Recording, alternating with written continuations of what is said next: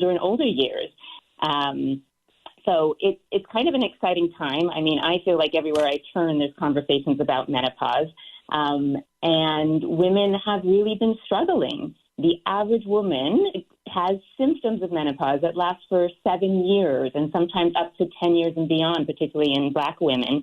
And you are correct in that they go to their doctors, and their doctors have been scared off by conversations around hormones. And so women are left sort of floundering and have no idea what to do, where the good information is, and how to access good resources and correct information.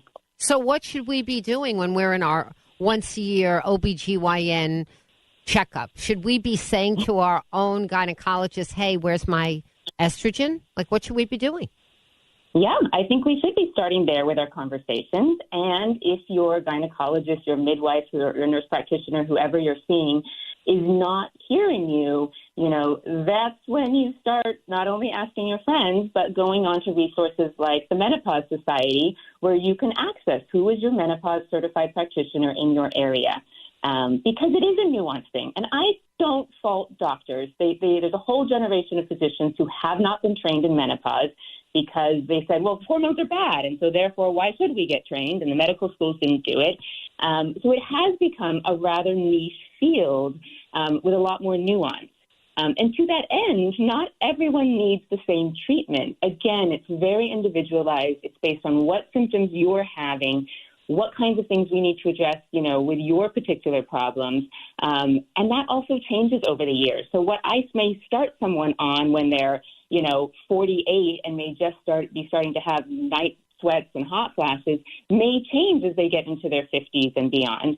And so it really does take, somebody who knows what they're doing, who's really willing to listen and, make a plan that's uniquely crafted for you. So you are a Menopause Society certified practitioner. Can you explain to me, Olivia Eisner, what courses, what is that? When I hear that, I'm thinking, well, what education have you received? Like, what does that mean?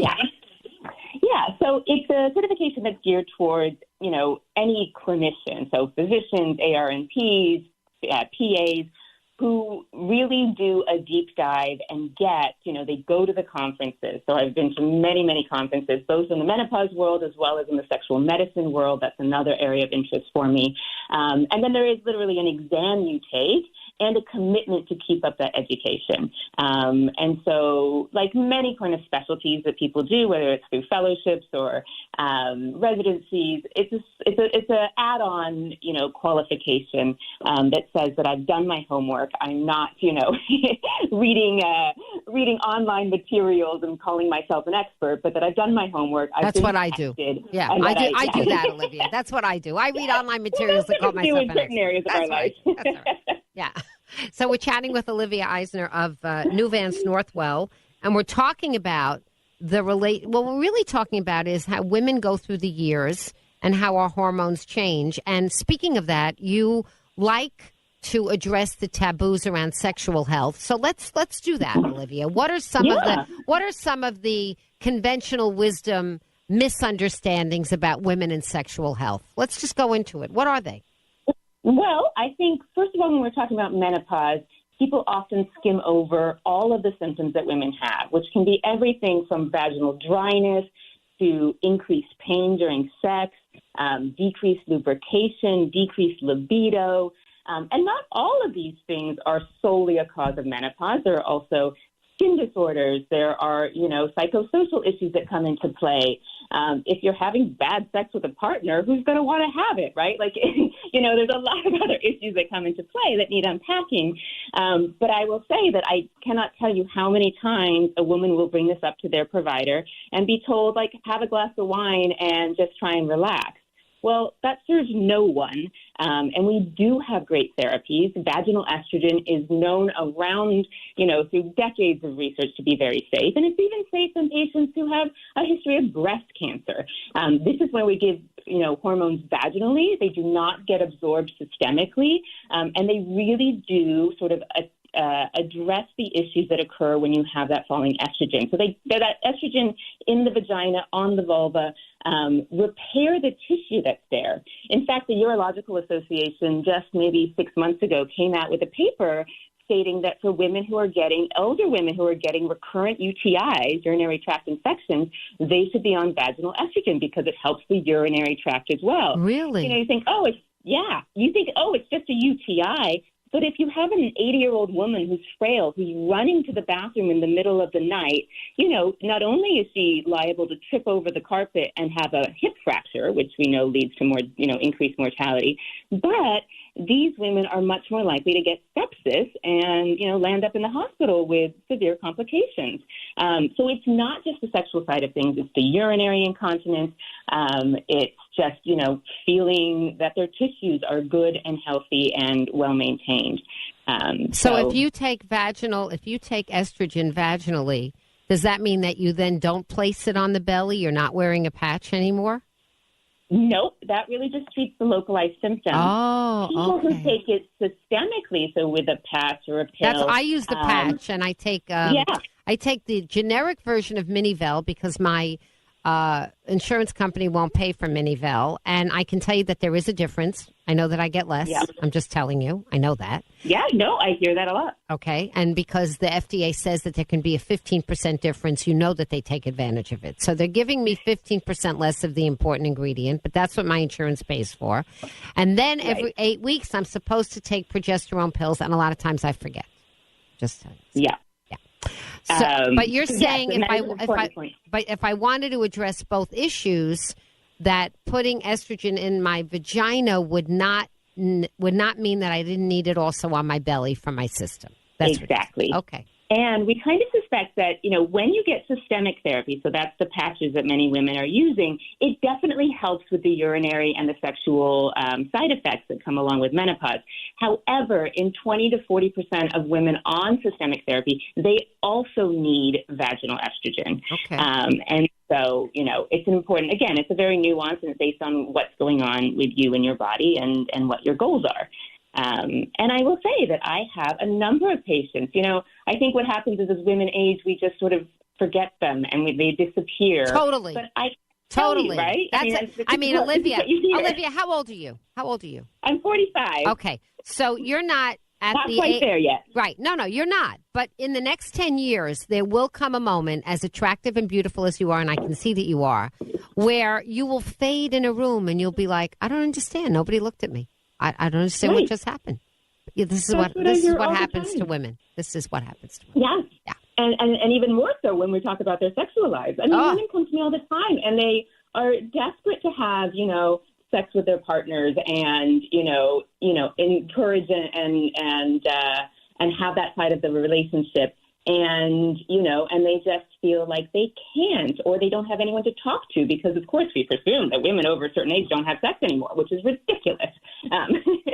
And so I think talking and having these conversations is super important. I agree with you. Olivia Eisner is someone who has a tremendous amount of credentials with respect to women's health, and we are doing a women's health series that is sponsored by New Vance Northwell all year long. I'm very, very proud of it. Olivia Eisner is our second guest on this series, and she is a nationally recognized clinician specializing in women's health, sexual medicine, and menopause care. That's been our topic of conversation. If you've got a question or a comment about your own issues or about someone in your life you love, 203-333-9422. So, Olivia Eisner, I want to go back to sexual health because I don't think it's a conversation that's had nearly often enough. So what are some of so you say reduced libido. Is that something that is inherited? In other words, as women's fertility decreases, is this just the legacy of life that women's libido decreases as well? I think there is certainly, as our hormones drop off, testosterone, which is an important hormone for sexual libido, also drops off with age. So that is some of the impact. I think we also have to recognize that women, sort of in this menopausal transition, it's the sandwich generation. You're frequently dealing with kids who are, maybe in high school and you're in college and you're raising them. You may have your own parents who are aging. So there's a lot of stress. You may be at the pinnacle of your career. And stress, I would say, is probably the number one killer of our libido, but it is more complicated than that. And we do have therapies nowadays. Men have their little blue pill. Women have additional therapies that are out there. Sadly, they're rather expensive sometimes, but there are things we can do. And I think that message certainly hasn't got out there. We do have options for women when we are in the medical field. It's known as hypoactive sexual desire disorder, and it is a condition, and it is a condition that we can treat. You just don't feel like it anymore. That's the condition. That's right. You just don't feel like it anymore. And what you have to tease out is, do you not feel like it because you're in pain? Because nobody wants to have sex if you have a dry vagina and sex is painful, right? And so I think once we solve for that piece, then we can look deeper and see if something truly is going on, or whether it's just sort of the stresses of life and we need to approach it differently. So, Olivia Eisner, one of the things that I remember I was told by a practitioner long ago for things like that was to just put some coconut oil up there. Is that something that is that the right advice? And by the way, that advice was given by an OBGYN, just so you know. Yes, so, is that good? Is it good advice? Coconut oil, vaginal moisturizers. I mean, it can be okay for lubrication, but we've got better things. And the thing that it doesn't do is it doesn't heal the tissue. Oh. Our vulvas, our vaginas have estrogen receptors that essentially, when the estrogen is not there, the tissues get sort of friable, they become pale, they lose their oomph, their robustness. It even changes the microbiome of the vagina, so you get more bad bacteria there than the good bacteria. And so the real difference between coconut oil, which may solve a problem for 2 seconds and then it's gone, is that you're not actually getting to the root of the problem. And the root of the problem is that the tissues are starved of estrogen. So is this something that you need a prescription for, or is this something you could go on a CVS aisle and do yourself? No, you do need a prescription for it, and you want a prescription for it because then you know that the drugs and the things that you're getting are FDA regulated and held to a high standard. Okay. And there is no insurance, including Husky, which does not cover vaginal estrogen. And if you get stuck, you can now even go on Cost Plus, which is Mark Cuban's online warehouse, and get Estrace, which is the vaginal estrogen cream, for $13 a tube. So we have ways, and in my current role, I'm becoming very savvy at how to get my patients what they need. Good for you. Insurances. Right, because people will say that cost is a barrier, and then they'll not do it, right? That's what they'll say. Yeah. So you're saying that, as far as you know, all insurances in Connecticut, including Husky, will cover a prescription if your nurse provider or your doctor says that you've got this dryness issue and you require more estrogen. Exactly. That's correct. Okay. What is the average age that women go into menopause? So in the U.S., it's about 51. And of course, when we say menopause, it means that you have gone a full year without having a period. Now, that's great if you're still having a period, but what if you had a hysterectomy or an endometrial ablation, or you have an IUD in place? Right. So for those women, we may not know exactly when they sort of cross that threshold, but there are ways that we can, kind of figure it out. And regardless, it doesn't matter if you are having symptoms, if you are having the myriad of symptoms, which is not just the hot flashes and the night sweats. It's everything from sleep disturbances to brain fog to joint pain, which women don't often associate with menopause. It's the migration of your fluffy bits to your midsection. Okay. Oh, please tell me about that. Olivia, right? I've got a bunch of people who want to answer questions. This is what always happens. We come up against the clock and the phones start. Let's go with Joe from Branford. You've got a question for Olivia Eisner. Go ahead, please, Joe. Hi.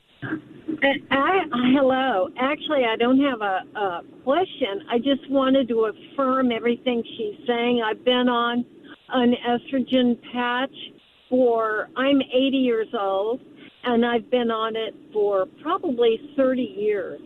And I think it has done, I think I have so much energy, and I think it's helped me in so many ways. I can remember everybody was a little frightened when I first started using this patch. And I just want to say I have to give such, kudos to this because it's really, really helped me in every way. Thank you, Joe. Thank you very much. Olivia Eisner. Go ahead, Olivia. Thank you for calling, Joe. Go ahead, Olivia. It used to be that we thought women should be on hormones for a short amount of time and then we should wean them off. And Jill speaks to it beautifully. We now have research to show that if women have been continuously on estrogen or progesterone therapy, that there really is no endpoint. As long as they continue to get benefits from it, it does seem to be very safe. Yeah, and that's a really important point because my husband's grandmother passed away at 96. As far as we knew, she was still doing a little something with estrogen.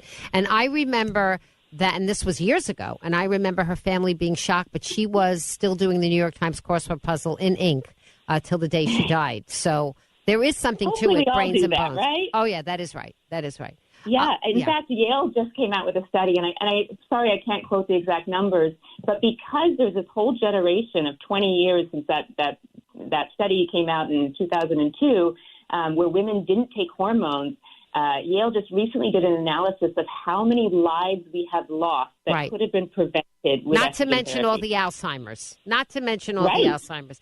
Olivia Eisner, thank you so much for being part of our Women's Health Matters series. We really appreciate it. WICC 695.9, the voice of Connecticut. Weather update. Sunny and warmer this afternoon with a high near 80. Coastal flood advisory for southern Fairfield County this afternoon. Mainly clear this evening and overnight with a low in the mid to upper 50s. Friday sunny with a high in the mid 70s. Saturday sunny with a high again in the mid 70s. I'm meteorologist Paul Fioric on WICC. Now, let's take a look back with Norman. Let's hear what happened today in WICC history. It's September 11th. This is Becky Sukup from WICC News as it happened. It's difficult to gauge whether you can protect against everything, as some of the commenters have been mentioning this morning. I'm sorry to break in here, but we just received a report that an aircraft has just crashed into the Pentagon in Washington. I'm just getting this update as you're speaking, Becky, from the Associated Press, that the West Wing of the White House has been evacuated amid terrorist threats there. Today, we've had a national tragedy.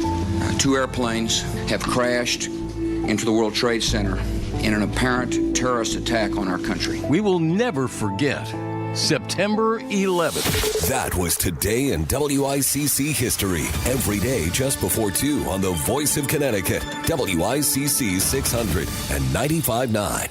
This is where Fairfield County comes for local news. WICC 695.9. The Voice of Connecticut. WICC 695.9. WICC Bridgeport, WFOX Southport, WEBE HD2 Westport, WPLR HD2 New Haven, locally owned by Connoisseur Media.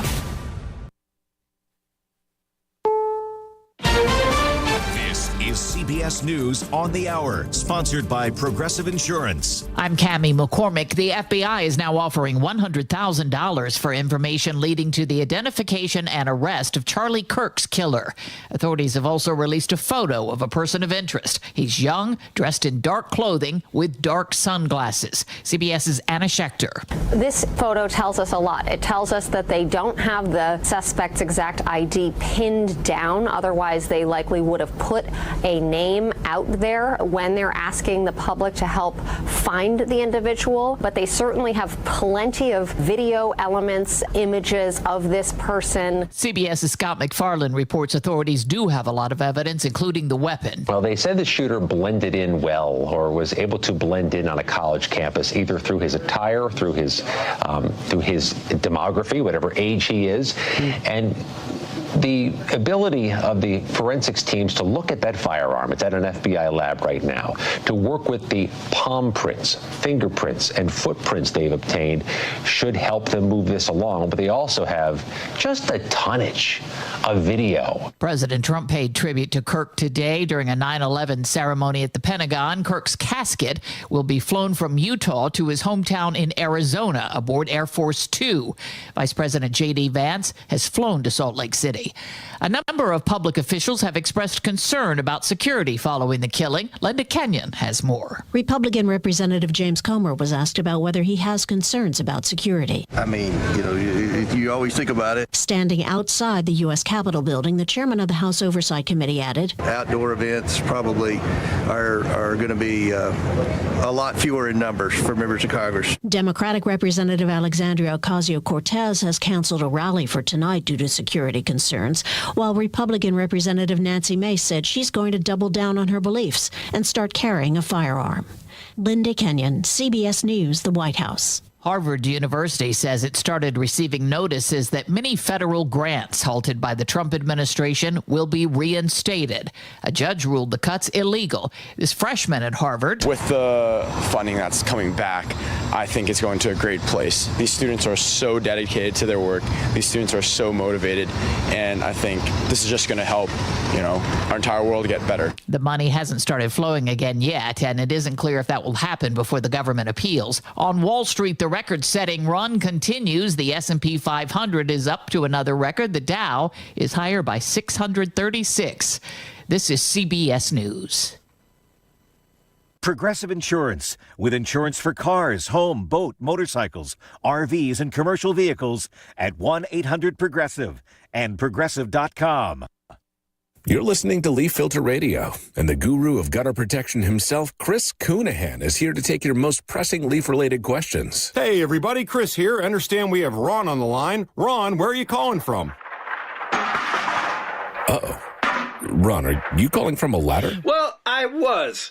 I wanted to ask Chris what I need to do to get my gutters ready to have Leaf Filter installed. Oh, Ron, you don't have to do anything. A Leaf Filter Trusted Pro will come out and clean out your gutters, realign and seal your gutters, and install Leaf Filter, America's #1 gutter protection system. So I didn't need to get on this ladder? Ron, Leaf Filter Trusted Pros are in your neighborhood and ready to help. Just visit leaffilter.com/deal to schedule your free gutter inspection and get up to 30% off. Thank goodness. What was that site? That's leaffilter.com/deal for your free gutter inspection today. See representative for warranty details. Promotion is 20% off plus a 10% senior or military discount. One discount per household. WICC 695.9. Voice of Connecticut Local News Update. Today is the 24th anniversary of the September 11th, 2001 terrorist attacks. Over 160 people with direct Connecticut ties died in the attacks at the World Trade Center, the Pentagon, and in Pennsylvania. Many people watched the Twin Towers burn and collapse from Sherwood Island State Park in Westport, which is where the State 9/11 Living Memorial is located. The state's annual remembrance ceremony for the Connecticut victims was held last week at the memorial site in Westport, at which Lieutenant Governor Susan Bysowitz spoke. We gather again with heavy hearts to remember the 161 loved ones who were lost. We remember those that died on the day and those that passed away from diseases contracted from trying to help at Ground Zero. U.S. and state flags will be at half-staff from sunrise to sunset at all state buildings, grounds, and facilities in Connecticut. The Derby Fire Department will be hosting a September 11th remembrance ceremony on the Derby Green that begins at 6 p.m. Derby Fire Commissioner Gary Parker said that the ceremony will honor first responders across the Naugatuck Valley. Firefighters, fire and EMS and police department, all local to the valley. And we'll have a keynote speaker this year, which is really special for us. It's a firefighter from the FDNY. His name is Eric Tiegmeyer, whose father was killed in the attacks on the towers. So he's grown up and he's a firefighter himself now, who actually served in the Derby Fire Department. For any other 9/11 events, be sure to check your town's website or social media channels. And the 9/11 Day Foundation is in Bridgeport today making food packages for state residents facing food insecurity. They will not be handing out food, but preparing packages for those facing food insecurity in Connecticut. This is part of a national effort by the foundation to honor the sacrifice of those who lost their lives in the attacks. 9/11 Day co-founder Jay Winnick says the event is all about giving back to the community. It's one way that people can give back. We'll be at Total Mortgage Arena, partnering with U.S. Hunger, and so many local corporations are sending employees to participate. And it's just an extraordinary outpouring of goodwill as one example of the way people get back on 9/11. The event is happening until 2:30 p.m. at Total Mortgage Arena. I'm Chris Williams with WICC News. WICC Smart MLS Right Now Traffic. Parkway northbound road work, Stanford exit 10 going into New Canaan. That's taking out the right side. Further ahead on the Upper Merritt, more road work from Black Rock Turnpike up to new exit 28. Right lane is also out. On the southbound side of the Wilbur Cross, road work between exit 50 and 46. Stay left to get through. It's before the West Rock Tunnel. On 95 southbound side, more construction, exit 46 down to 43, and stay to the left to get around them. 91 northbound roadwork, exits 9 and 10. Left lane is out. 84 eastbound side, more roadwork, exits 10 and 11. Left lane is blocked. Traffic report powered by Spectre Furniture. This September, make your home a haven with Spectre Furniture in Ansonia. Discover solid wood furniture, cozy recliners, and timeless sofas. Trusted for 135 years. SpectreFurniture.com. I'm Matt Krause with WICC Traffic. Mainly clear this evening and tonight with a low in the mid to upper 50s. Friday sunny with a high in the mid 70s. Saturday sunny with a high again in the mid 70s. I'm meteorologist Paul Piorek on WICC.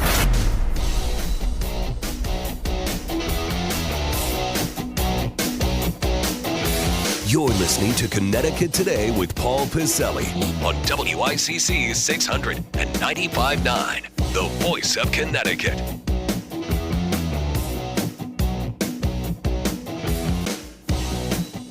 The truly frightening thing to me, anyway, that I think of once now that I and you and the world and the U.S. has had about 24 hours or so, give or take a few minutes, to digest the Charlie Kirk assassination here. The one thing that resonates with me and is frankly frightening is that the only crime in the minds of maybe this would-be assassin, this guy that the cops and the FBI and the Secret Service are now all looking at or looking for, and maybe some of your friends and relatives on social media, and I'll get to that in a little while. Man, some of the stuff I'm seeing, but the only crime, quote unquote, and I'm using air quotes now, that a lot of people are upset with Charlie Kirk for is that he was good at what he did. He was good at what he did. And what does that say now about society? Where, and I understand a gunman may be crazy and not be of this world mentally. Maybe he's not. He or she is not. I don't know that. You don't know that. But think about it, that Charlie Kirk really only it touched people because he simply wanted to discuss things. And I know a lot of you folks out there are saying, well, no, he was a provocateur and he was a right-wing fireman. Notice how they never say left-wing fireman. Right-wing MAGA activist. You never hear or see left-wing activists from the media. I wonder why. He said rhetorically with a wink in the eye, wink and a nod. Charlie Kirk was good at what he did. He made a habit of going to college campuses, and that infuriated some people. It infuriated not everyone, because there are still people out there who are actually into what we do here, a free and open exchange of ideas. Now, you know where I come from, what side of the aisle. Generally, I come from, I'm, liberal on some things, I'm libertarian on other things, just the way everybody knew what side of the aisle Charlie Kirk was coming from. He never tried to hide that. I never met the guy, never had him on my show, almost did a couple of times, and I forgot to book him. But he never hid where he was coming from, and yet, for some reason, he is shot and killed. Now, we have to find out the mental state of this gunman or gun person or gun woman, whatever. Again, you can only go by, so much of what the photo shows here, but I think we know that this seems to be a guy. Seems to be, whatever. At least the FBI is saying that right now. But having said that, Charlie Kirk was gunned down because he used words. And how dare he, in the minds of some people, even people who were upset with him but would never kill him, thankfully. But it is amazing, the stuff I'm seeing or hearing from people saying, well, it's too bad for his family, but what? Oh, how dare Charlie Kirk go to a college campus and maybe, I don't know, upset some professors there? Or a guy like Charlie Kirk tells students that these campuses, Charlie Kirk does his Change My Mind tour. He started with his Change My Mind table and started debating people one-on-one. Enough of that does not go on college campuses. The art of debate. What was everybody so afraid of with Charlie Kirk? Again, rhetorical question, wink and nod. We know what made him famous. He dared to say, let's debate this because I have my point of view. And the guy ends up dead. And there are people I'm seeing on social media, sadly enough, who are in some way, shape, or form happy about that. How low of a human being can you be when all the guy did was foster debate? Well, I don't like what he said. Well, too bad. Boo-hoo. See, I find, at least in my circle of friends and relatives and people in my social media circles, to me, I read something caustic about Charlie Kirk or anybody on the right, but usually it's about an opinion person. It was this way when Rush Limbaugh was still with us, and now the great Charlie Kirk has passed. I'm reading comments today and saying, well, yeah, it figures that comes from you. I'm not surprised. What is it about the left that makes them so intolerant of words? Well, Paul, words are dangerous. Yeah, when they're used by either side. But think about it. Think about the fact that Charlie Kirk was welcomed even from schools that tried to push him away. He would draw, in some cases, you saw yesterday, the guy drew thousands of people for what? For a discussion. Not for a basketball game, not for a football game at that moment, not for a hockey game, not for a baseball game, not for a college soccer game, not for a college volleyball game. No. It's not a band. It's not the Charlie Kirk Trio. It wasn't the Charlie Kirk 5. He wasn't the latest addition to stand, next to John Mayer in What's Left of the Grateful Dead. No. It was to debate and discuss. Did he get rowdy at times? Sure. Why not? Nothing wrong with that. Well, he got young voters to vote MAGA. So what? Well, Kirk was a provocateur, and he got, yes, so what? What's wrong? You see, these words come from people who are on the side of the argument, usually, that is not really good at this. If you were upset at people like Charlie Kirk, and there will be others after him, whether they're talk radio hosts or people that go around the country lecturing, what are you so afraid of? If your ideas you think are that good, then talk about them. Don't call names, and people on the right call names too. Don't get me wrong here. But the bottom line is Charlie Kirk was targeted by somebody who's obviously out of his mind. You're not mentally sane if you kill somebody because of what they say. You're not. You're just not. And I tell you, the worst of the worst, the creeps of the creeps out there are a lot of people are pulling up quotes Charlie Kirk said about the Second Amendment. Oh, so that justifies it then. And what exactly did he say about the Second Amendment that's wrong?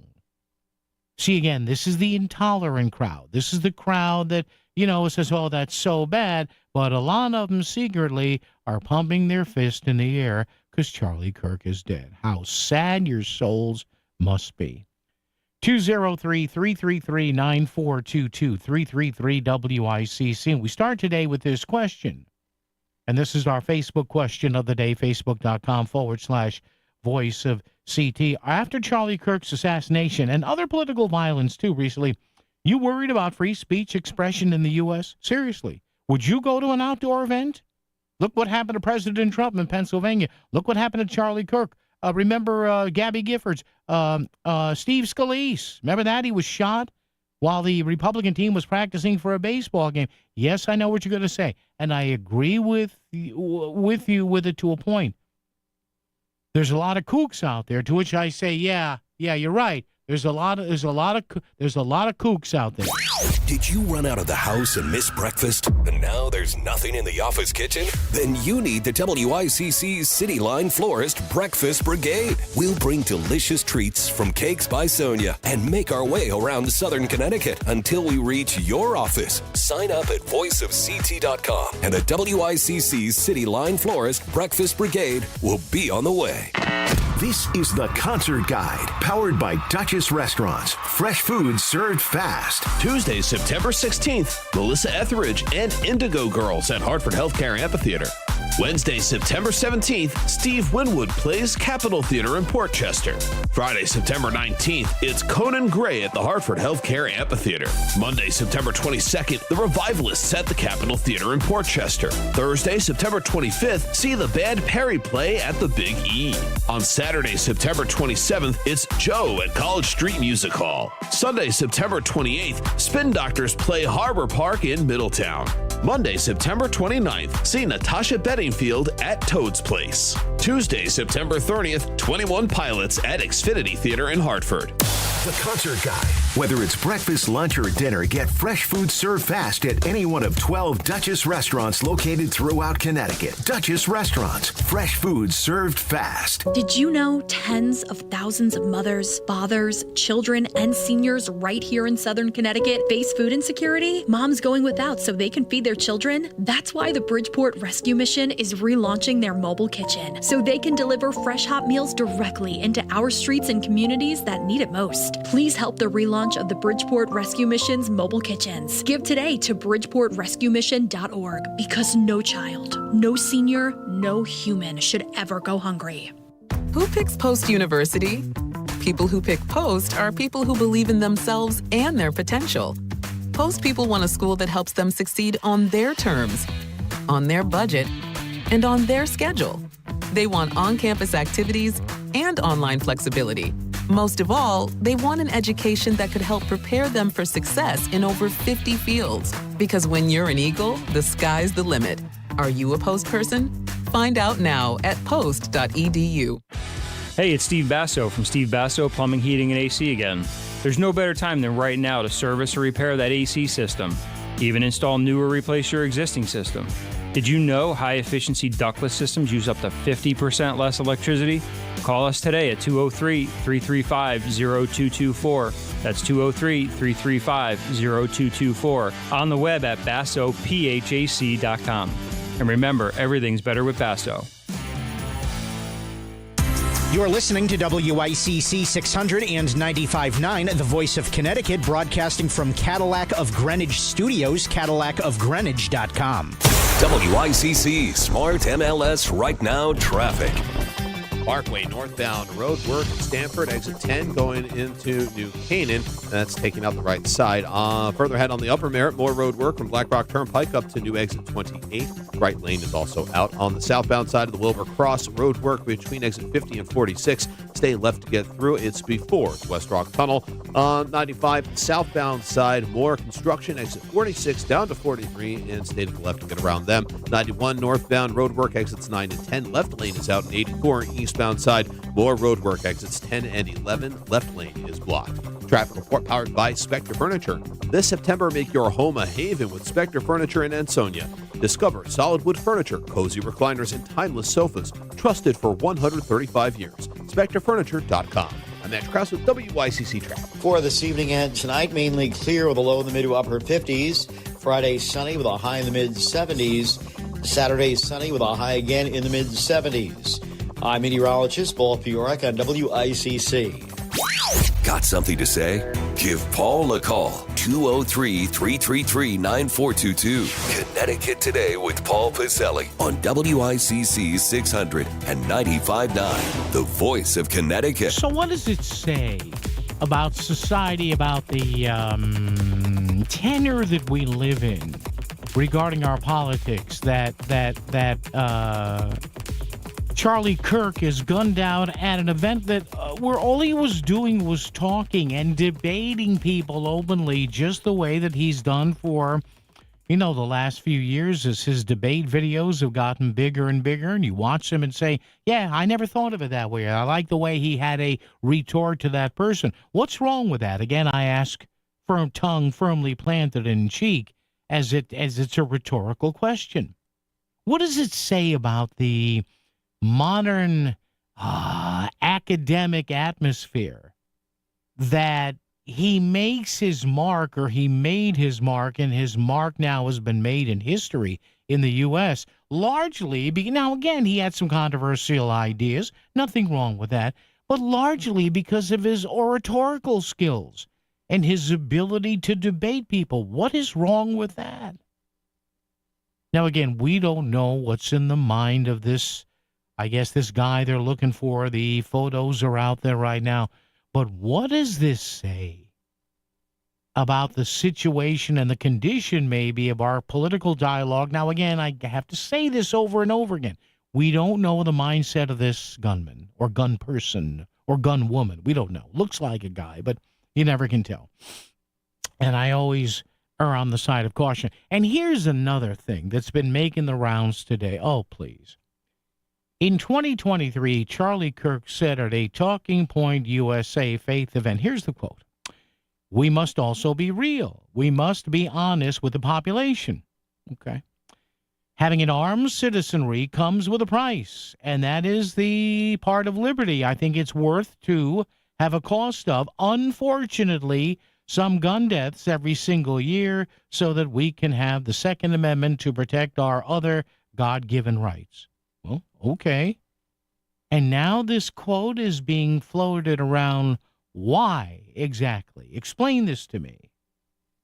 So you're saying that he thinks his death was worth it? Maybe he does. I don't know how he feels in the great beyond now. Hopefully at the right hand of God. People die in car accidents every year. Do we still have cars? Yeah, I think we do. I don't think we outlaw cars because thousands of people are killed in car accidents every year. A lot of people are knifed to death every year. Could I still stop at Walmart on the way home and buy a nice set of uber sharp steak knives? Yeah, I could. A lot of people get bludgeoned to death with hammers every year and sledgehammers and lead pipes. Can I still buy those? Yeah. Yeah. It's sad. Some people will die at the hand of a lead pipe or a hammer or, a knife or whatever, but we don't outlaw those, do they? Or cars. A lot of people will kill themselves by intentionally abusing or overdosing drugs that in any other case can save a life or preserve a life. Do we outlaw those drugs and medications? No, of course we don't. Same thing with guns. Guns in their purest form for thousands and thousands and hundreds of thousands and millions of users are never shot in anger. They're shot in competition, or they're in a home or a business for self-defense. Did you see that smash and grab in that jewelry store? 88-year-old guy, I bet you he wishes he had an AR-15. But to the point here, stop rolling out the Charlie Kirk quotes on gun control. It does nothing. It does absolutely nothing. What it does show is that there are a lot of people who don't want to admit why Charlie Kirk had the fame that he had. Well, all he did was help Trump, yeah? And people don't help the other side. There's nothing wrong with that. There's nothing wrong with having a million Charlie Kirks and a million Charlie Kirks on the other side. What's the problem? You tell me what's the problem. Oh, he's a right-wing provocateur. Yeah? And there are no left-wing provocateurs? He's a young right-wing influencer. Okay. And there's no young left-wing influencers? Come on, please. You gotta give me something better here. Right here on WICC. WICC Smart MLS Right Now Traffic. Parkway northbound road work, Stanford, exit 10 going into New Canaan. That's taking out the right side. Further ahead on the Upper Merritt, more road work from Black Rock Turnpike up to new exit 28. Right lane is also out. On the southbound side of the Wilbur Cross, road work between exit 50 and 46. Stay left to get through. It's before the West Rock Tunnel. On 95 southbound side, more construction, exit 46 down to 43, and stay to the left to get around them. 91 northbound roadwork, exits 9 and 10. Left lane is out in 84 eastbound side. More roadwork, exits 10 and 11. Left lane is blocked. I'm Max Krause with WICC Traffic. Mainly clear this evening and tonight with a low in the mid to upper 50s. Friday sunny with a high in the mid 70s. Saturday sunny with a high again in the mid 70s. I'm meteorologist Paul Fiorek on WICC. Evolve your vehicle ownership experience with Maritime Chevrolet of Fairfield. Take the hassle out of vehicle maintenance and choose Mobile Service Plus at Maritime, where our technicians come to you. We can replace your brakes, change your oil, and update all your maintenance at your home or office. No lines, no traffic, and no inconvenience. We meet you on your terms at MaritimeChevy.com, where world-class technicians and superior hospitality come standard. That's MaritimeChevy.com. Frank Pepe Pizzeria Napolitan, celebrating 100 years of a Beats. A century ago, my grandparents, Frank and Philomena Pepe, opened a small pizzeria on New Haven's Worcester Street. They'd never have imagined the incredible legacy they built. Today, Pepe's is still here, still family-owned, and still Connecticut's old reliable. We celebrate 100 years and invite you to celebrate with us. Frank Pepe Pizzeria Napolitan, passionate about pizza for 100 years. Join the celebration at your local Pepe's today. Sherry, what have you done to your hair? What do you mean? Does it not look good? It doesn't look good. It looks freaking amazing. I can't believe how thick and healthy it looks. Oh, I must know your secret. No secret. It's hair volume from New Nordic. Hair volume, huh? Well, it certainly lives up to its name. Your hair has never looked so thick. It is gorgeous. I was so tired of having thin and brittle hair. Ugh, and the shedding. So I figured I'd give hair volume a try. Needless to say, I'm thrilled with the results. Hey, where are you going? I'm going to pick up some hair volume right now. My reunion's next month and I want my hair to look as good as yours. Hair Volume is the best-selling hair tablet in the world and one of many award-winning natural health products from New Nordic, the #1 supplier of dietary supplements in Scandinavia. Purchase at newnordicusa.com or your local CVS. Available as a tablet or delicious gummy. Help your hair look full, voluminous, and beautiful again at newnordicusa.com or CVS. Discover the finest flooring in Southern Connecticut at Courtesy Carpet. With over 50 years experience, from intricate area rugs and durable vinyl to elegant stair runners, they have it all. Shop anywhere, but see them before you buy. Visit L&J and their team on Route 111 in Monroe or at courtesycarpet.com. Financing is available, so you can get the floors you love today. Trust the experts in quality flooring, because at Courtesy Carpet, your satisfaction is their courtesy. You're listening to WICC, the voice of Connecticut.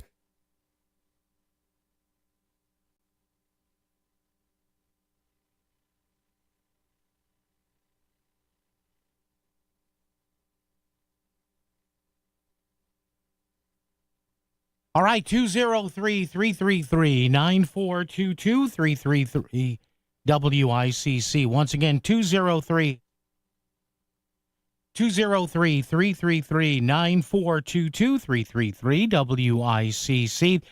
Coming up, I have a few more thoughts on this Charlie Kirk assassination and something that we have to be careful about.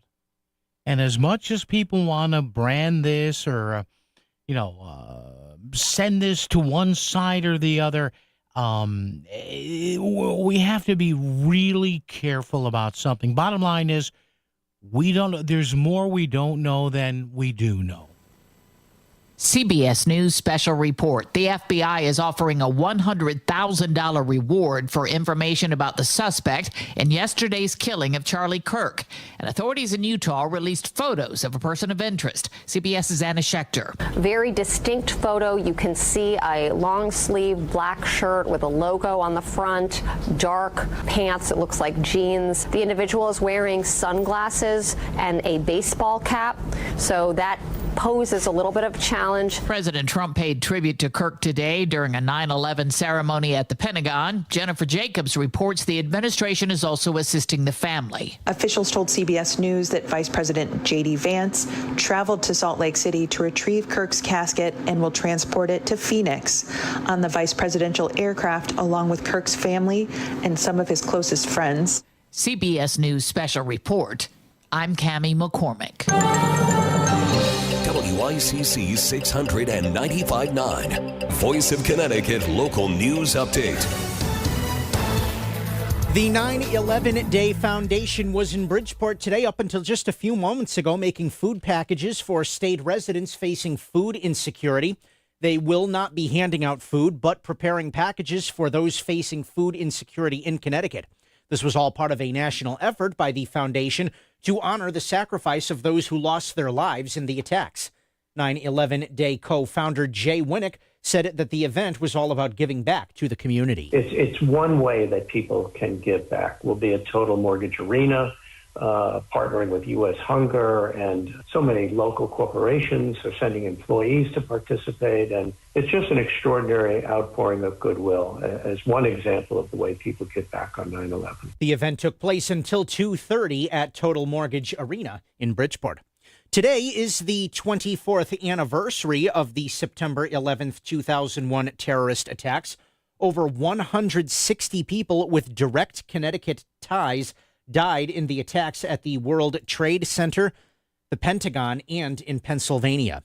Many people watched the Twin Towers burn and collapse from Sherwood Island State Park in Westport, which is where the state 9/11 Living Memorial is located. The state's annual remembrance ceremony for the Connecticut victims was held last week at the memorial site in Westport, at which Lieutenant Governor Susan Bysowitz spoke. We gather again with heavy hearts to remember the 161 loved ones who were lost. We remember those that died on the day and those that passed away from diseases contracted from trying to help at Ground Zero. U.S. and state flags will be at half-staff from sunrise to sunset at all state buildings, grounds, and facilities in Connecticut. The Derby Fire Department will be hosting a September 11th remembrance ceremony on the Derby Green that begins at 6 p.m. Derby Fire Commissioner Gary Parker said that the ceremony will honor first responders across the Naugatuck Valley. Firefighters, fire and EMS and police department, all local to the valley. And we'll have a keynote speaker this year, which is really special for us. It's a firefighter from the FDNY. His name is Eric Tiegmeyer, whose father was killed in the attacks on the towers. So he's grown up and he's a firefighter himself now, who actually served in the Derby Fire Department. For any other 9/11 events, be sure to check your town's website or social media channels. Connecticut officials are reacting with shock and horror to yesterday's killing of conservative influencer Charlie Kirk in Utah. Governor Ned Lamont says political violence of any kind has no place in the country and has ordered all state and U.S. flags to half-staff. Senator Chris Murphy says political violence is a threat to democracy, and Democrats and Republicans need to start showing more allegiance to democracy than to party. First District Democratic Congressman John Larson says political differences must be settled at the ballot box, not with violence. First District Democratic Congressman John Larson also is saying that he is in favor of a ban on members of Congress buying, selling, or trading stocks. Larson says he supports the Restore Trust in Congress Act that has gained some bipartisan support. Larson says that the American people should be able to trust that their representatives are focused on their jobs, not on enriching themselves with padded stock portfolios.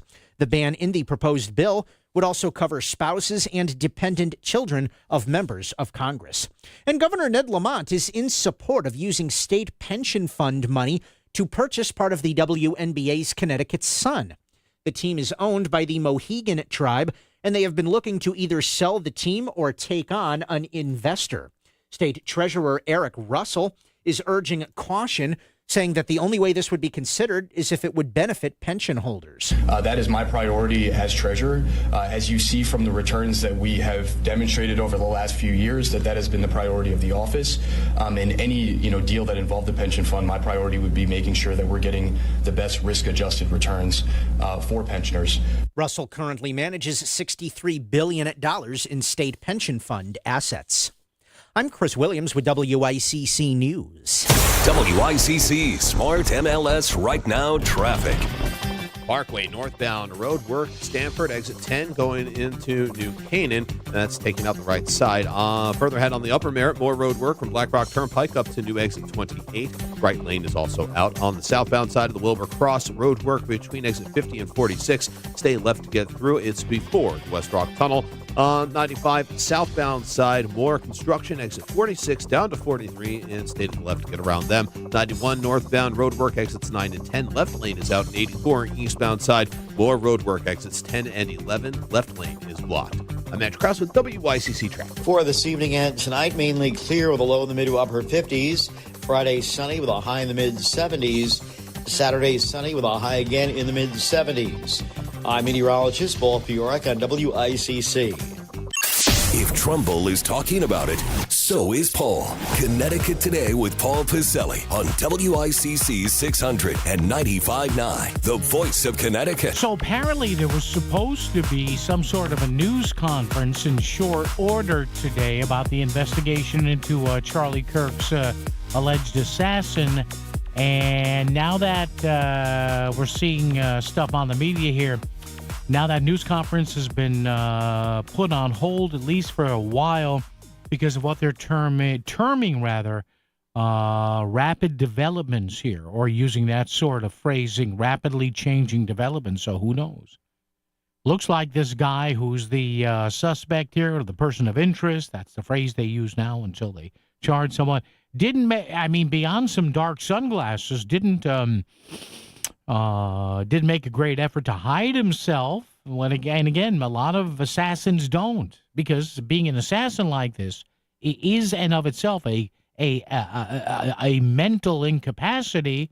Now, that doesn't mean I don't want a bullet between his eyes, and have him strapped to an electric chair if possible. Does Utah have an electric chair or firing squad? Is Utah where you get a choice? One of those states, or maybe South Carolina, you get a choice. But here's the bottom line.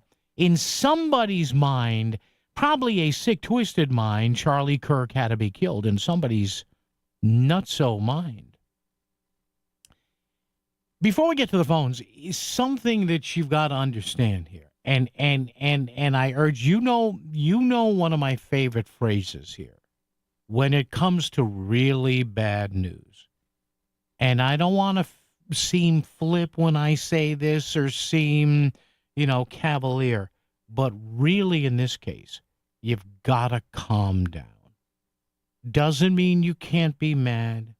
Doesn't mean you can't be angry. Doesn't mean you don't have a feeling that you want to punch the wall and scream and cry at this and be concerned. But we need to find out more of the facts of the case, beyond the fact, of course, that Charlie Kirk was savagely and tragically shot and assassinated. What's the motivation here of the gunman? Is he the only one involved? Were there really things etched on those bullets? Some people saying there was, and some people saying there weren't. What is the motivation here? Because people, especially when we have scenarios like this, I'm sorry, you gotta be careful throwing around terms like a civil war, and they're coming after us, and we're going after them. And I know it's an emotional time. I get it. I understand it.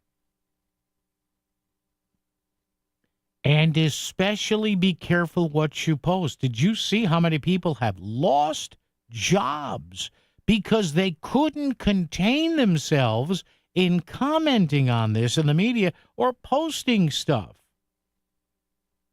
I am constantly and repeatedly fascinated by people who have no self-control, to the fact that they will post something on social media and their employer says, get out. Well, don't they have, Paul, freedom of speech? Yeah, they do.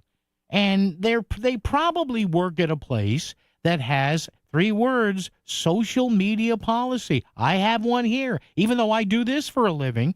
A couple of my bosses up front say, be careful what you post, Paul. Think twice. And I do, and I tell that to young people as well. But did you see this? Some instructor at some college, she's out of a job, and the school apologized. Somebody in the PR office of the Carolina Panthers is out of a job. He's there quoting, white guy quoting rap lyrics.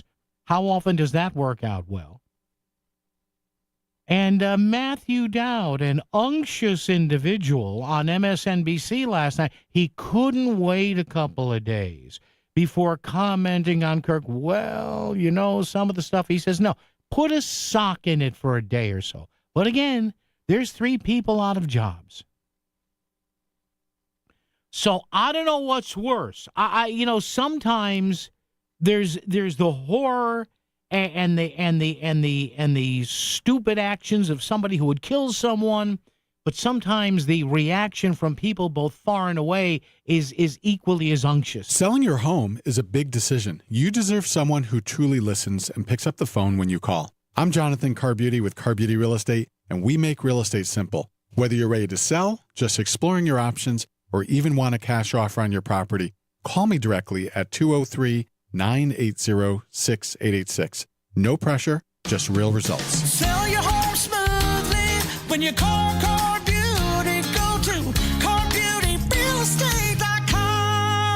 Many tire dealers will sell you Falcon tires, but Town Fair Tire doesn't just sell Falcon tires, they sell them at the guaranteed lowest price. Plus, they give you free services for the life of your Falcon tires. That's an unbeatable deal only Town Fair Tire can offer, because Town Fair Tire is New England's largest name brand discount tire dealer. Nobody beats a Town Fair Tire deal, and I mean nobody. Name brands at discount prices. Town Fair Tire. Wesley Financial Group is not a law firm. Hi, I'm Chuck McDowell, the timeshare cancellation guy. In 2011, I founded Wesley Financial Group with one goal in mind: to help honest folks out of their timeshares permanently. Today, I run Wesley with my 2 sons, a real family business, treating every client and every employee like we'd want our own family treated. That philosophy has helped us grow into the largest, most trusted timeshare cancellation company in the United States. Fortune magazine even recognized us as one of the best places to work. Why? Because we genuinely care. In fact, some of our former clients were so moved by their experience working with us, they joined our team so they could help others to timeshare freedom. If you're stuck in a timeshare, give us a call. Let our family help your family. Call Wesley now for your free timeshare exit kit. 800-549-8866. 800-549-8866. 800-549-8866. WICC Smart MLS Right Now Traffic. Parkway northbound road work, Stamford, exit 10 going into New Canaan. That's taking out the right side. Further ahead on the Upper Merritt, more road work from Black Rock Turnpike up to new exit 28. Right lane is also out. On the southbound side of the Wilbur Cross, road work between exit 50 and 46. Stay left to get through. It's before the West Rock Tunnel. On 95 southbound side, more construction, exit 46 down to 43, and stay to the left to get around them. 91 northbound road work, exits 9 and 10. Left lane is out in 84. Eastbound side, more road work, exits 10 and 11. Left lane is blocked. I'm Andrew Krause with WICC Traffic. Mainly clear this evening and tonight with a low in the mid to upper 50s. Friday sunny with a high in the mid 70s. Saturday sunny with a high again in the mid 70s. I'm meteorologist Paul Piorek on WICC.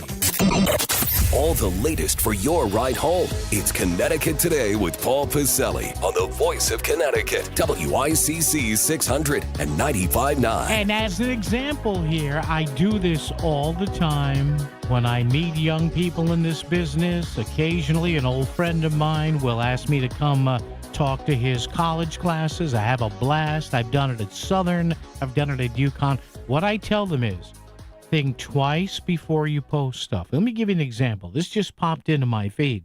We'll get to the phones in a second. Tim, hang on. But let me give you an example of I don't know why anybody would sign on to this. And I understand, well, it's humorous, but there's certain stuff you just don't laugh at. Apparently, there's a satirical newspaper at, where's this, Columbia? Oh, there's a shock. Wait, is this Columbia? Yes, Columbia has a satirical newspaper. I guess they have spare time on their hands when they're not harassing Jews at Columbia. Hey, oh, wait, is today our day? We're not anti-Semites? Yeah. So they issued a mock statement from Turning Point USA. Students at Columbia did, because they think this is funny.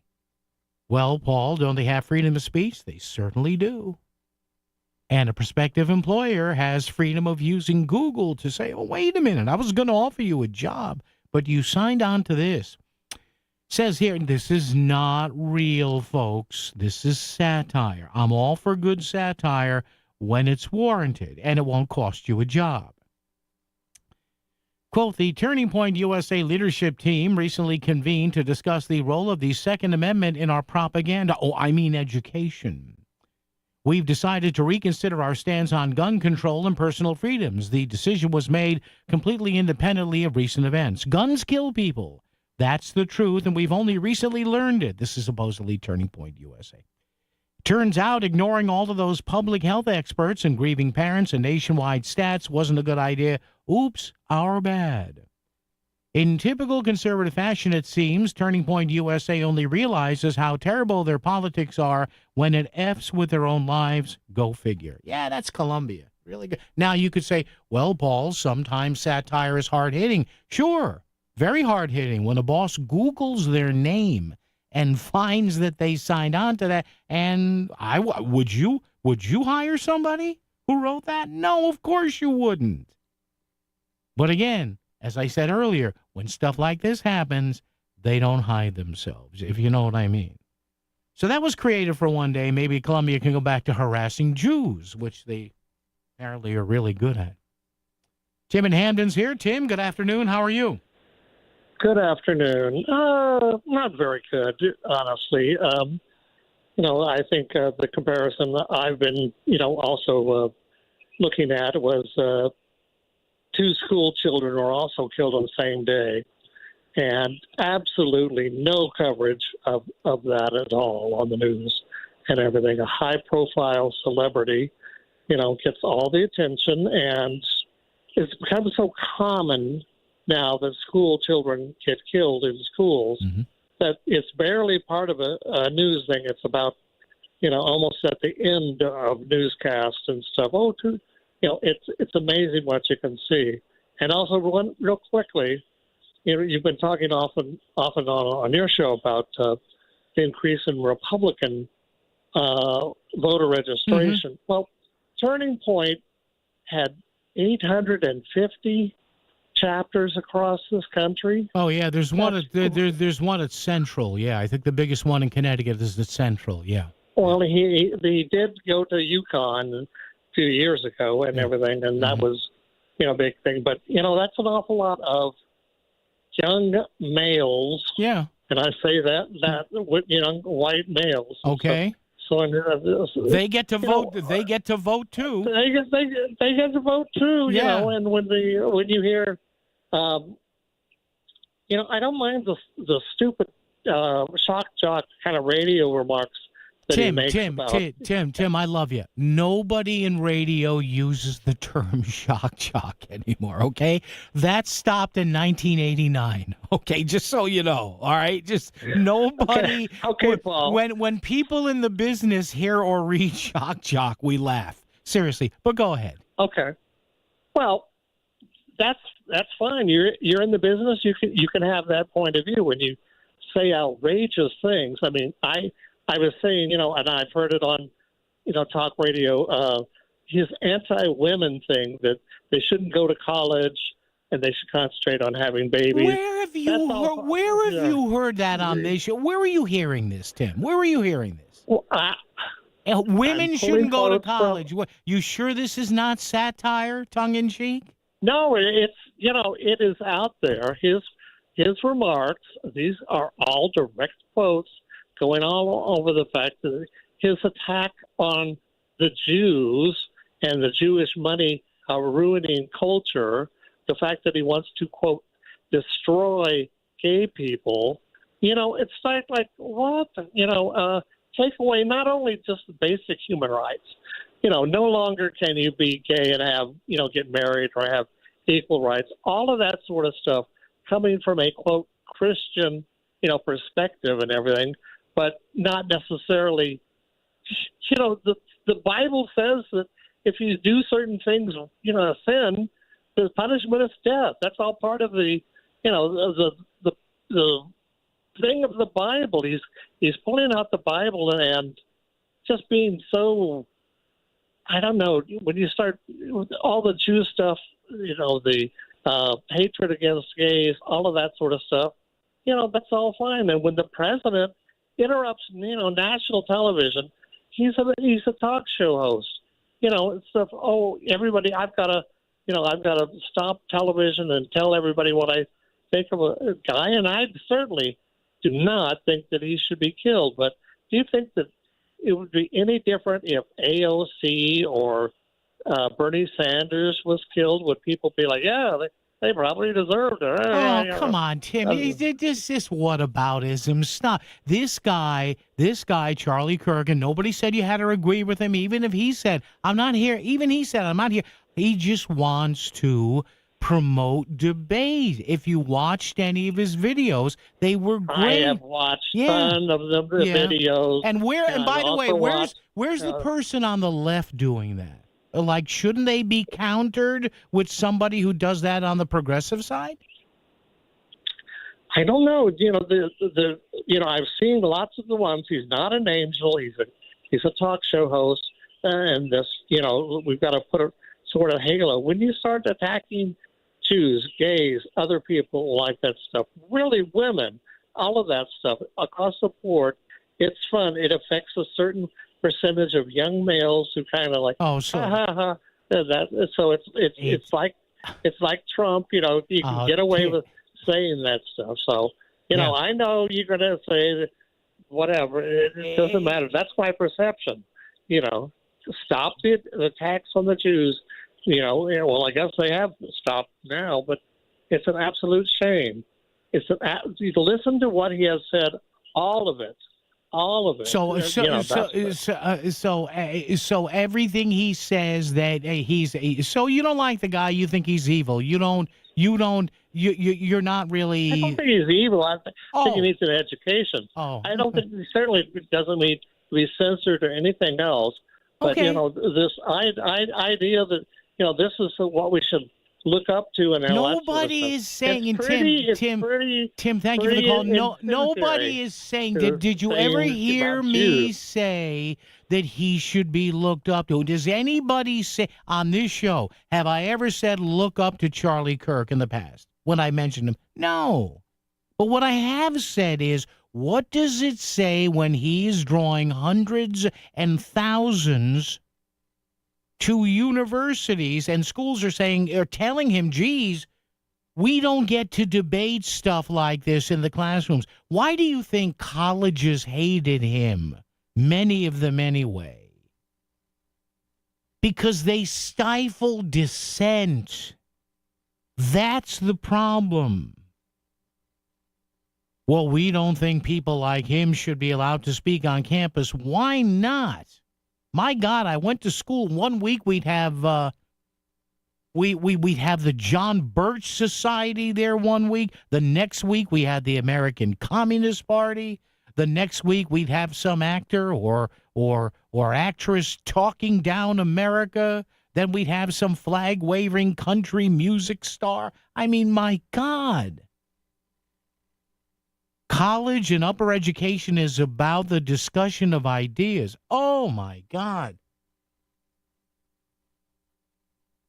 The biggest crime that Charlie Kirk committed was that he was good at what he did. And whether you like what he said or not, he got students to look at things a different way. Traffic and weather together right here on WICC. WICC Smart MLS Right Now Traffic.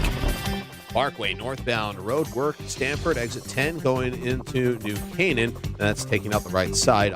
Further ahead on the Upper Merritt, more road work from Black Rock Turnpike up to new exit 28. Bright Lane is also out. On the southbound side of the Wilbur Cross, road work between exit 50 and 46. Stay left to get through. It's before the West Rock Tunnel.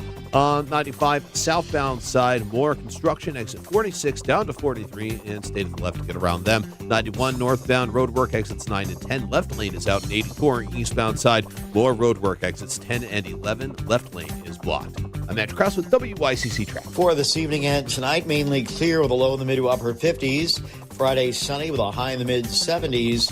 Saturday, sunny with a high again in the mid 70s. I'm meteorologist Paul Fiorek on WICC.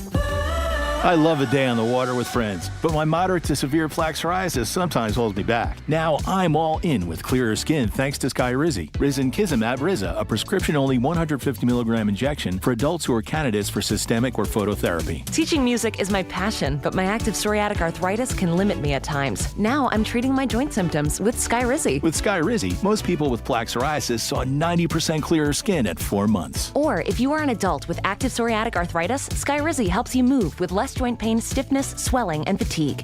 Don't use if allergic to Skyrizi. Serious allergic reactions, increased infections, or lower ability to fight them may occur. Before treatment, get checked for infections and tuberculosis. Tell your doctor about any flu-like symptoms or vaccines. There's nothing like clearer skin. There's nothing like better movement, and that means everything. Ask your doctor about Skyrizi. Visit Skyrizi.com or call 1-866-SKY-RIZZI to learn more. Back to the news and talk. Thanks to Smart MLS. Smart sellers ask, is my home on Smart MLS?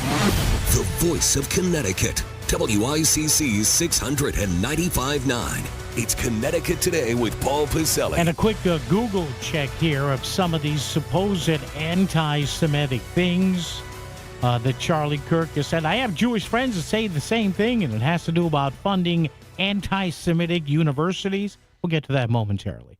Eric in Brookfield's here. Eric, how are you? What's up? How you doing? Let me turn down my radio. Yeah. Got about a minute, Eric. Go ahead. I wanted to express my sympathies to Charlie Kirk, of course, his family, and just wanted to talk about a conversation I had last night with my family at dinner. Mm-hmm. I'm a registered Republican. My wife's independent, and my kids are liberal. Okay. So we were talking about the subject, and I was just shocked by, the other side, what their perception is compared to mine. Yeah. Yeah. Eric, you got about 20 seconds. Anything else you want to add to that? I'm up against it time-wise here.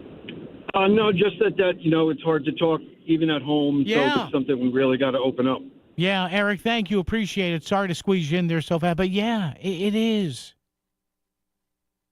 And there's a lot of dynamics of that. You have, one conservative, one liberal, one uber left, one uber right, but we should, on a base level, begin to at least talk about this and strip politics away from it. Okay, when we come back, Tim had mentioned, Charlie Kirk was accused of saying some anti-Semitic things in the past, and he's anti-Israel and everything. Okay, so I did a quick little Google search there. You may be surprised what you hear. WICC Bridgeport, WFOX Southport, WEBE HD2 Westport, WPLR HD2 New Haven, locally owned by Connoisseur Media.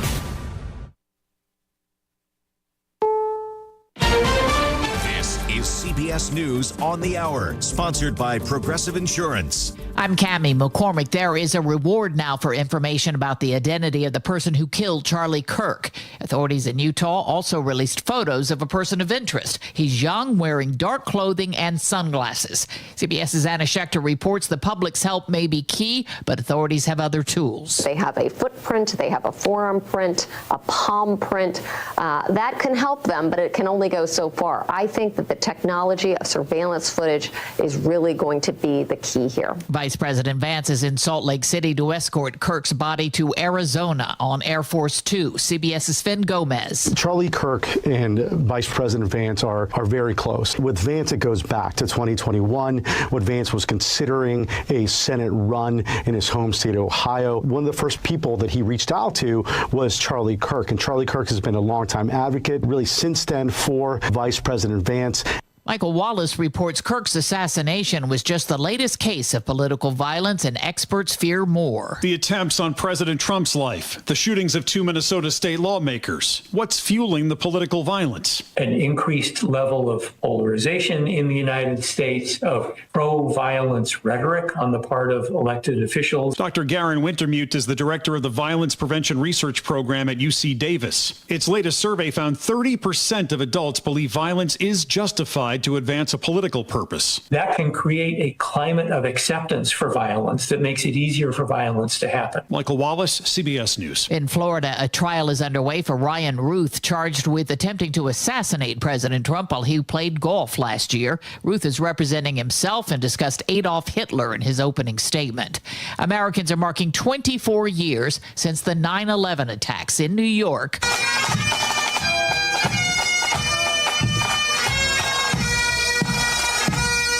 William F. Abrahamson. Richard Anthony Aceto.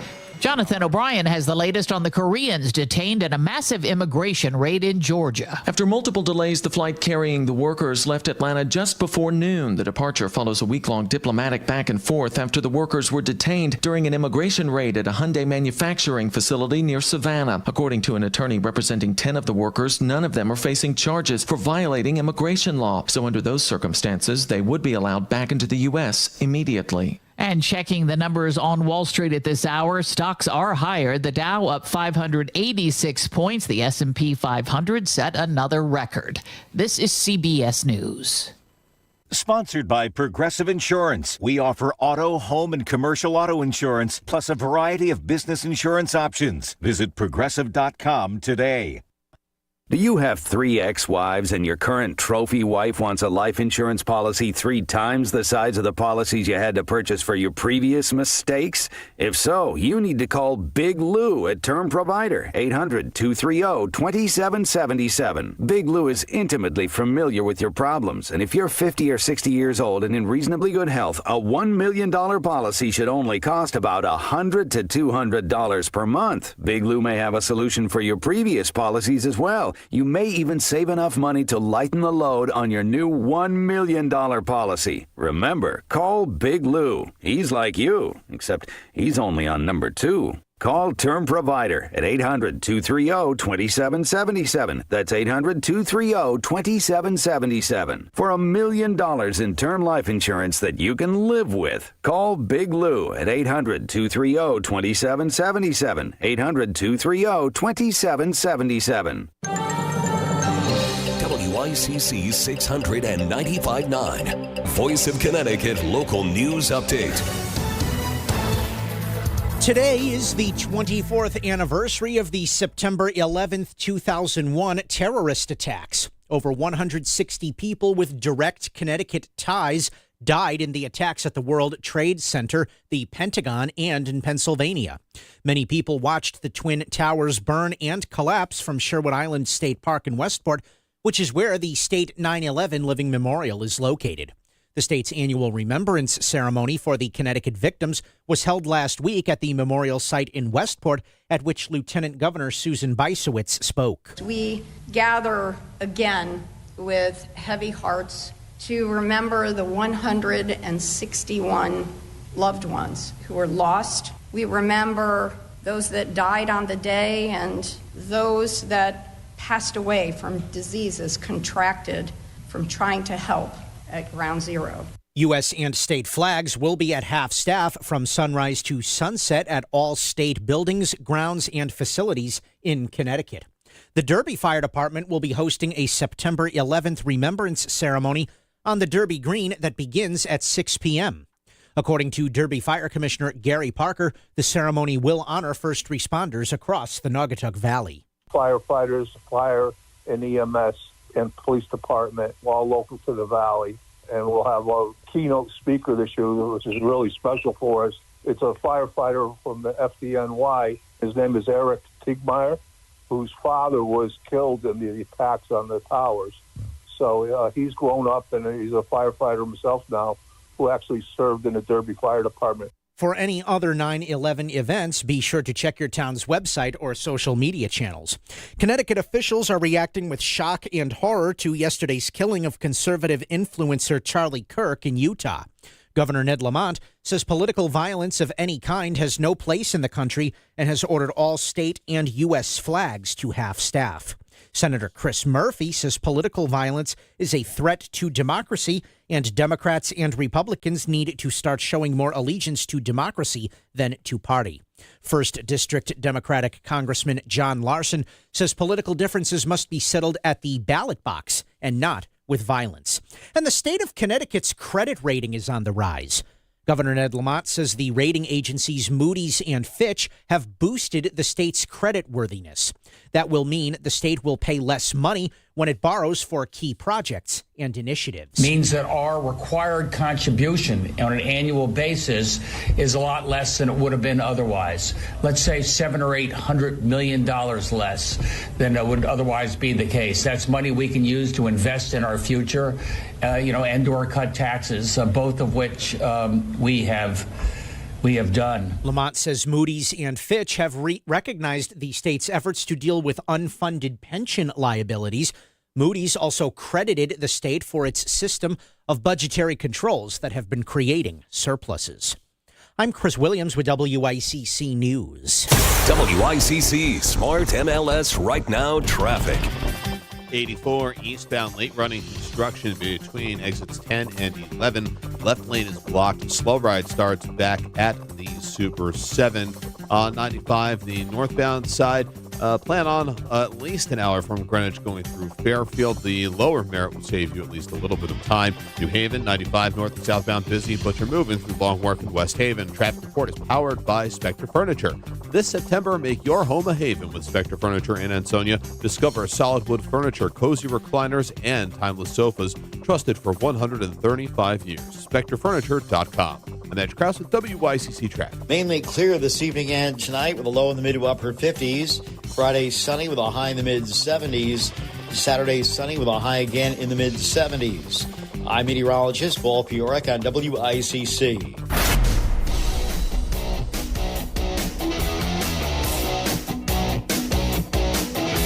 You're listening to Connecticut Today with Paul Piselli on WICC 600 and 95.9, the voice of Connecticut. All right, 203-333-9422, 333-WICC, talk or text. Now to Tim's point previous, did a little look-upage here on the break on allegations of Charlie Kirk having been a anti-Semite.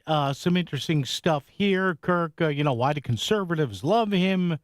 He's anti-Jewish, anti-Semitic. Well, not particularly from what I can see here. And I did a kind of a generic search here. Charlie Kirk on Israel, Charlie Kirk on Jewish citizens, whatever. So I'm getting and I just do this to show you that on the left and the right, don't fall for stuff with one fell swoop here. Do a little research. Let's not be lazy. And I say that on the left and the right. This guy's a communist. She's a socialist. He's a Marxist. He's an anti-Semite, whatever.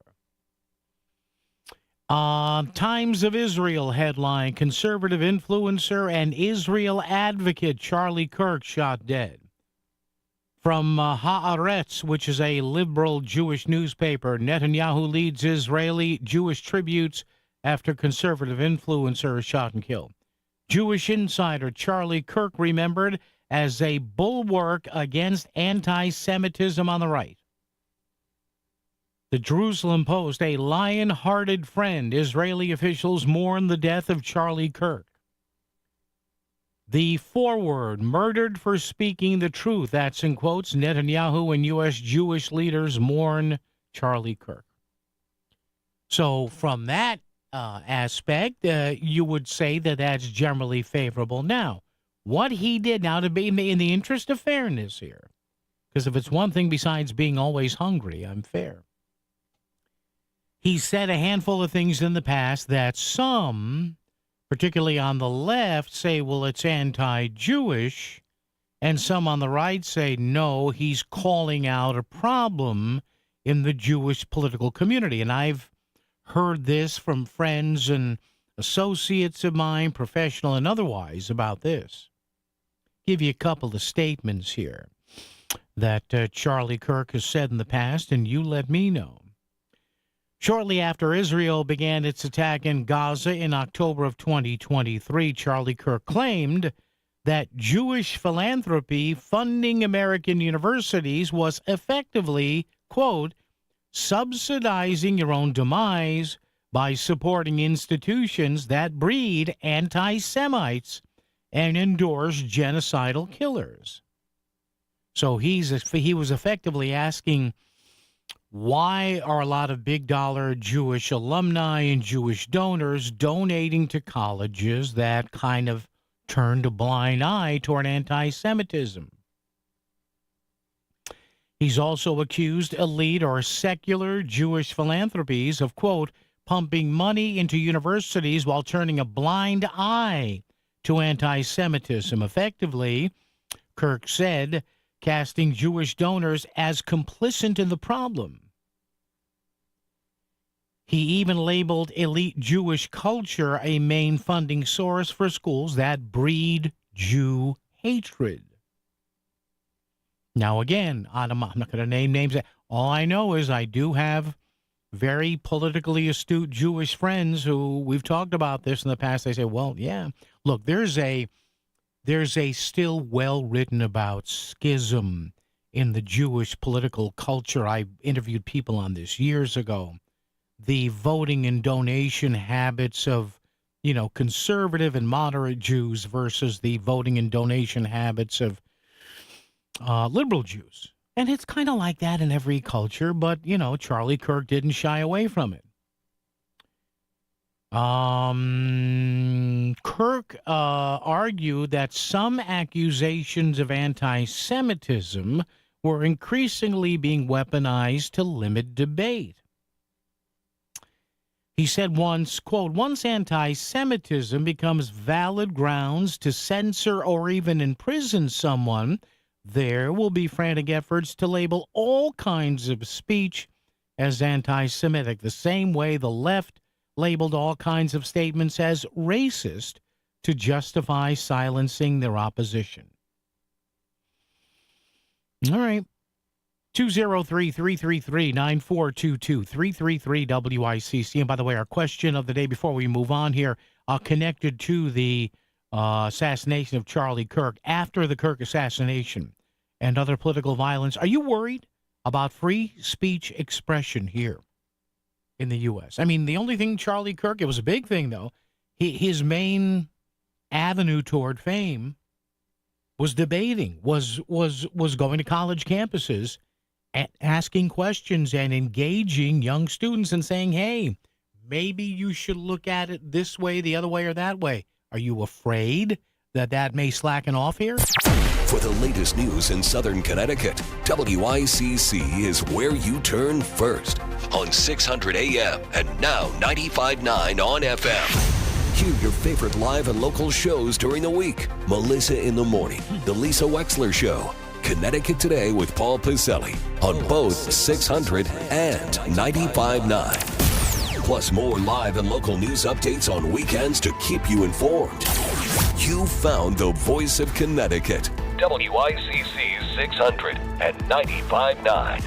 Most people want to spend their retirement years at home, but most seniors are not equipped to do it. In fact, according to AARP, 82% of adults ages 50 and up want to remain in their current homes as they age, but only about 10% of U.S. homes are considered aging ready. Hey, Melissa Sheketoff here, and I'm so grateful my grandmother lived with us for more than 20 years. And as she got older, my parents equipped their home in Fairfield to accommodate her needs, and they got in-home care, like Connecticut In-Home Assistance. I believe in-home care Care made my grandmother's final years comfortable, joyful, and actually made her feel more independent. It also helped my parents to have peace of mind that someone could get her to her appointments, make sure she didn't fall, and allow them to have a loving relationship with her instead of one filled with tension and resentment. Don't wait until it's too late to make your home ready for an aging parent. Get the help you need to keep your loved one at home safe and sound. Check out Connecticut In-Home Assistance at cthomecare.com. And right now, you can even download their free ebook online. Again, cthomecare.com. For over a century, Abriola Parkview Funeral Home in Trumbull has been a beacon of support and compassion for families navigating the profound challenges of grief and loss. Family owned since 1906, we are dedicated to helping you honor your loved ones with dignity and respect. Trust our experienced team to guide you through this difficult time, allowing you to celebrate a life well lived. Abriola.com, your legacy, our commitment. Selling your home is a numbers game. The more potential buyers who see it, the greater the opportunity to sell. And when your home is listed on Smart MLS, more than 21,000 realtors see it, and so do all their buyers. Suddenly, the number of people looking at your home starts to grow by a lot. More realtors sharing your listing, more people seeing your home, more offers coming in, and maybe more cash in your pocket. Smart move, right? Ask your realtor, is my house on Smart MLS? Smart MLS, the smart way to sell your home. Hey, it's Melissa Sheketoff, host of Melissa in the Morning here on the Voice of Connecticut. I want to tell you about MADE, a leadership series of events I've been hosting with the Department of Economic and Community Development and the Connecticut Business and Industry Association. MADE is designed to equip Connecticut's industry professionals with the connections, resources, and insights necessary to create opportunity in today's business landscape. Topics included so far: how to attract and keep top talent, and innovation, and the advancements right here in Connecticut. Don't worry, though, if you've missed it, check out what we've learned on the podcast at voiceofct.com. The next MADE series will focus on reputation and how your business can stand out. If you want to stay ahead of the curve in business and build game-changing connections, you need to listen to the podcast. It's on voiceofct.com, and join me at the next MADE event. Details coming soon at connecticutmade.com. You're listening to WICC 600 and 95.9, the Voice of Connecticut, broadcasting from Cadillac of Greenwich Studios, cadillacofgreenwich.com. WICC Smart MLS Right Now Traffic. 84 eastbound, late running construction between exits 10 and 11. Left lane is blocked. Slow ride starts back at the Super 7. On 95, the northbound side, plan on at least an hour from Greenwich going through Fairfield. The lower Merritt will save you at least a little bit of time. New Haven, 95 north and southbound busy, but you're moving through Long Wharf and West Haven. Traffic report is powered by Spectre Furniture. This September, make your home a haven with Spectre Furniture in Ansonia. Discover solid wood furniture, cozy recliners, and timeless sofas, trusted for 135 years. SpectreFurniture.com. And that's Krause with WICC traffic. For this evening and tonight, mainly clear with a low in the mid to upper 50s. Friday, sunny with a high in the mid 70s. Saturday, sunny with a high again in the mid 70s. I'm meteorologist Paul Fiorek on WICC. If it's happening in Fairfield County, Paul's talking about it with you. 203-333-9422. Connecticut Today with Paul Piselli on WICC 600 and 95.9, the Voice of Connecticut. You know, the political landscape in Bridgeport. The political landscape in Bridgeport is the gift that keeps on giving. It really does. And I'm not accusing anybody of anything here. I'm just reading the news here, and I'm laughing. From primary day, day before yesterday on Tuesday. And again, despite what has happened that we've talked about here on the program in Bridgeport for the last 430 years, I'm kidding. Let's just stop it at 2019. But Brian Lockhart's story from yesterday, actually 2 days ago. I'm sorry, September 9th. Late on the 9th. Maria Pereira prevails in Bridgeport Democratic Council primary against the endorsed candidates. And again, I not look. I know she's got her problems here. We all know that. The name is hardly unfamiliar. Councilwoman Maria Pereira has mail-in votes to thank for winning Tuesday's Democratic primary. Does anybody win races by just the machine count anymore? Seriously. I'm dead serious. Can you win I'm dead serious about this. Is it possible to win any sort of election in Bridgeport without mail-ins or absentees? Seriously. Does anybody in Bridgeport vote at the polling places anymore? Help me out here. Pereira and Aquila Medina received the most votes in a four-way contest with town committee-backed candidates Kevin Monks and Councilwoman Samaya Suleiman. An ex-member of the legislative body, Suleiman is completing the term of Jazz Marie Melendez, who resigned in late April. And she has her own problems, we know that. According to data shared by the Bridgeport Democratic Town Committee, Monks and Suleiman won at the polls, but Pereira and Medina prevailed with the absentees. Oh, my God. This is just... And again, maybe they did. But please, somebody explain this to me. I've been covering this stuff on and off since I got out of school, class of 83 here. So what, 42 years ago? 42 years ago. And this is the only place I see this. What is up with Bridgeport? How many times do you see, and I'm not saying it's funny business. I'm not saying that, but how often do we hear this and see this? Is everybody immobile in Bridgeport? I have never seen a municipality, and the numbers proven out as was proven by the Connecticut Mirror a couple of months ago. No municipality in the state uses absentee ballots, at least in the story I saw, more than Bridgeport. What is it? Is it all walkers in Bridgeport? Is everybody in a wheelchair? Nobody can get to the polls? Monks and Suleiman won at the polls, but Pereira and Medina prevailed with the absentee or mail-in votes.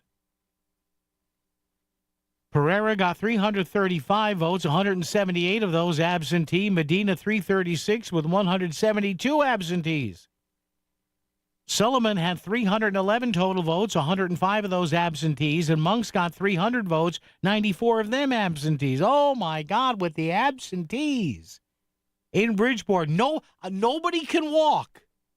Nobody can get to the polls in Bridgeport. Well, Paul, you're being snide here. It's not me. Go look at the Connecticut Mirror story from about a year ago or 8 or 9 or 10 months ago. Bridgeport, far and away, leads the state in the use of absentee ballots. What is this? Oh, by the way, how great is Bridgeport going to be once basically no excuse absentees come? Remember, that's coming. Remember, that's coming. No, at least now you have to give some sort of an excuse to want an absentee. But in a few years, because you people, I told you not to do this, but you went ahead and voted for it. Now we're going to have no excuse absentee ballots. Now the entire city of Bridgeport will become immobile. There's going to be an election where there'll be 85,000 absentees.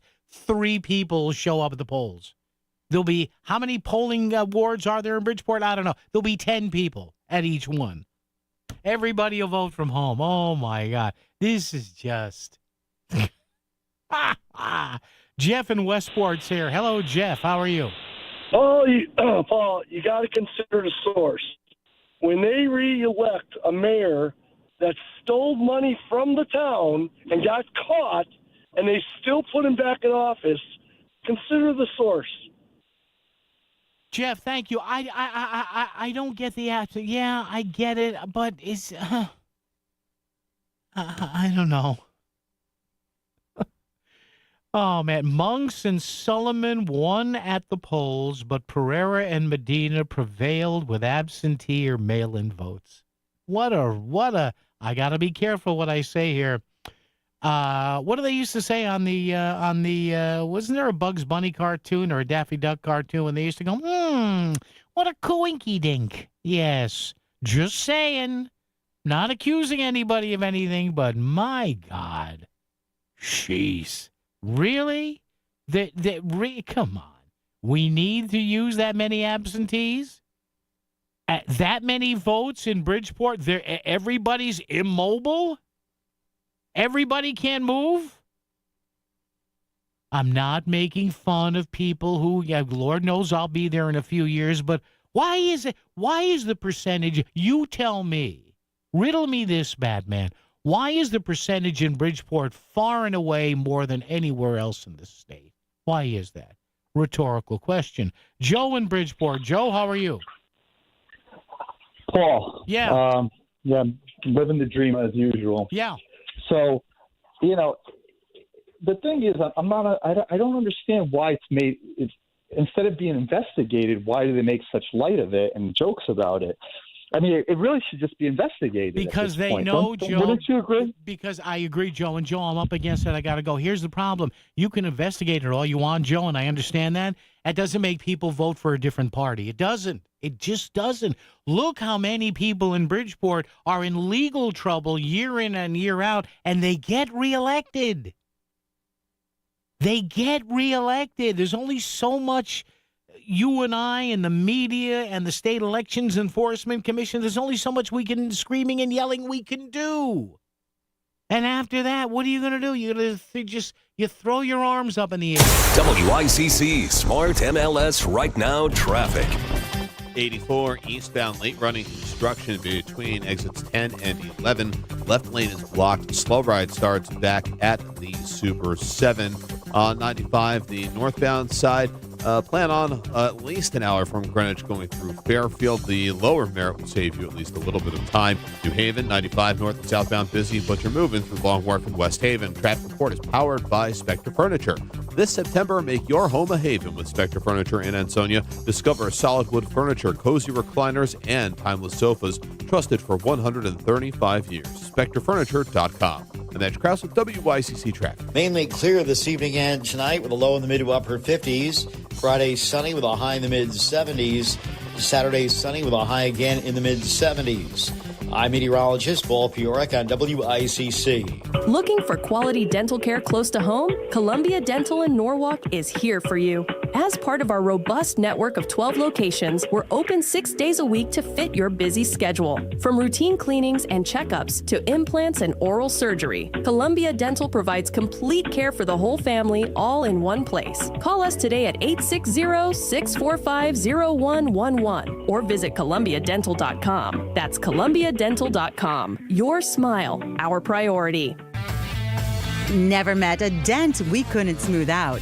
At Sono Collision, we turn your oopsie-daisy into amazing with our top-notch repair. No more crying over crumpled fenders. We'll erase your car's memory of that pesky light pole. Cruise over to Sono Collision today, where even your car forgets its accidents. Visit us at sonocollision.com because a good car deserves a great recovery. Wesley Financial Group is not a law firm. Hi, I'm Chuck McDowell, the timeshare cancellation guy. In 2011, I founded Wesley Financial Group with one goal in mind, to help honest folks out of their timeshares permanently. Today, I run Wesley with my two sons, a real family business, treating every client and every employee like we'd want our own family treated. That philosophy has helped us grow into the largest, most trusted timeshare cancellation company in the United States. Fortune magazine even recognized us as one of the best places to work. Why? Because we genuinely care. In fact, some of our former clients were so moved by their experience working with us, they joined our team so they could help others to timeshare freedom. If you're stuck in a timeshare, give us a call. Let our family help your family. Call Wesley now for your free timeshare exit kit. 800-549-8866. 800-549-8866. 800-549-8866. The Connecticut Lottery reminds you that gambling can be a fun form of entertainment, but it's not risk-free, so it's important to play responsibly. Make sure you understand how the games work. Know the odds, set time limits, and take breaks. To find out more, visit ctlottery.org or responsibleplayct.org. Must be 18 or older to purchase lottery and 21 or older to place sports wagers. Help is available for problem gambling. Call 888-789-7777 or visit ccpg.org. Need metal? Metal Supermarkets, the world's largest small quantity metal supplier, is open in Bridgeport. The metal you need cut to size and ready fast. Call or visit at 1085 Connecticut Avenue and ask about the other metal services we provide. This is where Fairfield County comes for local news. WICC 600 and 95.9, the voice of Connecticut. CBS News special report. Utah authorities have released photos of a person of interest in the shooting death of Charlie Kirk. This photo tells us a lot. It tells us that they don't have the suspect's exact ID pinned down. And CBS's Anna Schechter reports we've learned more about the events immediately following the shooting. This individual fled on foot, believed to have gone into the woods, dropped the weapon. CBS's Scott McFarland with more on what we've learned about the scene. The shooter would be roughly 200 yards. That's 2 football fields away from Charlie Kirk with a bolt-action high-powered rifle. A bolt-action rifle would be used in so many contexts by hunters to be that kind of distance away and be able to take down a target with just one shot. The FBI has now offered a reward for information on the suspect, and Vice President Vance has flown to Salt Lake City to escort the body to Arizona. CBS News special report. I'm Cammie McCormick.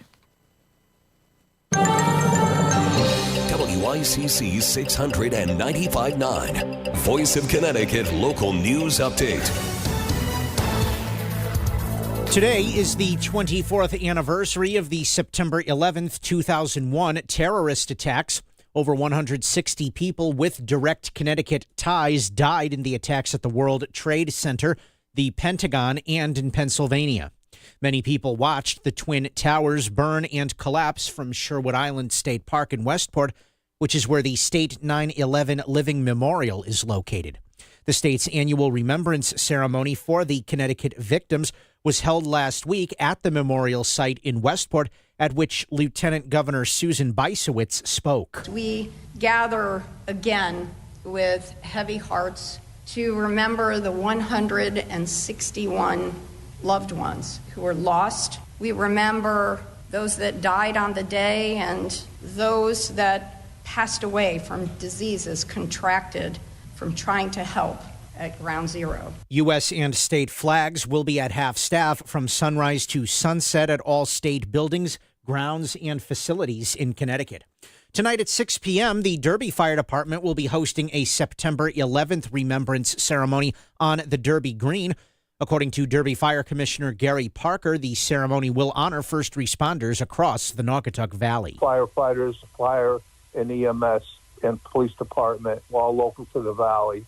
And we'll have a keynote speaker this year, which is really special for us.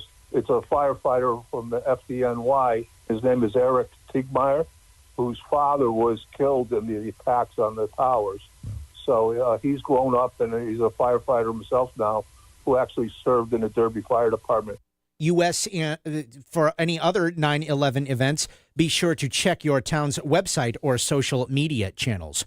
An arrest has been made after a woman walked into Norwalk Hospital for treatment of a gunshot wound to the leg. Police say the 43-year-old woman was shot late Tuesday night on Cold Spring Street. The victim was reportedly shot by her friend's stepfather, identified as 53-year-old Hugo Avilia Garcia of Norwalk.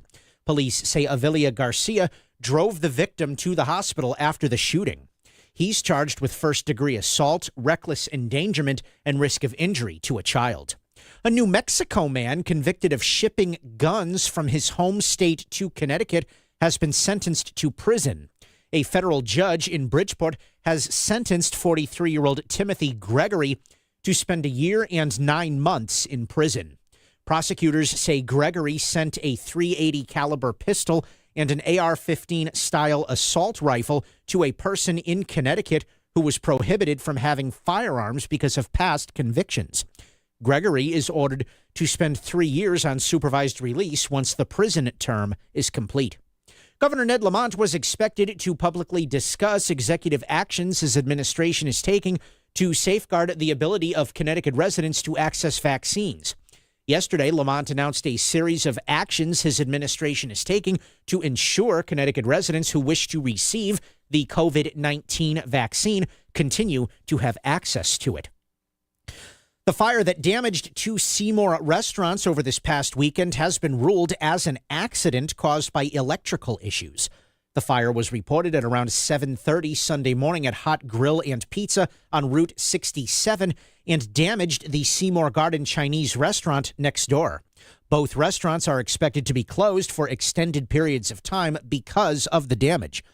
The cause was determined to be from a faulty light ballast in the attic of the pizzeria, with the fire quickly spreading to the main restaurant.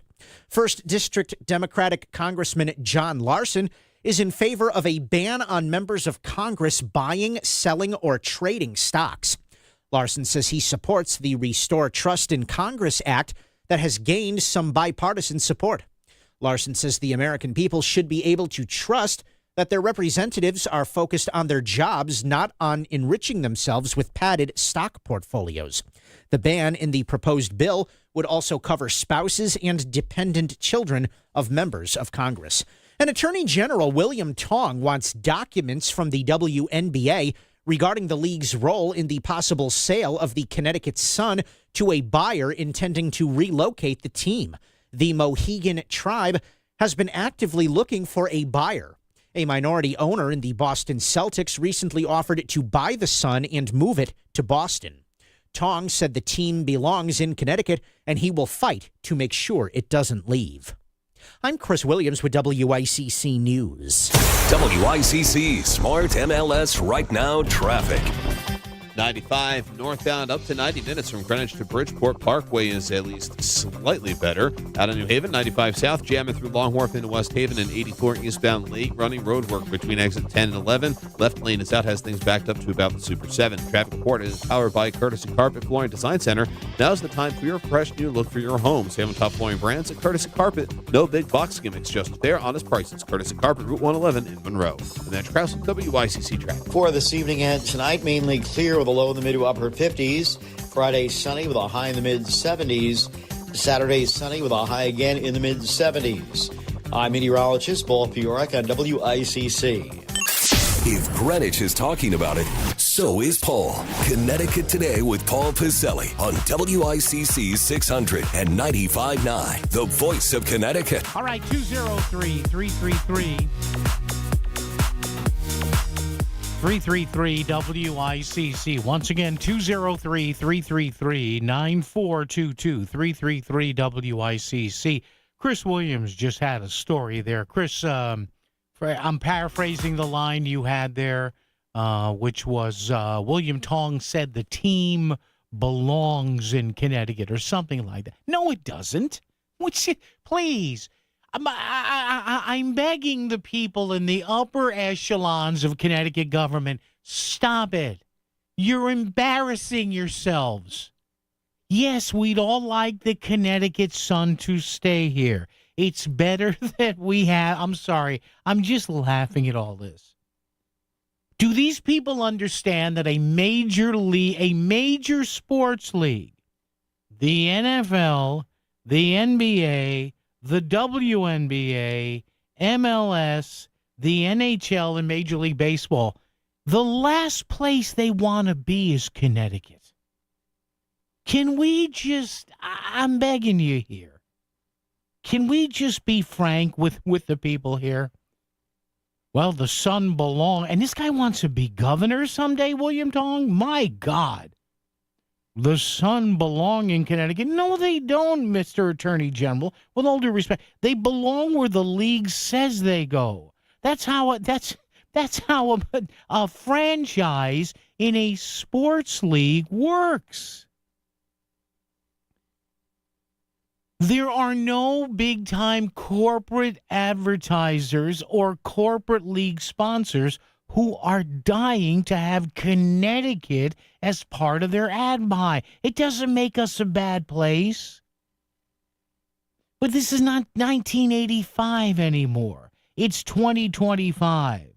These teams go for a hell of a lot of money to major investors, to multimillionaires and billionaires, and the league wants to understand where its promotional dollars are going. Now, might the Connecticut Sun stay here? Yeah, and we have our buddy Steve Harding coming out of the 4 o'clock hour to talk about this. We're getting, once again, more and more momentum here for keeping the Sun and the state using the state pension fund. Really? No other state or city does this with a franchise anywhere else in the country. The closest thing is the Green Bay Packers, which are kind of publicly owned. I guess you can buy a share or two in the Packers. I don't know if they ever pay a dividend or not. I know people that have it. They got the shares as a gift, whatever, publicly owned team. But really, do we want to do that in Connecticut? And again, this is nothing this is nothing against the NBA. This is nothing against women's pro basketball. It's nothing against the WNBA. It's nothing against the Connecticut Sun. It's not. But my God, stop begging. We have a really good Eastern League team and a really good Eastern League ballpark. We have 2 American Hockey League teams. We have a AA level MLS farm system team. Would it be nice? We've got great college athletics with Yale and UConn and Southern and Central and Quinnipiac and Fairfield and Sacred Heart and all that. Could we just be happy with that? We are not a major league state. We're not. We're just not. It doesn't mean we don't have major league fans or major league passion, but in the business of who this state is, once you get out of Fairfield County, I'm sorry to say this, but once you get out of Fairfield County, no corporate big-time league sponsor or advertiser cares about the other 7 counties in Connecticut. They just don't. That's why the league wants the Sun the hell out of Connecticut. They can't make money at the Mohegan Sun Arena. And the team right now is lousy. Sadly, they missed the playoffs this year. And how many of those tickets are freebies, like one of our callers said a couple of weeks ago, to just what we call in the promotional business, paper the house? My God, stop begging. And then what happens if the state buys into the team and you have to guarantee a return? Are you going to jack ticket prices? Are you going to jack concession prices? 203-333-9422. 333 on a Thursday, WICC. This is your Optimum Beach Report. Expect high UV levels with a max UV index of 6. Air quality will be fair with an AQI bouncing around the 20s and 30s, and expect ideal conditions for the beach or pool. Powered by Optimum Business. Stay ahead of cyber threats with fast and secure fiber internet starting at $65 a month with 99.9% network reliability and speeds up to 8 gig. Visit Optimum.com/business or call 855-2-OPTIMUM today. Hi, this is Leo Carl from Carl Chevrolet in New Canaan.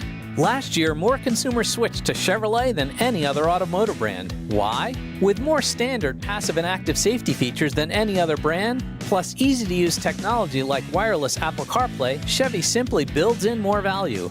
And who doesn't love getting more for their money?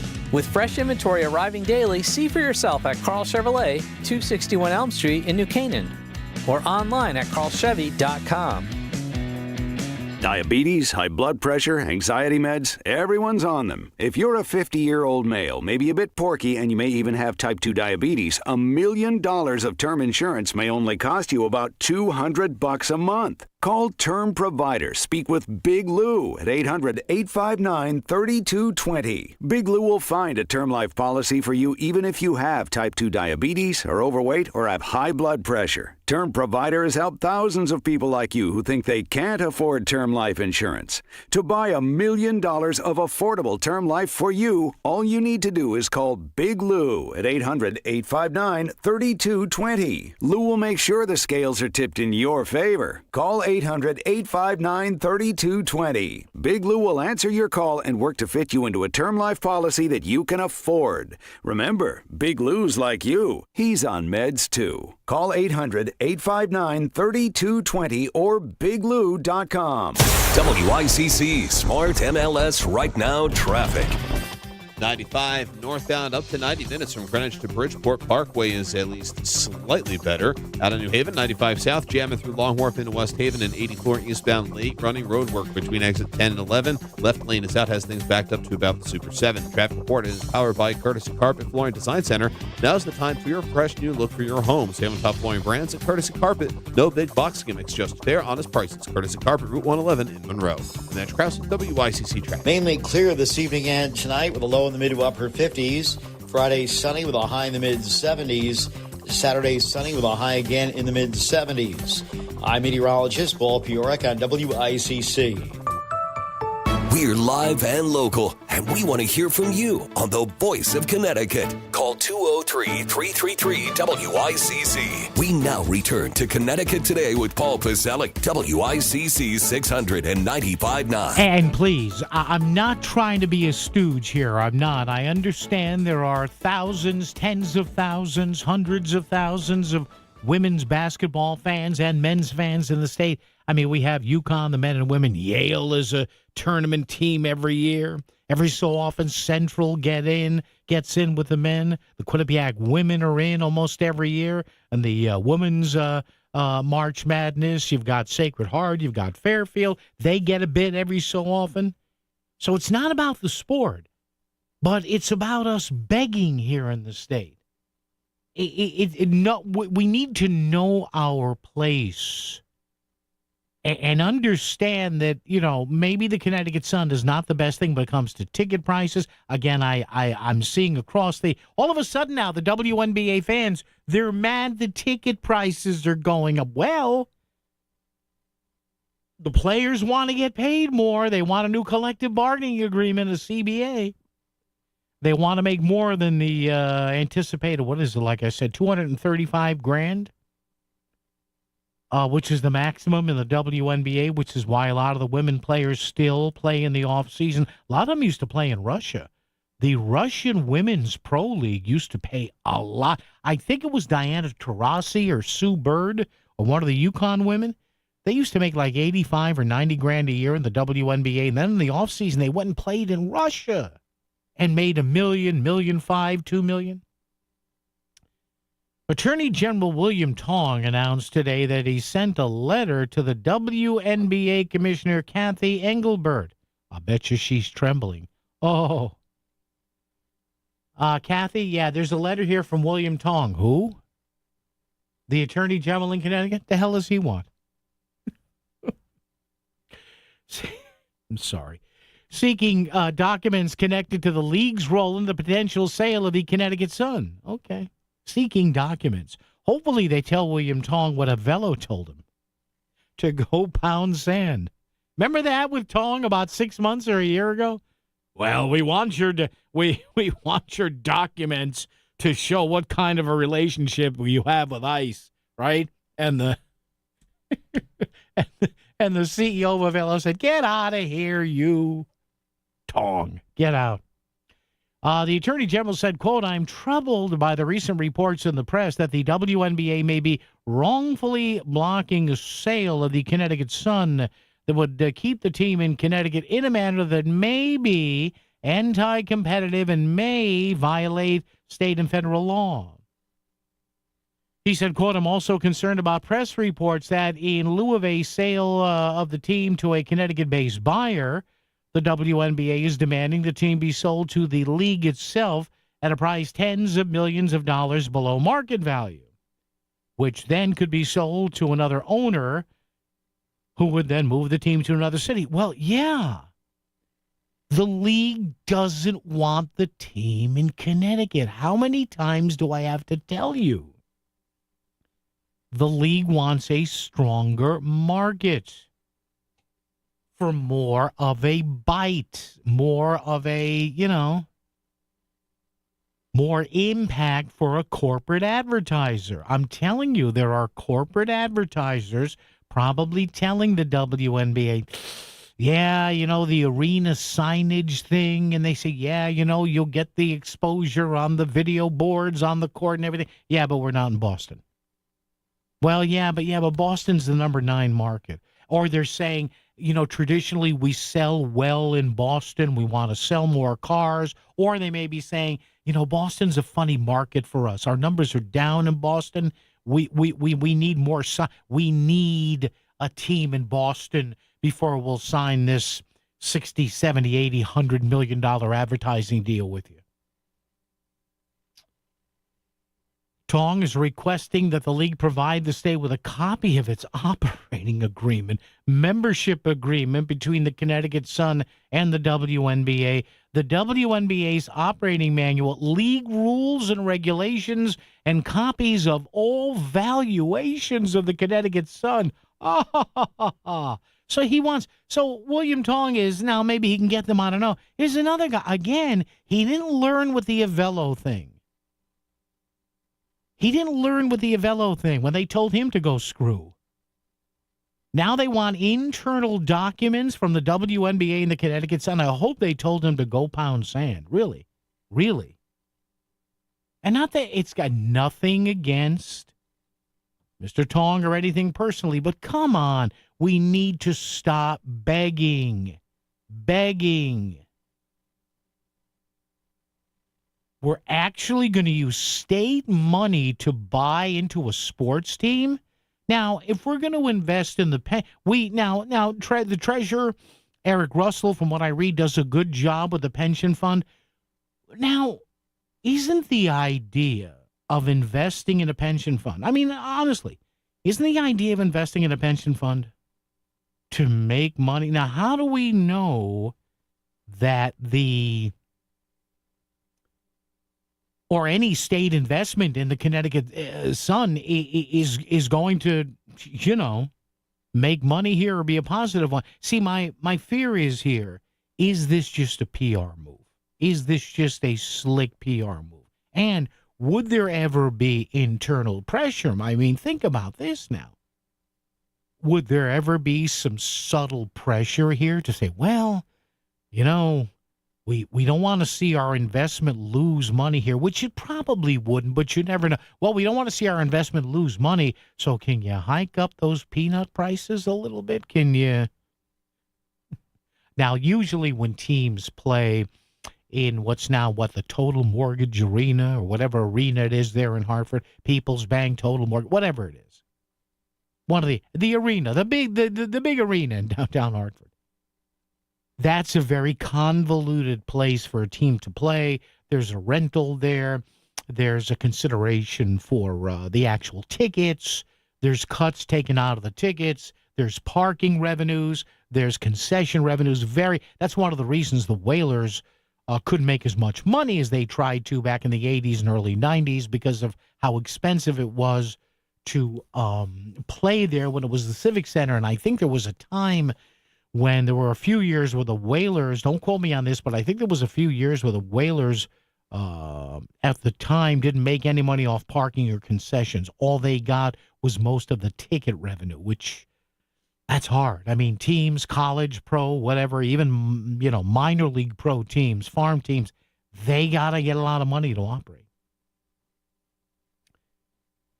Connecticut Senator Richard Blumenthal wrote a letter to the WNBA Commissioner Kathy Engelbert on Monday saying that interference by the WNBA into the tribe's efforts to sell to a local buyer could violate federal antitrust laws. Now, wait a minute. The Connecticut Sun, the team is a franchise of a bigger company, of the WNBA, which is overseen by the NBA. Well, we don't want them telling the team what to do. Well, is it any different from what McDonald's or Burger King or Tricon tells Taco Bell or those people? I mean, you are making money at a local level, are you not, with a branded logo of a league? So doesn't the league have any purvey in this? Now, I have to laugh. If a lot of you out there are old enough like me to remember Do you remember the whole Dick Blumenthal saga from, this had to be mid-90s, I think? You remember the whole Dick Blumenthal? He sued the ACC, I think, the Atlantic Coast Conference. You remember this? And it ended up being a mess when I think he sued the ACC because they wouldn't let UConn and the ACC. You remember that? Oh, Senator, with all due respect, please take the L on this. Traffic and weather together right here on WICC. WICC Smart MLS Right Now Traffic. 95 northbound up to 90 minutes from Greenwich to Bridgeport. Parkway is at least slightly better. Out of New Haven, 95 south, jamming through Long Wharf into West Haven, and 84 eastbound late running road work between exit 10 and 11. Left lane is out, has things backed up to about the Super 7. Traffic report is powered by Courtesy Carpet Flooring Design Center. Now's the time for your fresh new look for your home. Save on top flooring brands at Courtesy Carpet. No big box gimmicks, just fair, honest prices. Courtesy Carpet, Route 111 in Monroe. And that's Krause with WICC Traffic. For this evening and tonight, mainly clear with a low in the mid to upper 50s. Friday, sunny with a high in the mid 70s. Saturday, sunny with a high again in the mid 70s. I'm meteorologist Paul Fiorek on WICC. This is the Concert Guide, powered by Duchess Restaurants. Fresh food served fast. Tuesday, September 16th, Melissa Etheridge and Indigo Girls at Hartford Healthcare Amphitheater. Wednesday, September 17th, Steve Winwood plays Capitol Theater in Port Chester. Friday, September 19th, it's Conan Gray at the Hartford Healthcare Amphitheater. Monday, September 22nd, the Revivalists at the Capitol Theater in Port Chester. Thursday, September 25th, see the band Perry play at the Big E. On Saturday, September 27th, it's Joe at College Street Music Hall. Sunday, September 28th, Spin Doctors play Harbor Park in Middletown. Monday, September 29th, see Natasha Bedingfield at Toad's Place. Tuesday, September 30th, 21 Pilots at Xfinity Theater in Hartford. The Concert Guide. Whether it's breakfast, lunch, or dinner, get fresh food served fast at any one of 12 Duchess restaurants located throughout Connecticut. Duchess Restaurants. Fresh food served fast. Back to the news and talk. Thanks to Smart MLS. Smart sellers ask, is my home on Smart MLS? The voice of Connecticut. WICC's 695.9. It's Connecticut Today with Paul Pacelli. Hey, if I can just digress here for a minute, we have traffic and weather together coming up. Our pal Ken Gray from the University of New Haven coming up to outline the search, what law enforcement is likely doing to find the assassin of Charlie Kirk. But I'm looking up at the screen here, as I'm wanting to do on the commercial breaks here during Connecticut Today, getting into, scanning all the all news channels. And it was another Ozempic commercial, Wegovy, Ozempic, whatever. And they're juxtaposing it with how much you could eat. And there's a commercial is shot in this really ritzy restaurant, but you know the kind of restaurant I'm talking to, where they bring you a plate of food there. It shows the chef laying down the food, and it looks like a fish dinner here, and it's got all the the garnishes and everything, and there's like 4 square inches of food in there. Obviously not an Italian restaurant. It's one of these nouveau places where you have the little chunk of fish and the garnish and the sprig of ginger and whatever sauce. It's like 2 forkfuls. Is it forkfuls or forks full? I think it's forks full or forkfuls. I don't know. Who cares, Paul? I know. But again, who eats that much? Certainly not Italians. I'm sorry. I just had to. This is the way my mind thinks. Oh, look at this. I'm on Wegovy now or Ozempic, so I can have 2 full forks of fish. Yeah. Where's the ass end of the bread, too, where you can, sop up the sauce? How come you never see that in commercials? How come you never see what we've all done? You're taking that rear end of the Italian bread and you're mopping up the sauce in there with your head like a hound and the fork in the left hand and the bread in the right hand, and that freaking dish looks so clean, for forget the dishwasher. Put it right back in the cabinet. You never see those on a Wegovy or no Ozempic commercial. WICC Bridgeport, WFOX Southport, WEBE HD2 Westport, WPLR HD2 New Haven, locally owned by Connoisseur Media.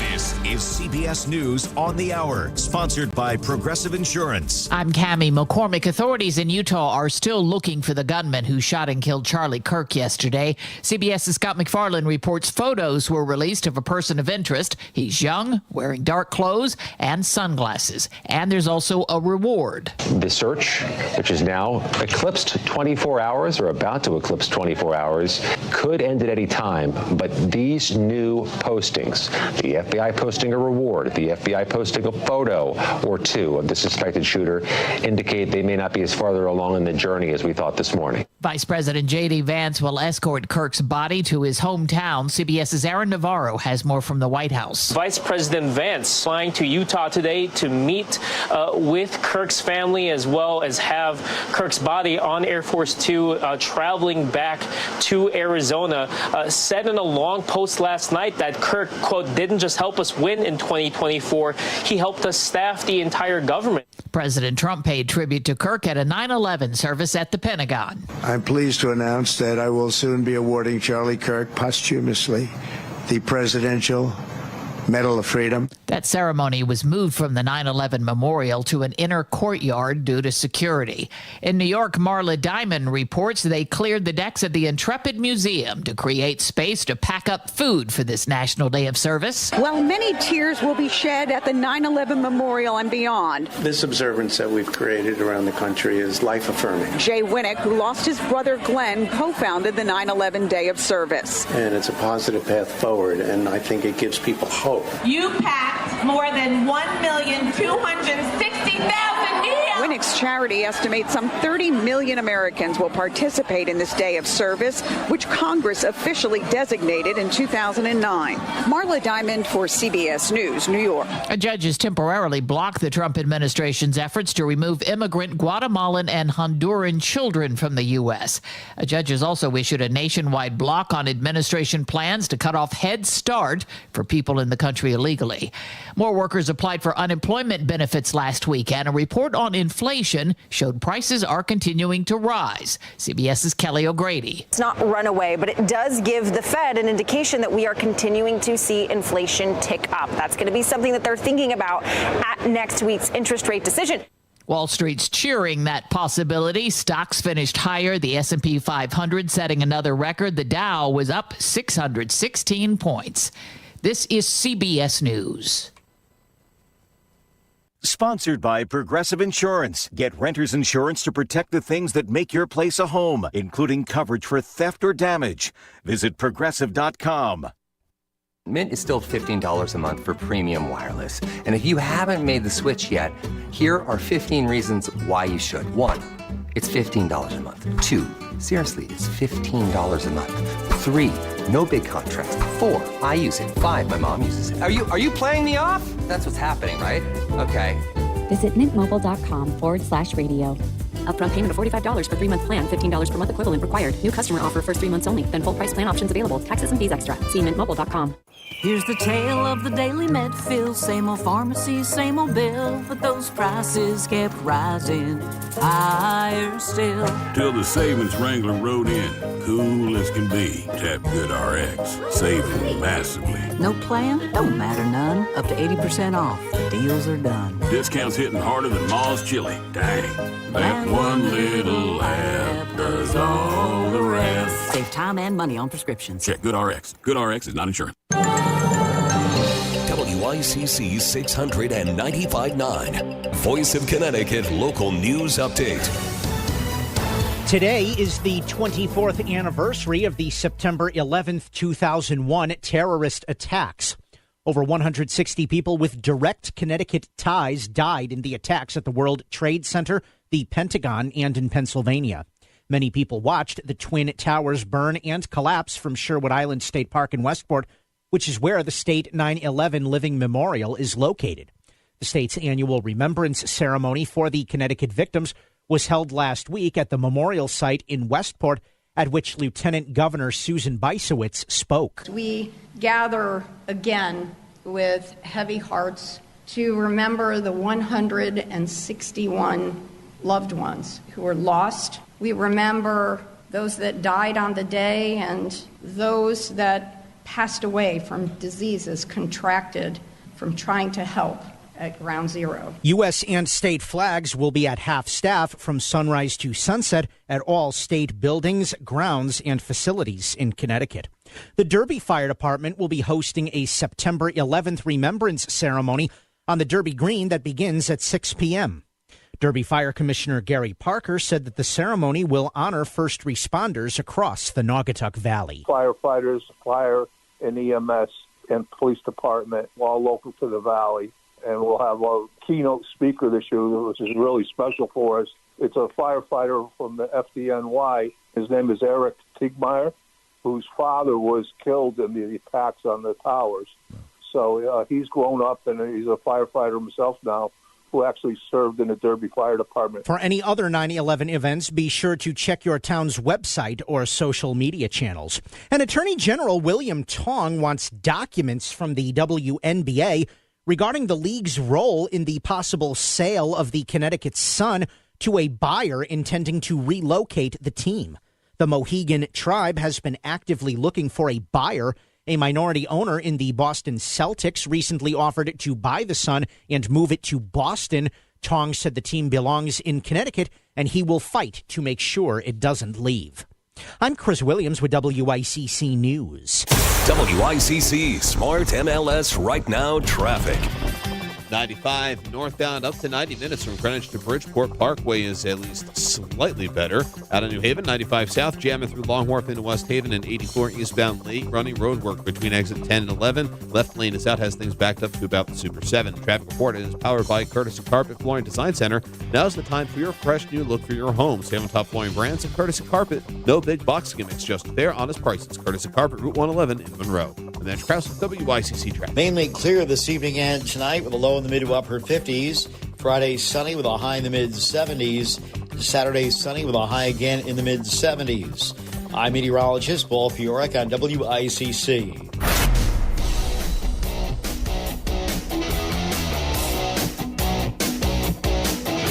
You're listening to Connecticut Today with Paul Piselli on WICC 600 and 95.9, the voice of Connecticut. All right, right with you here. Talk or text 203-333-9422, 333-WICC, 203-333-9422, 333-WICC. And I have friends on social media. I've had this from 4 or 5 people today.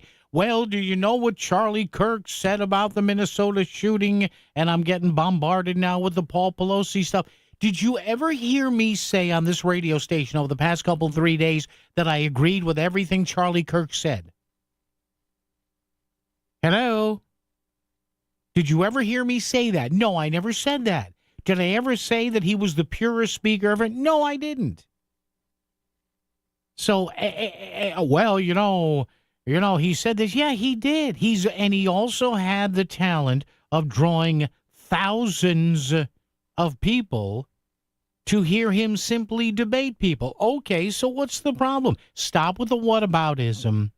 Stop with the, well, you know, because that's the worst in us. Believe me, there are people that say far worse that are lionized by the left, and I never say anything. Some I do, but a lot of times I don't. So stop making excuses here. A lot of people, I'm getting this from, I had a dear friend of mine put up his that quote about guns, and thankfully, I wasn't the only person who jumped on this guy's back saying, WTF is wrong with you. Here's the bottom line.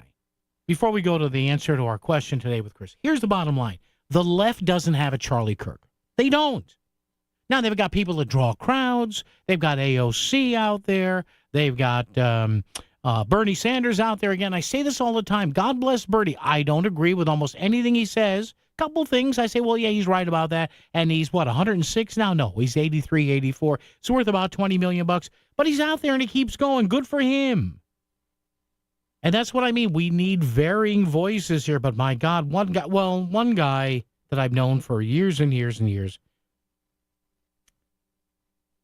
he put up that quote about Charlie Kirk saying, hey, you're going to have gun deaths. And a bunch of us are like, well, really? Really?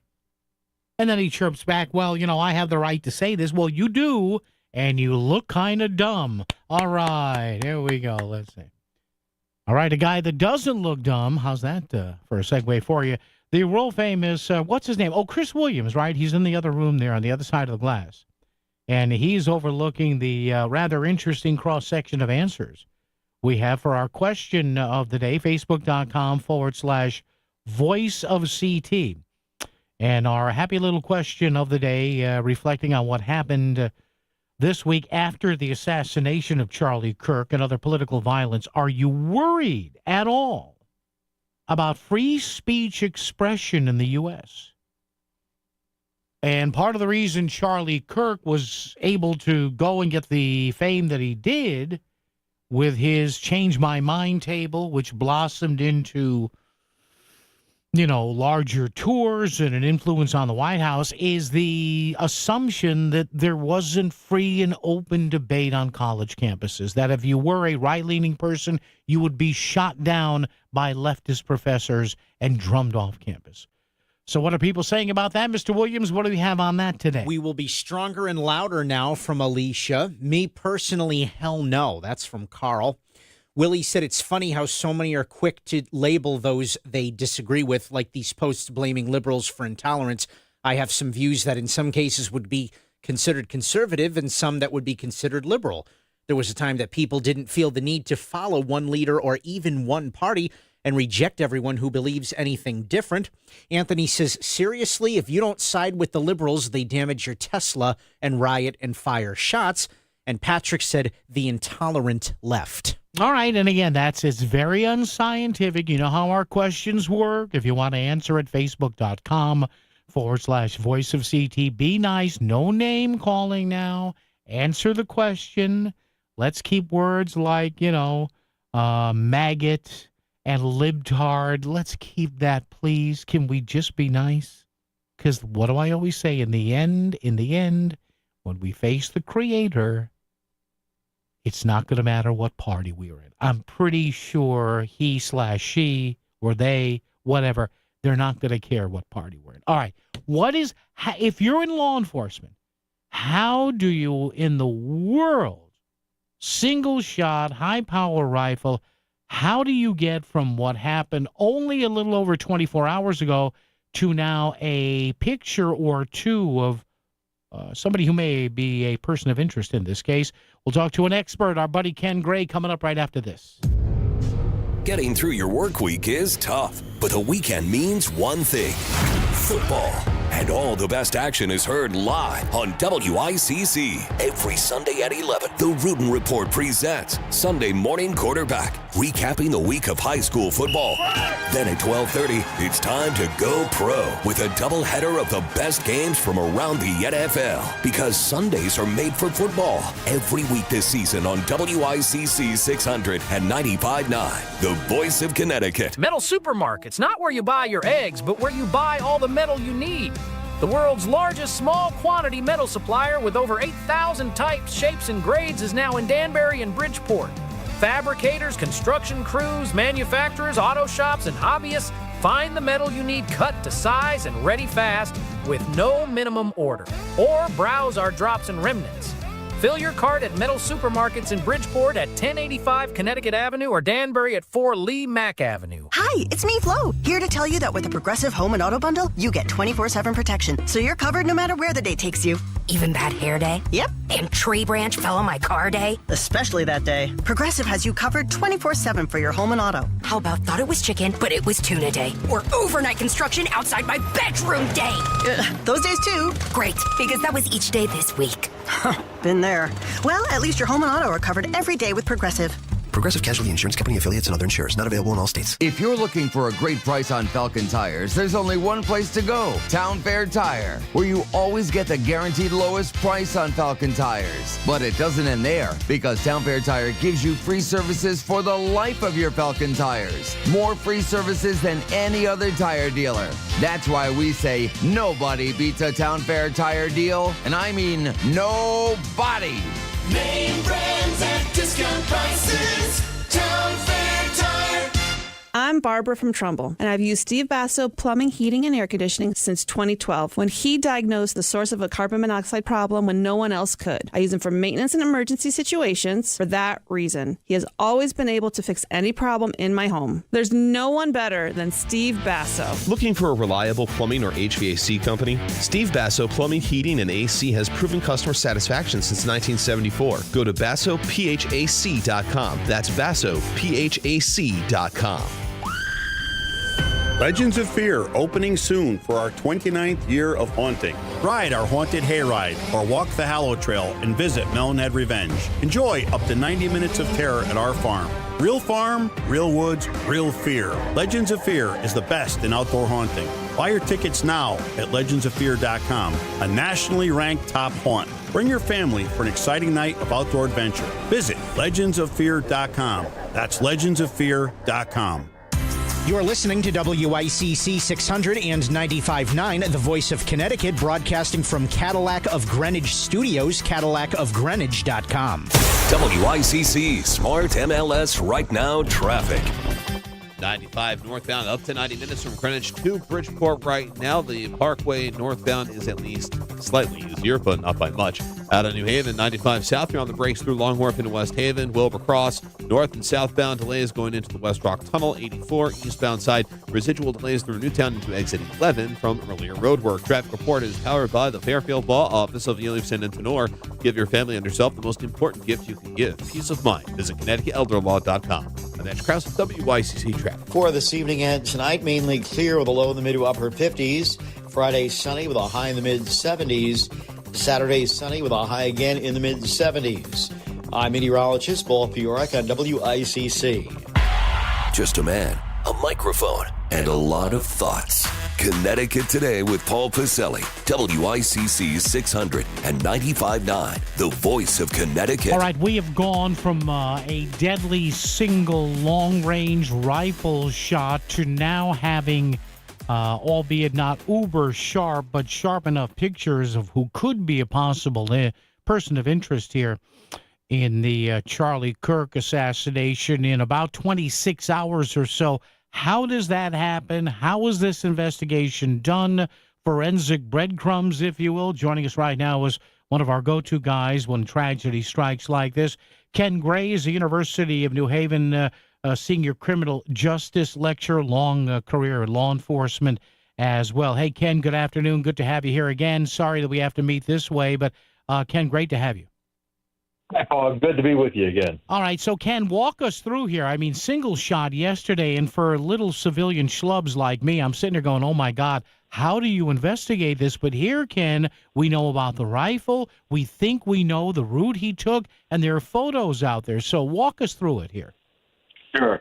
So absolutely, the difference between yesterday and today is night and day as far as the details in this case.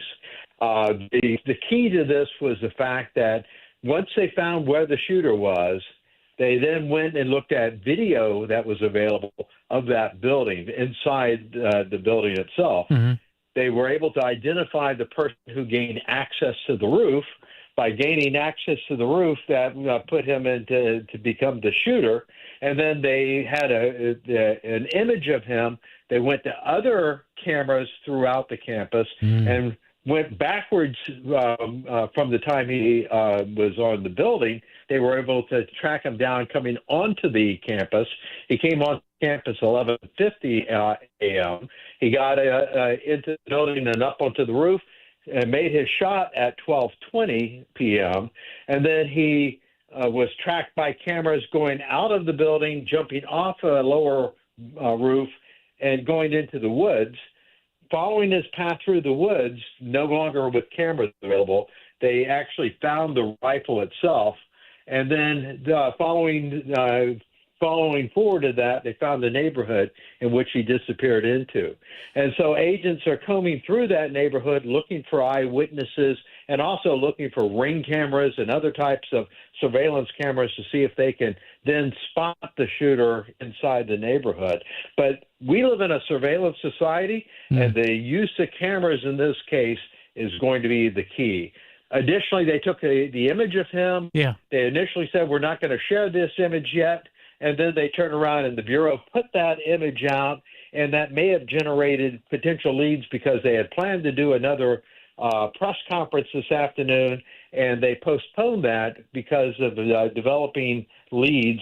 And so we may see an identification of this person based upon that photograph. And Ken Gray, might investigators here, FBI, Secret Service, whatever, local police, might they also be holding back a little in their, ace in the hole here? Maybe there's a little more info that they don't want to let the person of interest, maybe the eventual suspect, know that they have? Absolutely. So you don't reveal all your cards. You only reveal the cards that you want the public to know about or is necessary for the public to be aware of.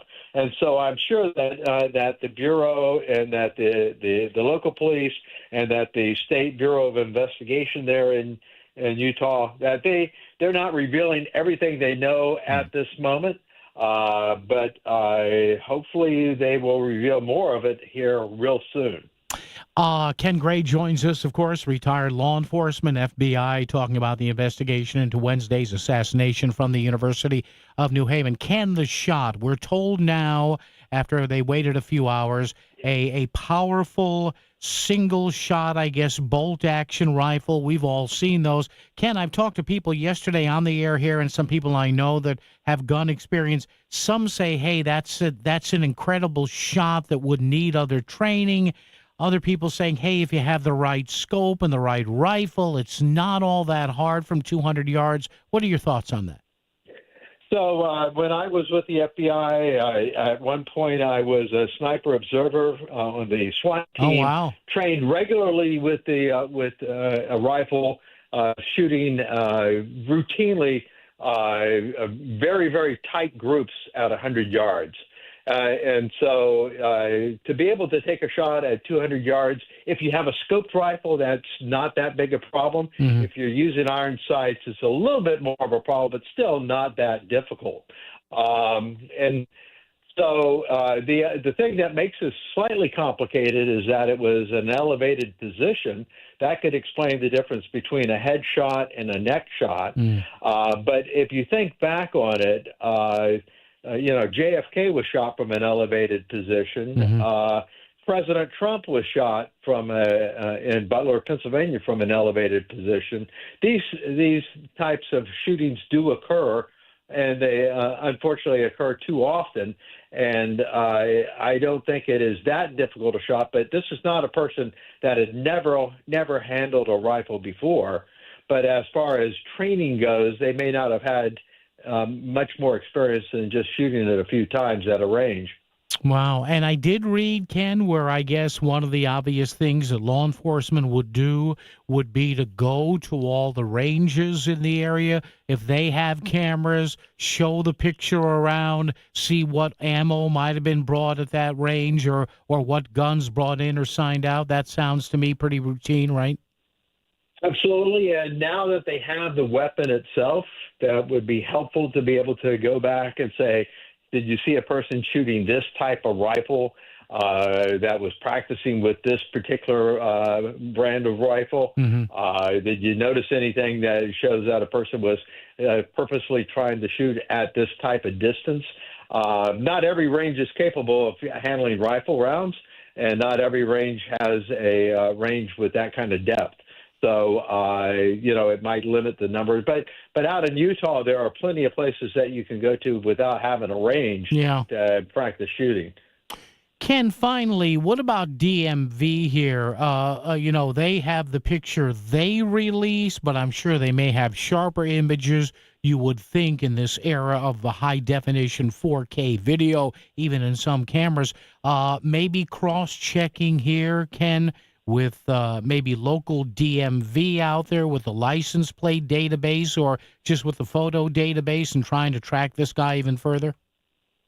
Facial recognition software is out there. The problem is what photos you have available for comparison purposes.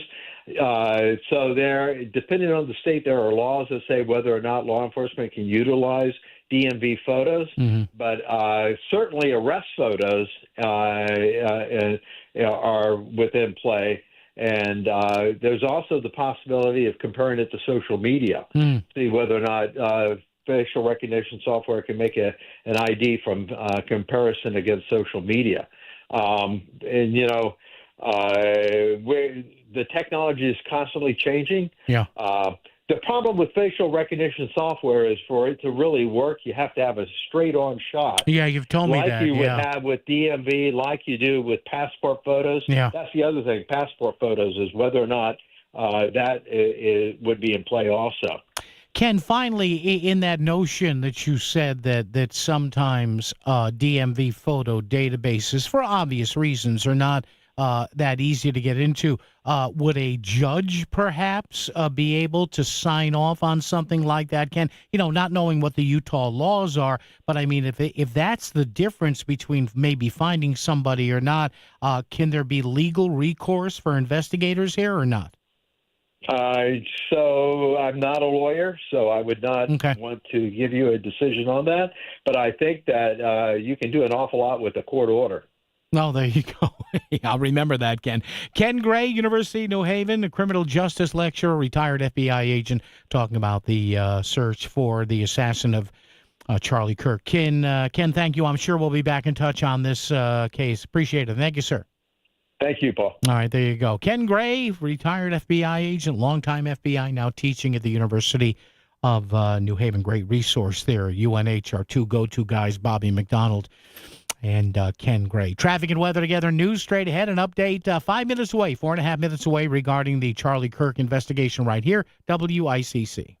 WICC Smart MLS Right Now Traffic.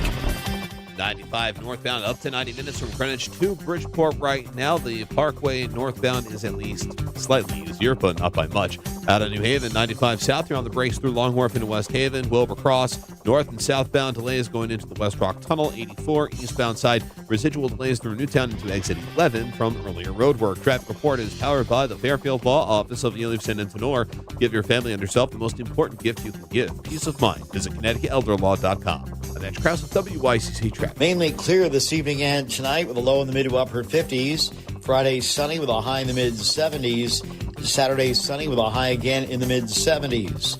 I'm meteorologist Paul Piorek on WICC. It's time to make an appointment to tour Forest Hills Milford, one of the newest luxury rental 55 and over communities in Connecticut. Step into a home where every detail is designed to offer ease and comfort. Forest Hills Milford's spacious, brand new luxury apartments include assigned garage parking with elevator access and use modern technologies to bring ease and comfort to everyday living. Nestled in the beauty of Milford, close to beaches, golf, marinas, and more. Visit foresthillsmilford.info to learn more. Forest Hills Milford, home made easy.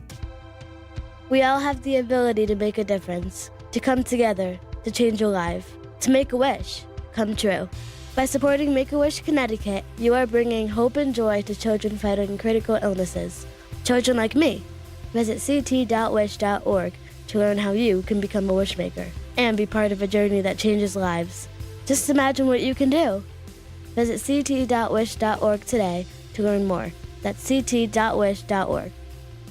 Wesley Financial Group is not a law firm. Hi, I'm Chuck McDowell, the timeshare cancellation guy. In 2011, I founded Wesley Financial Group with one goal in mind, to help honest folks out of their timeshares permanently. Today, I run Wesley with my two sons, a real family business, treating every client and every employee like we'd want our own family treated. That philosophy has helped us grow into the largest, most trusted timeshare cancellation company in the United States. Fortune magazine even recognized us as one of the best places to work.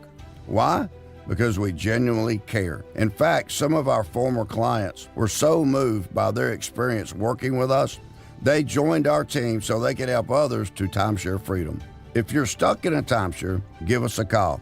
Let our family help your family. Call Wesley now for your free timeshare exit kit. 800-549-8866. 800-549-8866. 800-549-8866. Fall is the season for fresh starts, so why not start with your smile? At Downtown Dental, transform your look with Invisalign or veneers. The best quality at the lowest price. I lost a tooth from an accident, but Downtown Dental gave me my smile back with same-day implants. Just $999. It was easy, painless, and affordable. Now I'm smiling brighter than ever, thanks to Downtown Dental. 3 convenient offices in Bridgeport, Norwalk, and West Haven. Call Downtown Dental today or visit downtowndentalct.com. Let's be honest, most of us spend a lot of time thinking about retirement, but not so much actually preparing for it. Each week, David Gagnon, he's the host of Mastering Your Wealth. He discusses the financial news of the day and explains how it could affect you as you get ready for retirement. Join David Saturday mornings at 8 for Mastering Your Wealth Radio right here on WICC 600. You can also visit masteringyourwealthradio.com. Hi, this is Leo Carl from Carl Chevrolet in New Canaan.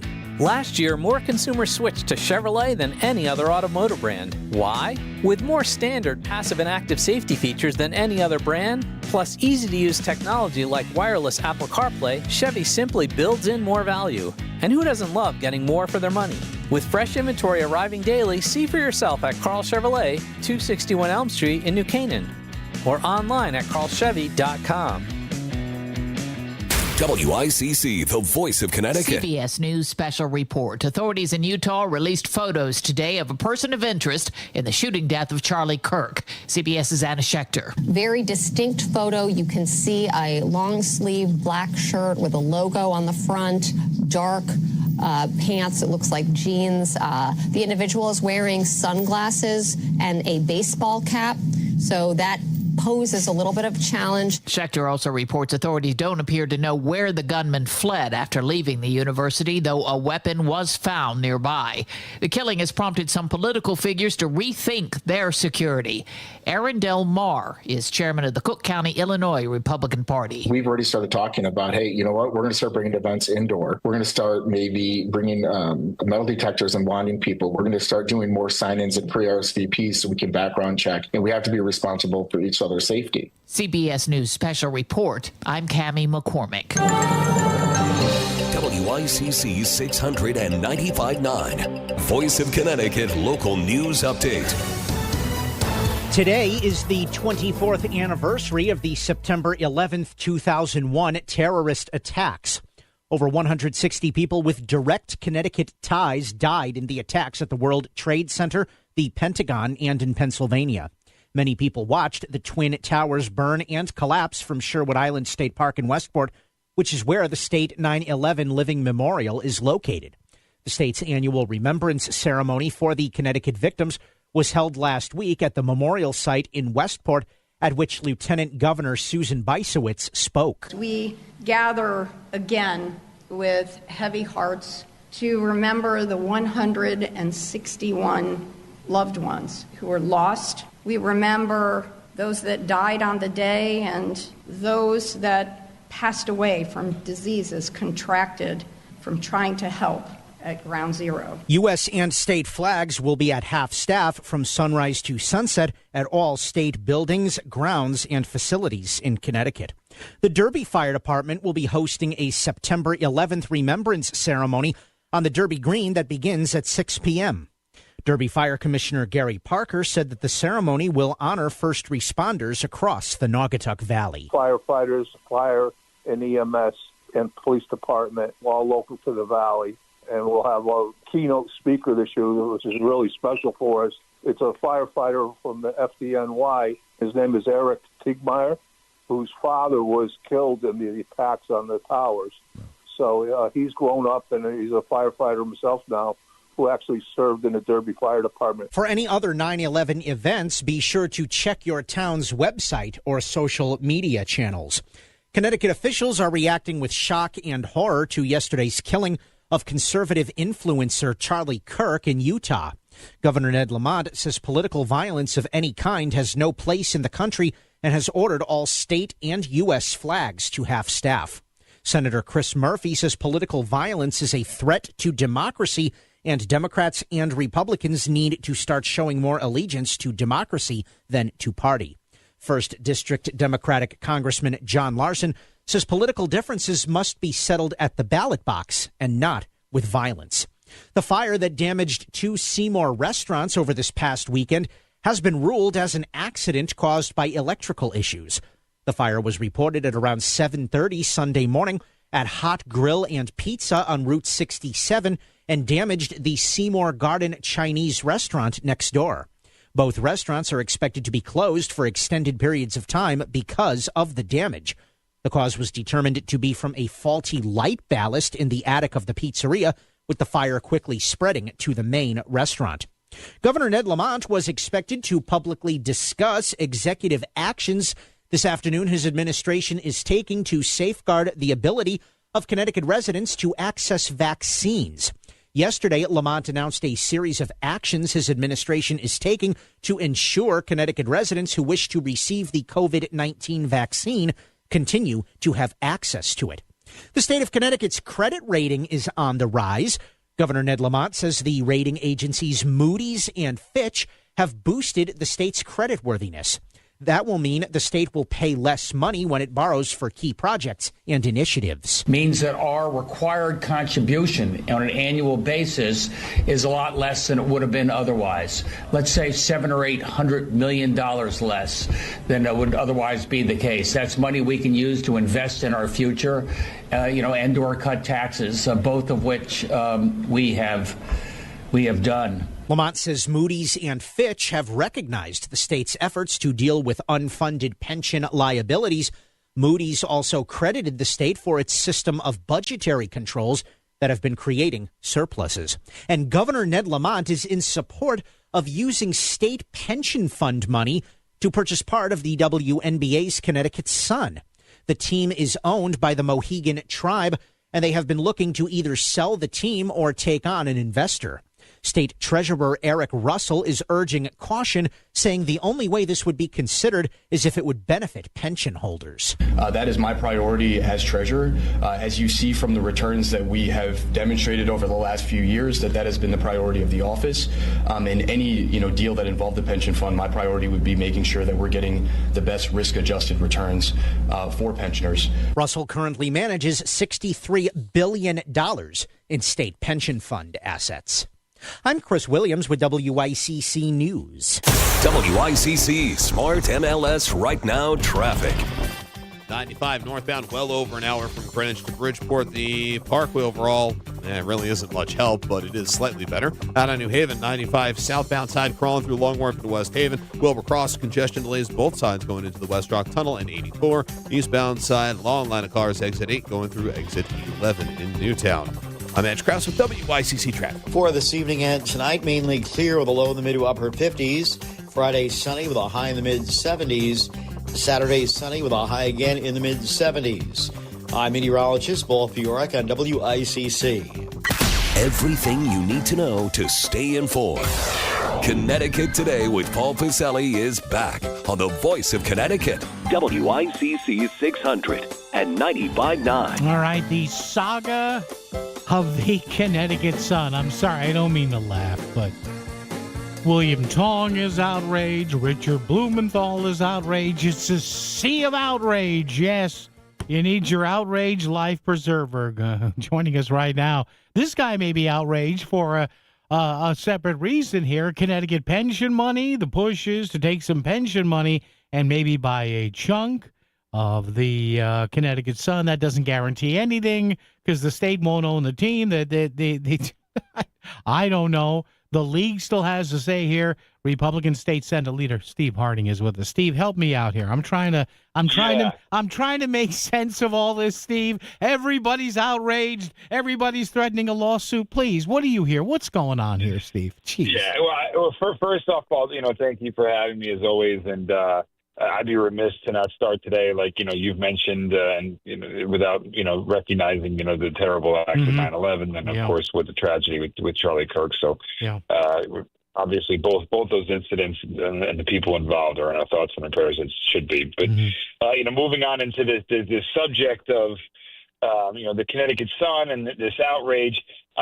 Really, let's stop with the outrage and find out the details. Yeah. Right. And I think that's the point that myself and Senator Summers have been making in regards to this, is that initially the governor came out and he said, well, we need to do what we can to keep the sun here in Connecticut. And I don't disagree with that attempt. I agree. It's good to have a professional sports team here. I'm sure they bring economic development.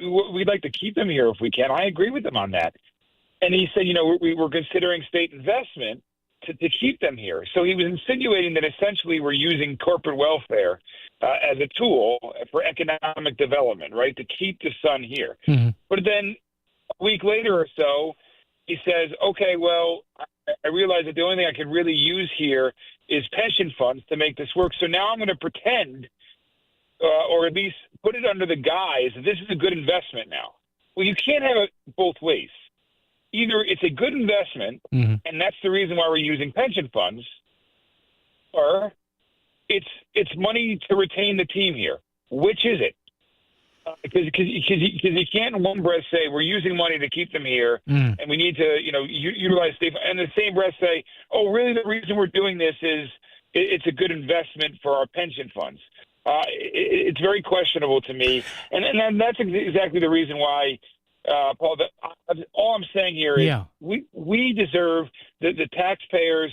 The residents, we just deserve transparency. Yeah, on this. And it seems like all we're getting is outrage. We're not getting any transparency. Yeah, at all. and Steve, now I'm far from a financial whiz. I'm the wrong guy to talk about this, but as I understand it, the treasurer Eric Russell or whomever's treasurer in this state, Steve, when they invest state money, I mean, obviously, whether it's a single treasurer influence like we have here or a board in other states, there's got to be some indication that the investment, Steve, correct, is going into something that will reasonably make some money, that will appreciate. Yes. So I was saying before, like, if the Sun doesn't make money or the value of the team doesn't go up, then is there pressure to raise ticket prices or to raise concessions? I mean, isn't that what our investments are supposed to do?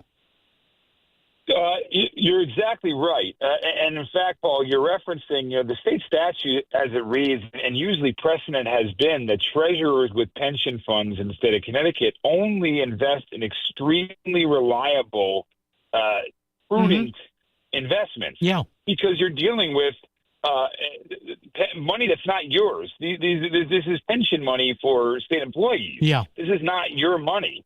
And so the investment has to be extremely prudent. I don't see where a WNBA ownership is somehow some sort of highly prudent investment. I mean, we're talking, when I say, prudent and careful, we're talking about high rated bonds, government bonds, and the like. This is way outside of our playing field in terms of how we've invested pension funds before, and could potentially be very dangerous. And again, it goes back, Paul, to what I said at the beginning, is that's why we as legislators, the people of this state, deserve just answers on this. Yeah. What is the deal that we're getting?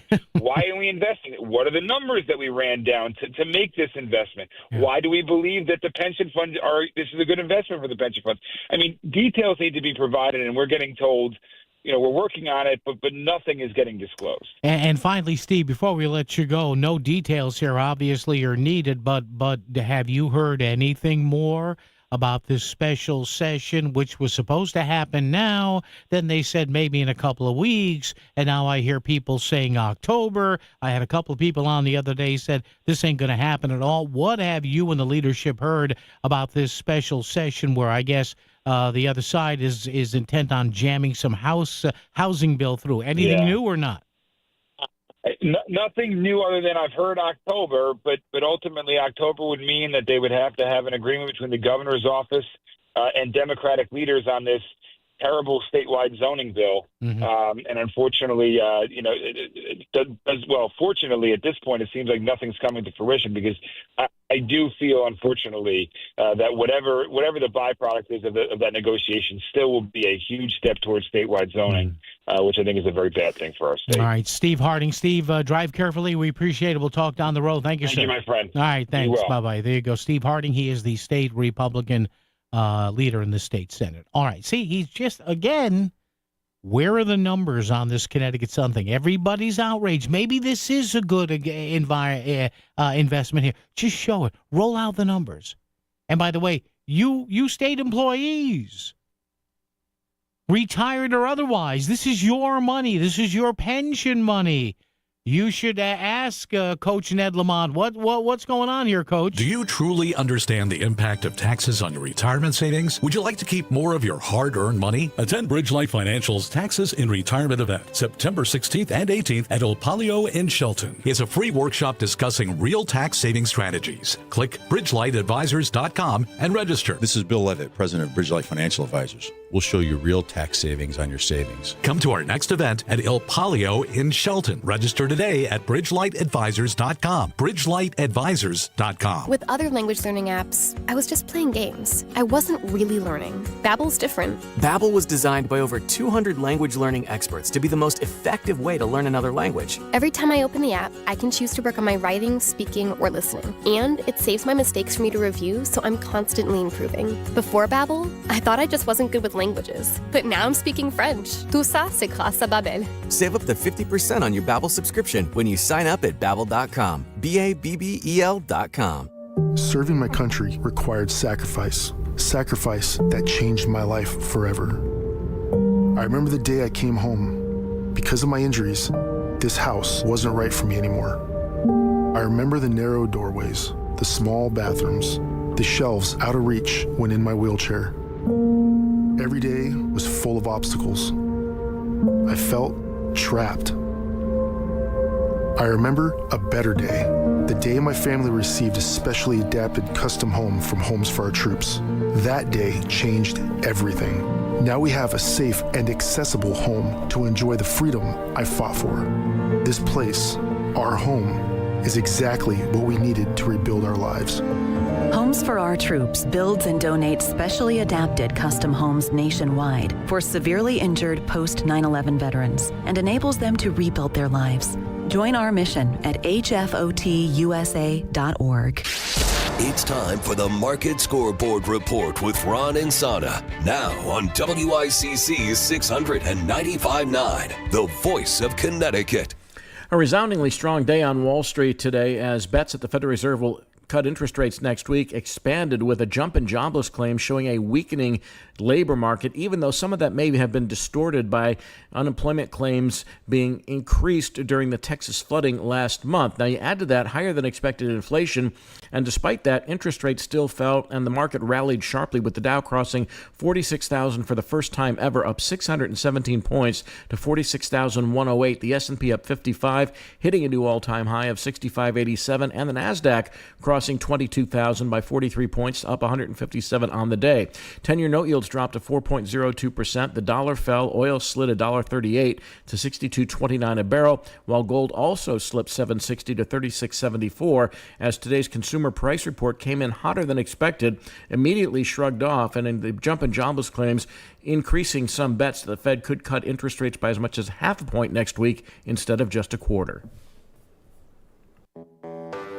When you're hiring, have you ever felt like you're missing out on meeting truly great candidates for your roles? It seems impossible to find them, but they have to be out there somewhere, right?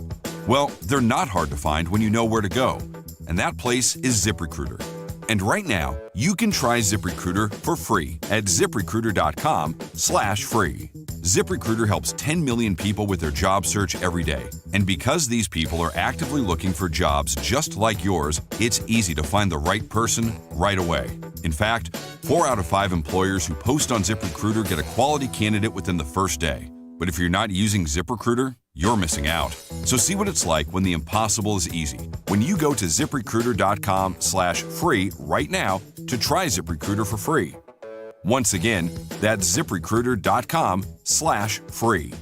ZipRecruiter.com/free. Never miss out on great candidates with ZipRecruiter. WICC Smart MLS Right Now traffic.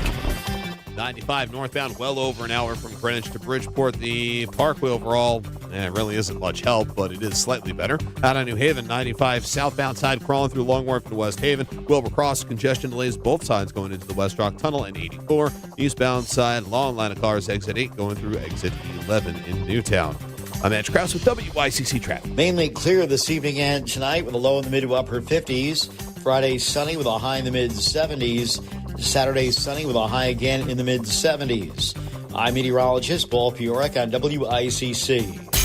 Fairfield County news and talk every afternoon. Back to Connecticut Today with Paul Piselli on the voice of Connecticut, WICC 600 and 95.9. And the other thing, and thanks once again to our buddy, our pal, Steve Harding, State Senate Republican leader, the other aspect of this possible deal using state pension money, hello, you state employees out there, that's your money if you're retired or maybe.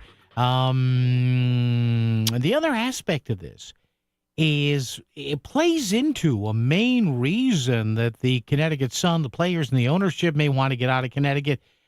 They would have to, I guess they're looking for a practice facility that most observers say, and I guess the quote they got on a professional level practice facility is $100 million.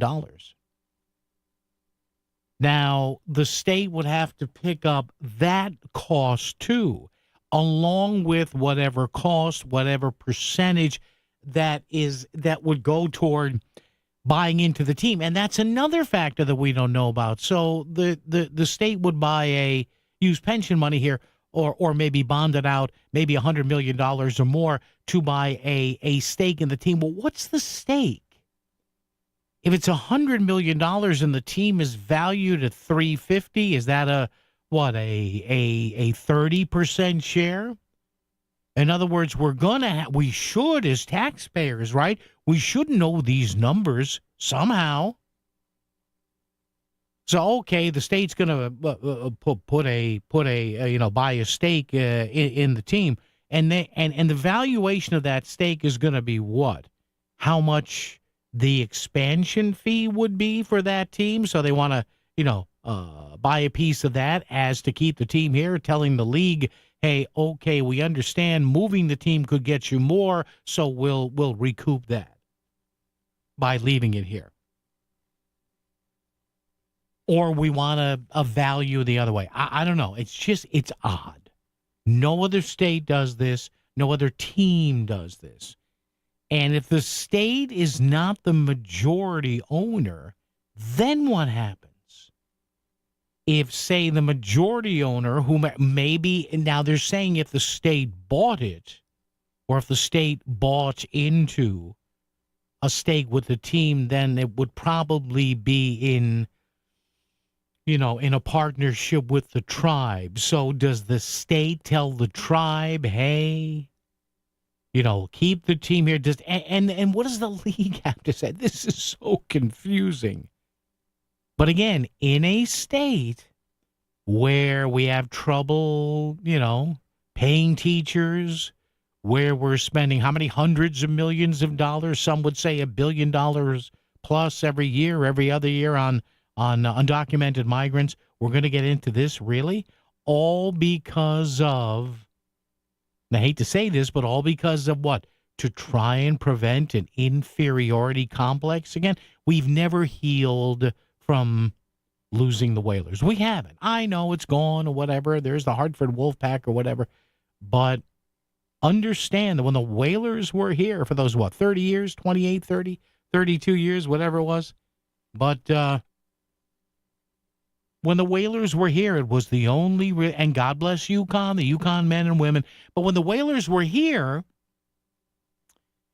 it really was the only time Connecticut was a major league state. I hate to tell you that. I know the WNBA is a major league. I get it. I understand it. But come on.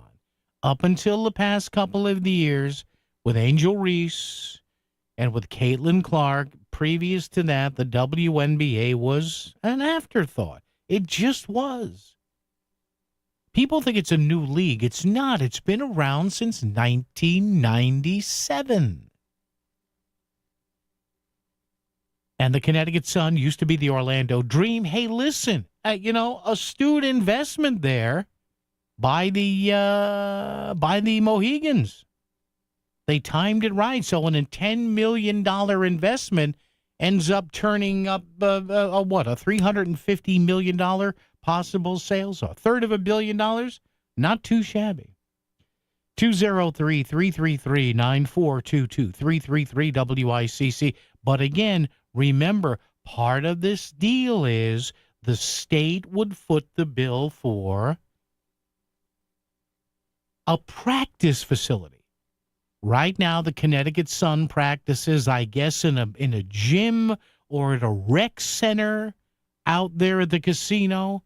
And a lot of times, from what you read, the practice floor is partitioned off because there's like a Zumba class going on the other side, or a Pilates class, or something like that. And that's, these players, they get traded to the Sun or they sign as a free agent. They go, really? We're practicing on the other side of a senior Zumba class or a Pilates class. Oh, man, typical Connecticut. All right, traffic and weather together on the 6s right here, WICC. WICC Smart MLS Right Now traffic. 95 northbound, well over an hour from Greenwich to Bridgeport. The Parkway overall, really isn't much help, but it is slightly better. Out on New Haven, 95 southbound side crawling through Long Wharf into West Haven. Wilbur Cross, congestion delays both sides going into the West Rock Tunnel, and 84 eastbound side, long line of cars, exit 8 going through exit 11 in Newtown. I'm Edge Krause with WICC traffic. For this evening and tonight, mainly clear with a low in the mid to upper 50s. Friday, sunny with a high in the mid 70s. Saturday, sunny with a high again in the mid-70s. I'm meteorologist Paul Fiorek on WICC. Hungry for inspiration in the kitchen? Join us Saturdays at 3 p.m. on WICC for Plum Love Foods, your ultimate food talk destination. Hey, it's Chef Plum. I'm a 6-time Emmy-nominated chef with over 30 years in the industry. And unlike other food shows, we don't just talk about food. We actually work in the hospitality industry. Learn about some awesome food people in our state, or just have a laugh because it's just food. Plum Love Foods. No agenda, no politics, just food. When you're hiring, have you ever felt like you're missing out on meeting great candidates? Well, they're not hard to find when you go to ZipRecruiter. ZipRecruiter helps 10 million people with their job search every day. People who are actively looking for jobs like yours. So it's easy to find the right person fast. 4 out of 5 employers who post on ZipRecruiter get a quality candidate within the first day. Try ZipRecruiter for free at ZipRecruiter.com/free. That's ZipRecruiter.com/free. Back to the news and talk. Thanks to Smart MLS. Smart sellers ask, is my home on Smart MLS? The voice of Connecticut. WICC's 695.9.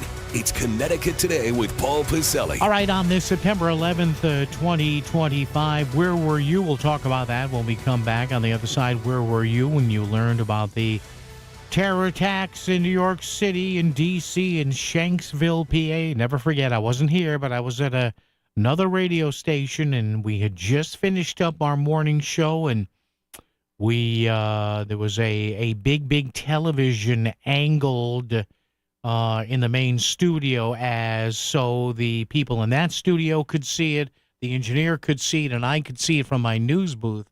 And I just remember looking up and you immediately knew what the Twin Towers were, especially if you're from, around here. And I saw the smoke coming out of the World Trade Center.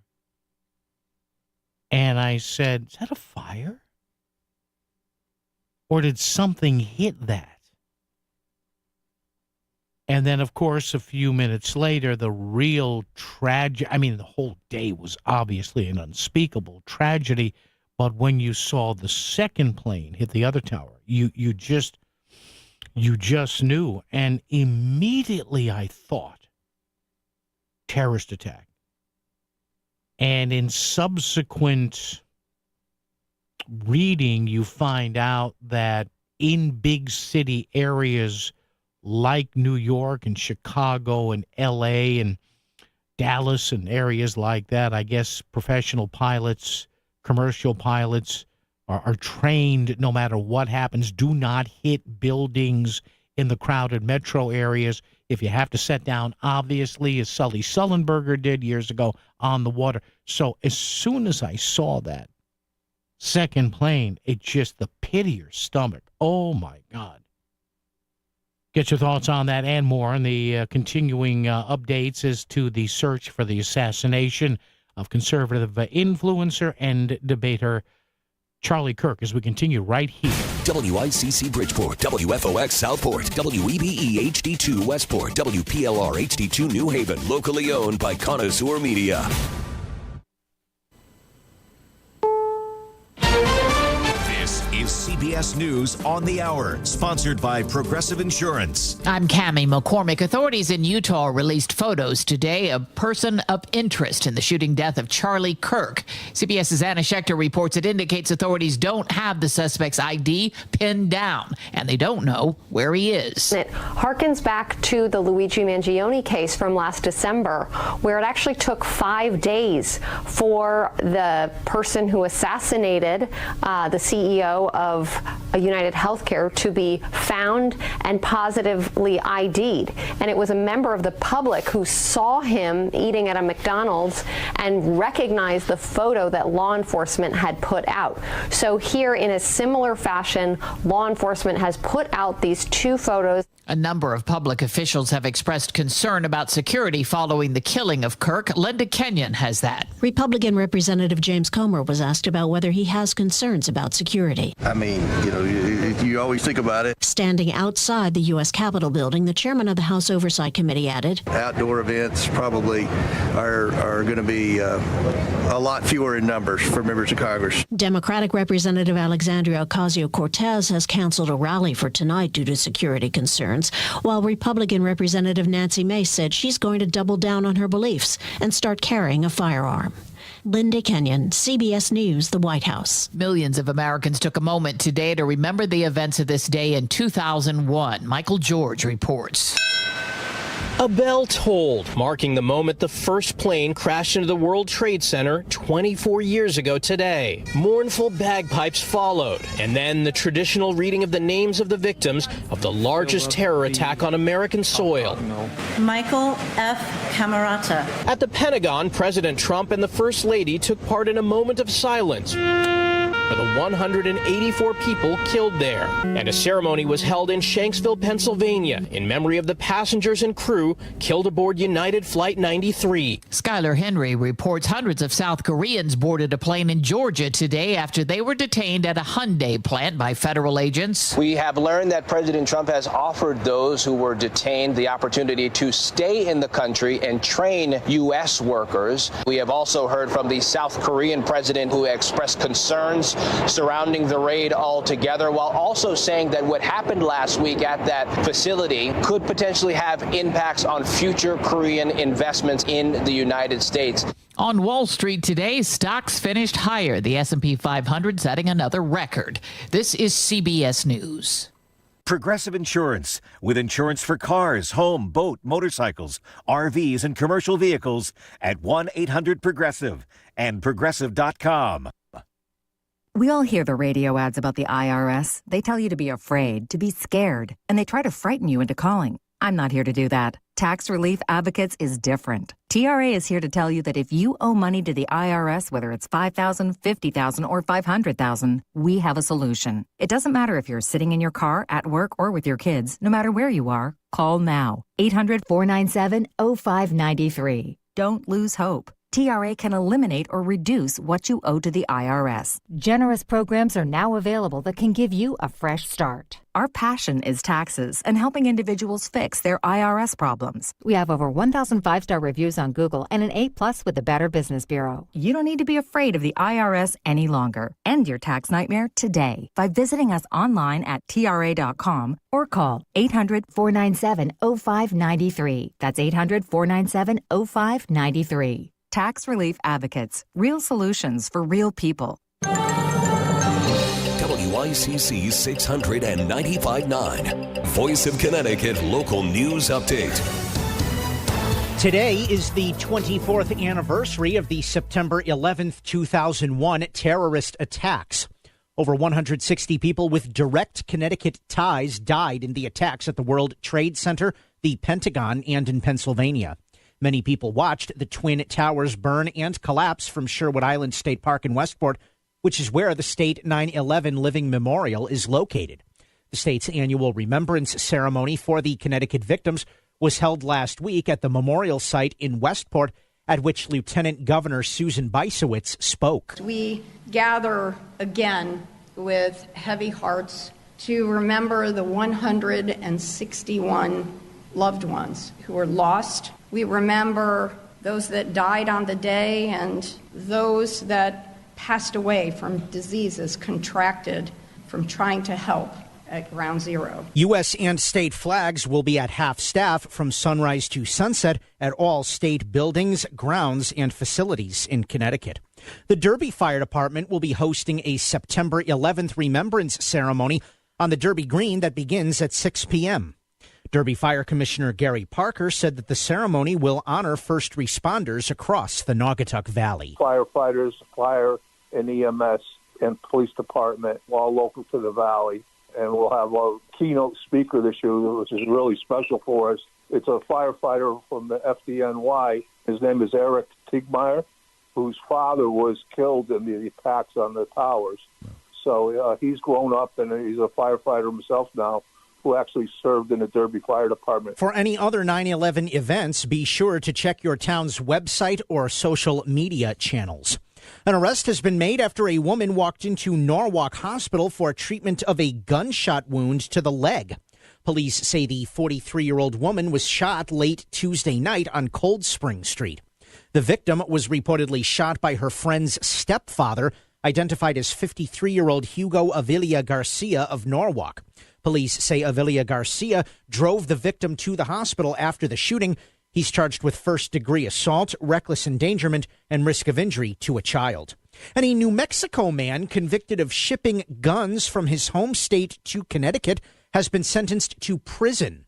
A federal judge in Bridgeport has sentenced 43-year-old Timothy Gregory to spend a year and 9 months in prison.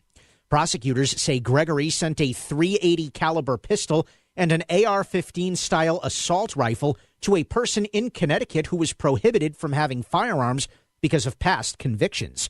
Gregory is ordered to spend 3 years on supervised release once the prison term is complete. I'm Chris Williams with WICC News. WICC Smart MLS Right Now Traffic. 95 or the Parkway northbound, well over an hour from Greenwich through Fairfield. On 95 out of New Haven, jamming through Long Wharf and West Haven. Wilbur Cross northbound, and you're on the brakes into the West Rock Tunnel. And 84 eastbound side, heavy congestion. Super 7 going through Newtown. Traffic report is powered by Optimum Business. Stay ahead of cyber threats with fast and secure fiber internet starting at $65 a month with 99.9% network reliability. Visit Optimum.com/business today. Mitch Krause with WICC Traffic. Mainly clear this evening and tonight with a low in the mid to upper 50s. Friday sunny with a high in the mid 70s. Saturday sunny with a high again in the mid 70s. I'm meteorologist Paul Piorek on WICC.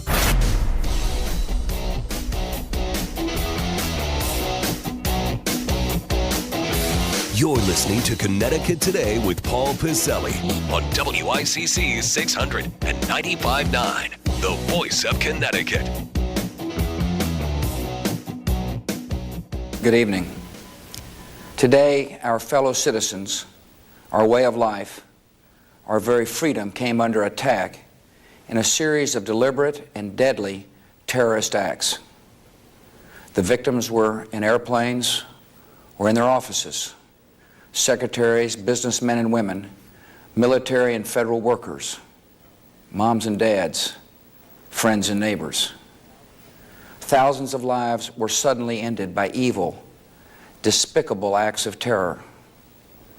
The pictures of airplanes flying into buildings, fires burning, huge structures collapsing, have filled us with disbelief, terrible sadness, and a quiet, unyielding anger. These acts of mass murder were intended to frighten our nation into chaos and retreat. But they have failed. Our country is strong. A great people has been moved to defend a great nation. Terrorist attacks can shake the foundations of our biggest buildings, but they cannot touch the foundation of America. And that was former President George W. Bush. This evening, 24 years ago, 24 years since that fateful day, September 11th, 2001. 24 years. It's incredible how time flies. 203-333-9422, 333-WICC. What was your, if you want to discuss it, what was your lingering image of that? And where were you when you found out? And when you saw those images? Now, if you're about my age or a little younger, we obviously didn't see, there was no TV back then. You didn't see Pearl Harbor. You didn't. There's plenty of stuff online that you can go back to and hear the early network radio reports about Pearl Harbor and the ensuing days after that. If you're my age, you were not old enough, even back then, to have witnessed those early bulletins as to the first bulletins out of Dallas and the eventual assassination of President John F. Kennedy. For our generation, if you're about my age, again, early to mid-60s, little older, little younger, previous to 9/11, and the images, like I said, that I saw when I was at work, on the air, somewhere else, looking at the Twin Towers, which were symbolic of American power, steel, concrete, the business power of this country in the most important city in the world. You know, sorry Rome, sorry Paris, sorry Munich, it's New York City. Always will be, is still and always will be. But previous to that, you've got to think about it. If you're about my age, that other frozen moment in time for a lot of us was the Challenger disaster, 1986. And those famous but infamous words as the chain of events was, going on the Challenger shuttle. Challenger go with throttle up. And then seconds later, the massive explosion. We found out later why, with the O-rings and the burning of the one of the struts on the tanks there on the booster, which led to just a catastrophic failure, as NASA lingo and jargon was used. But previous to 9/11, that's what was seared in our minds. And then, of course, 9/11. And there was, to me, when I was watching that, and I do know people who went down from the Connecticut area to help out. We've had my buddy Kurt Andrews on in the past for a couple of years to talk about that a few years back. Remember the feeling of just hoping that it wasn't going to be nationwide. Man, the fear in looking at what was going on the screens back then. Remember, nobody was watching this on their phones. That technology, I know it seems like it's always been around. Oh, no, it wasn't. There was, I don't even think, text messaging may have been in its infancy. Smartphones were not around. Remember that? It was all what they call the candy bar phones or the small phones, I guess. And we were even a few years away from, I think, the first flip phone. I think. I'm not sure. Don't quote me on that. But for a lot of us back then, it was just glued to televisions, and radio, of course. The internet was relatively in its infancy. The internet had been around for commercial use and home use, widespread, about 7 years, 6-7 years. Internet connections were slow and clunky, but the news spread. I remember a couple of my relatives calling me saying, "Are you okay?" I said, "Yeah," because they knew the business I was in. But the image that most people saw on television of the second plane hitting the World Trade Center complex, well, only later did we see the first plane strike, largely because of some documentary crews. There's famous video of the initial plane hitting one tower. I think that was shot by a French documentary crew.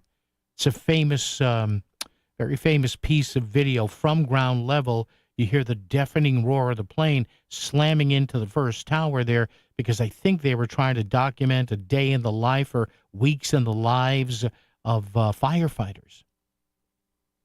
And then, of course, the second plane hitting there. Thousands killed. I've had some friends who were working in the financial district, and one of them developed what his doctor thinks was a 9/11 case of cancer. Thankfully, he's doing very well, long in remission, but he goes for his yearly, or I think twice yearly checks. It was only spotted, he told me, because one of the values of his annual blood test was a little off, and his doctor said, we better check this out, and he sent him to a friend of his, a referral, and thankfully they caught it about as early as they could.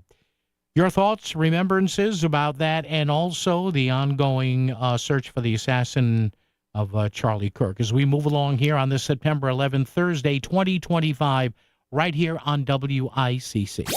Did you run out of the house and miss breakfast? And now there's nothing in the office kitchen? Then you need the WICC's City Line Florist Breakfast Brigade. We'll bring delicious treats from Cakes by Sonia and make our way around southern Connecticut until we reach your office. Sign up at voiceofct.com and a WICC's City Line Florist Breakfast Brigade will be on the way. Here at Stamford Health, expert care begins with a conversation, where big innovations are helping the tiniest patients in our NICU, and mental health means community health.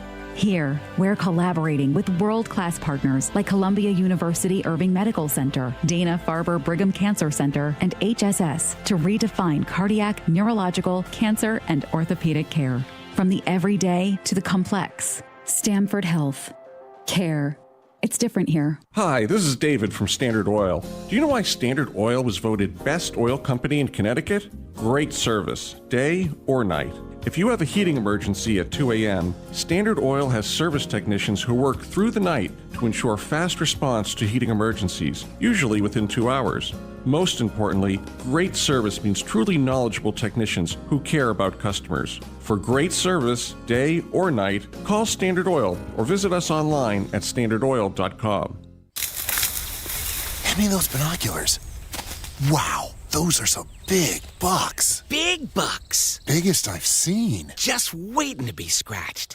Play the new Big Bucks, Mega Bucks, and Jumbo Bucks scratch tickets from the Connecticut Lottery for a chance at up to $100,000. Overall odds by game: Big Bucks 1 in 4.06, Mega Bucks 1 in 3.89, Jumbo Bucks 1 in 3.65. Second chance odds depend on entries received. Must be 18 or older. Problem gambling helpline. Call 888-789-7777. You've heard the term fall cleanup, and now make sure that getting your trees assessed on your property is part of the to-do list. Hey, Melissa Sheketoff here, and I've told you all about working with K&J Tree Service and having a free tree risk assessment done. My friend Mark over at K&J came out to our home back in the spring, and he identified a couple of trees that could be a real problem. We didn't have to remove the trees, but we did do some work to make sure they weren't going to be an issue if the next storm hit and caused destruction. Right now, as the seasons are changing, it is the perfect time to give your trees the care they deserve. At K&J Tree Service, they're offering a limited time 10% discount on all services to help you prepare your landscape for the winter months ahead. Whether you need pruning, trimming, or complete tree removal, their team of skilled professionals is ready to enhance the beauty and safety of your property. Don't wait until it's too late. Call them directly at 203-248-TREE or schedule an appointment at kjtreeservice.com. Take advantage of the incredible offer right now at K&J Tree Service. Go to kjtreeservice.com.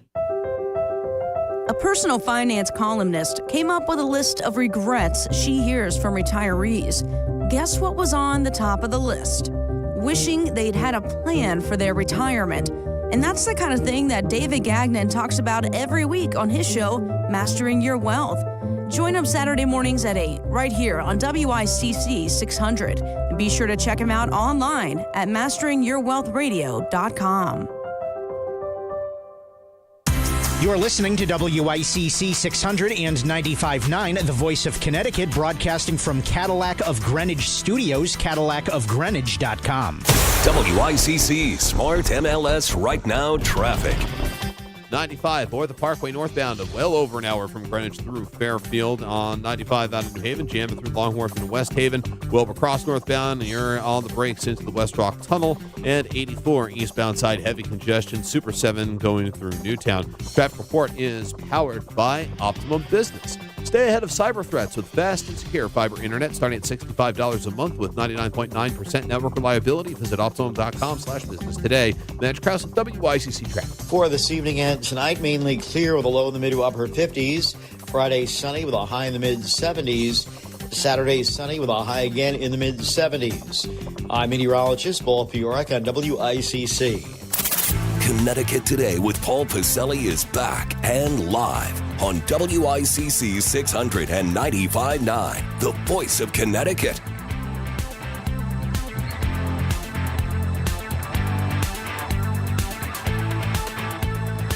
Wow, this is kind of funky fresh, huh? Got to get my platforms. Yes, I did have a pair of platform shoes. Oh, come on. We all did, us guys. Polyester pants. There you go. 203-333-9422. Chris Williams just said bell bottoms. Yeah, we all, Chris, I'm an old guy. We all had bell bottoms. Come on. Jeez.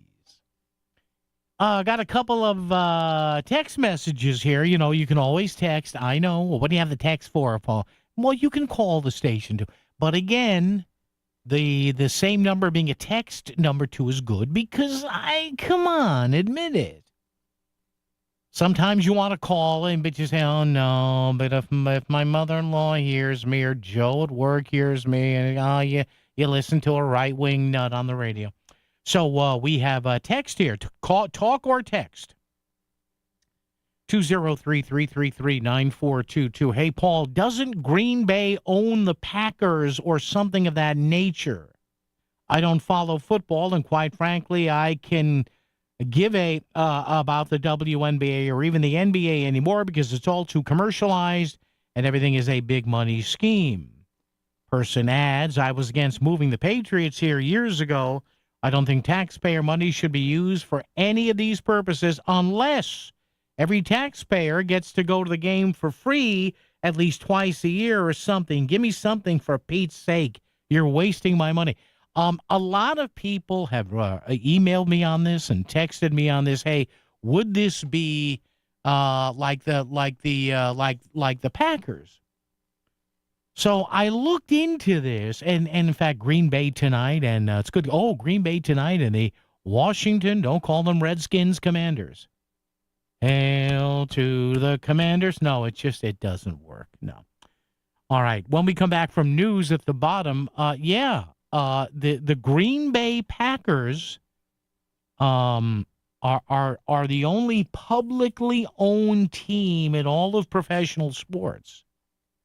And yes, it's owned by shares, so I'll outline that for you coming up later on. Oh, here's a guy who would buy into, if there were shares of the Connecticut Sun, Bozzy would tap into the money. He'd tell his lovely wife, honey, let's write a check for 20 or 30 grand, and let's buy in.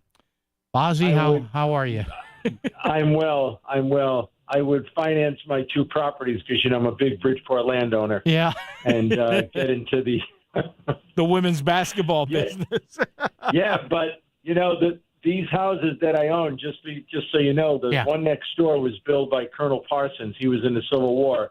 That house cost $2,300 in 1914. Wow. And the one I live in cost $4,200 in 1918. Wow. Now, if you told those people today, Colonel Parsons, hey, buddy, the thing's going to be worth $400, and you with the 2 family, 5 and change, they would have never. No, of course never not. believed it. No, of course not. No. Oh. And legend has it from my neighbor Louise, she passed away. Colonel Parsons' sword, because it's a balloon framing, has fallen in the wall and still in the house. Really? It's a beauty. Oh. Yeah, people go in that house. It looks like something out of a Bing Crosby movie. The fireplace, the columns, the stained trim, the stained glass. Nice. It's all original, just like it was. The only thing we did a new kitchen and the bathroom, but everything else is plaster, just like it was in 1914. Plaster, gotta love the plaster. There you go. Well, that's because I'm from Long Island. You understand? So, and Boz, on the anniversary of what? Go ahead. I was going to say, well, you got about 90 seconds here. What's up? I haven't talked to you in a while, and we started off on a little cheery note. It's just I'm not going to say anything intelligent that others who have called in this afternoon. It's just September happens to be my birthday month. Yeah. September. Now we got 2 sad days in it. Yeah. You know what I mean? Yeah. It's just when I heard the news yesterday about Charlie.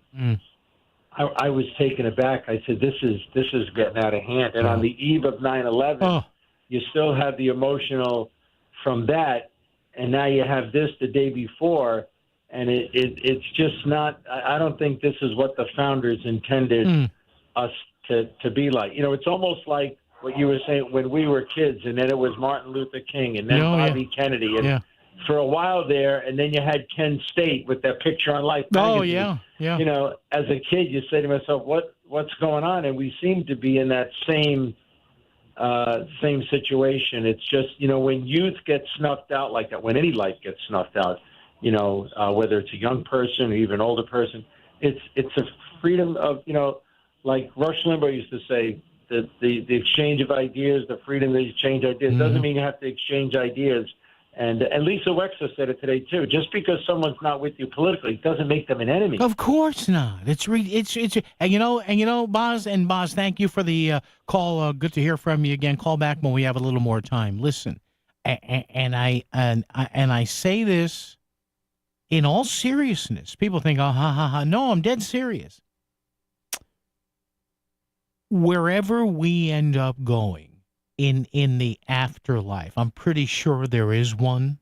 I'll let you know. I'll knock something off the wall when I get there to let you know there is one. Do you think it's whomever we come before as the supreme being?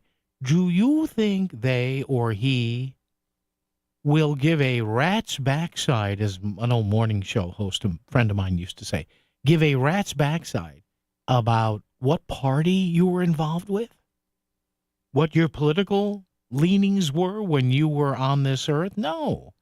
The only thing that may save you from the hot place is how did you treat people? And how did you treat people that you maybe didn't like and there was nobody looking? What's that definition of class?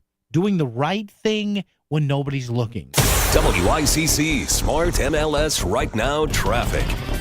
95 or the Parkway northbound, well over an hour from Greenwich through Fairfield. On 95 out of New Haven, jamming through Longworth and West Haven. Wilbur Cross northbound, and you're on the brakes into the West Rock Tunnel. And 84 eastbound side, heavy congestion. Super 7 going through Newtown. Traffic report is powered by Optimum Business. Stay ahead of cyber threats with fast and secure fiber internet starting at $65 a month with 99.9% network reliability. Visit Optimum.com/business today. Vance Krause with WICC Traffic. Mainly clear this evening and tonight with a low in the mid to upper 50s. Friday, sunny with a high in the mid-70s. Saturday, sunny with a high again in the mid-70s. I'm meteorologist Paul Piorek on WICC. Selling your home is a numbers game. The more potential buyers who see it, the greater the opportunity to sell. And when your home is listed on Smart MLS, more than 21,000 realtors see it, and so do all their buyers. Suddenly, the number of people looking at your home starts to grow by a lot. More realtors sharing your listing. More people seeing your home, more offers coming in, and maybe more cash in your pocket. Smart move, right? Ask your realtor, is my house on Smart MLS? Smart MLS, the smart way to sell your home. At Goodwill of Western and Northern Connecticut, our mission is to eliminate barriers to employment. However, some barriers are greater than we can conquer alone. September 8th through the 22nd, Goodwill stores are asking you to round up for the Bridgeport Rescue Mission.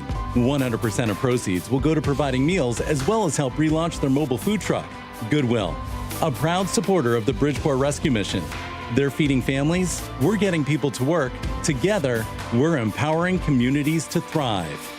Wesley Financial Group is not a law firm. Hi, I'm Chuck McDowell, the timeshare cancellation guy. In 2011, I founded Wesley Financial Group with one goal in mind, to help honest folks out of their timeshares permanently. Today, I run Wesley with my two sons, a real family business, treating every client and every employee like we'd want our own family treated. That philosophy has helped us grow into the largest, most trusted timeshare cancellation company in the United States. Fortune magazine even recognized us as one of the best places to work. Why? Because we genuinely care. In fact, some of our former clients were so moved by their experience working with us, they joined our team so they could help others to timeshare freedom. If you're stuck in a timeshare, give us a call. Let our family help your family. Call Wesley now for your free timeshare exit kit. 800-549-8866. 800-549-8866. 800-549-8866. Frank Pepe Pizzeria Napolitan, celebrating 100 years of Beats. A century ago, my grandparents, Frank and Philomena Pepe, opened a small pizzeria on New Haven's Worcester Street. They'd never have imagined the incredible legacy they built. Today, Pepe's is still here, still family-owned, and still Connecticut's old reliable. We celebrate 100 years and invite you to celebrate with us. Frank Pepe Pizzeria Napolitan, passionate about pizza for 100 years. Join the celebration at your local Pepe's today. Want to know how business gets made in Connecticut? Check out the Made podcast at voiceofct.com. It's the official companion to the Made Leadership Series. Want to stay ahead of the curve and learn from top minds? Check out Connecticut-made.com and get made. Hi, I'm Lee Gainham, that garden guy from Gainham's Garden Center and Florist in Fairfield. Do you have questions about your garden? Tune into That Garden Guy Sunday mornings at 8 for an hour of lively talk about your favorite pastime. We'll have weekly do's and don'ts and gardening tips of the week for our specific area, and we'll take your phone calls so we can offer solutions to problems you may be having in your lawn and garden right now. Call in and talk with me, That Garden Guy, Sunday mornings at 8 on WICC 600 and 95.9. You're listening to WICC 600 and 95.9. CBS News special report. Authorities in Utah today released photos of a person of interest in the killing of Charlie Kirk. But Anna Schechter reports they don't appear to have an ID and need the public's help. Still so many questions. It appears to me that they're not sure which way he went. Our sources don't have any indication that they have a direction or that they're homing in on a specific area and closing in on a suspect. The U.S. Marshals are now assisting the FBI in tracking the suspect. CBS's Andres Gutierrez has more. Police say they found what they believe to be the murder weapon in a wooded area, a high-powered bolt-action rifle. After the shooting, we were able to track his movements as he moved to the other side of the building, jumped off of the building, and fled off of the campus and into a neighborhood. CBS News has learned Kirk's body will be flown on Air Force Two to his hometown in Arizona. CBS News special report. I'm Cammie McCormick. WICC 695.9. Voice of Connecticut Local News Update. Today is the 24th anniversary of the September 11th, 2001 terrorist attacks. Over 160 people with direct Connecticut ties died in the attacks at the World Trade Center, the Pentagon, and in Pennsylvania. Many people watched the Twin Towers burn and collapse from Sherwood Island State Park in Westport, which is where the state 9/11 Living Memorial is located. The state's annual remembrance ceremony for the Connecticut victims was held last week at the memorial site in Westport, at which Lieutenant Governor Susan Bysowitz spoke. We gather again with heavy hearts to remember the 161 loved ones who were lost. We remember those that died on the day and those that passed away from diseases contracted from trying to help at Ground Zero. U.S. and state flags will be at half-staff from sunrise to sunset at all state buildings, grounds, and facilities in Connecticut. The Derby Fire Department will be hosting a September 11th remembrance ceremony on the Derby Green that begins at 6 p.m. Derby Fire Commissioner Gary Parker said that the ceremony will honor first responders across the Naugatuck Valley. Firefighters, fire and EMS and police department, all local to the valley. And we'll have a keynote speaker this year, which is really special for us. It's a firefighter from the FDNY. His name is Eric Tiegmeyer, whose father was killed in the attacks on the towers. So he's grown up and he's a firefighter himself now, who actually served in the Derby Fire Department. For any other 9/11 events, be sure to check your town's website or social media channels. Connecticut officials are reacting with shock and horror to yesterday's killing of conservative influencer Charlie Kirk in Utah. Governor Ned Lamont says political violence of any kind has no place in the country and has ordered all state and U.S. flags to half-staff. Senator Chris Murphy says political violence is a threat to democracy, and Democrats and Republicans need to start showing more allegiance to democracy than to party. First District Democratic Congressman John Larson says political differences must be settled at the ballot box, not with violence.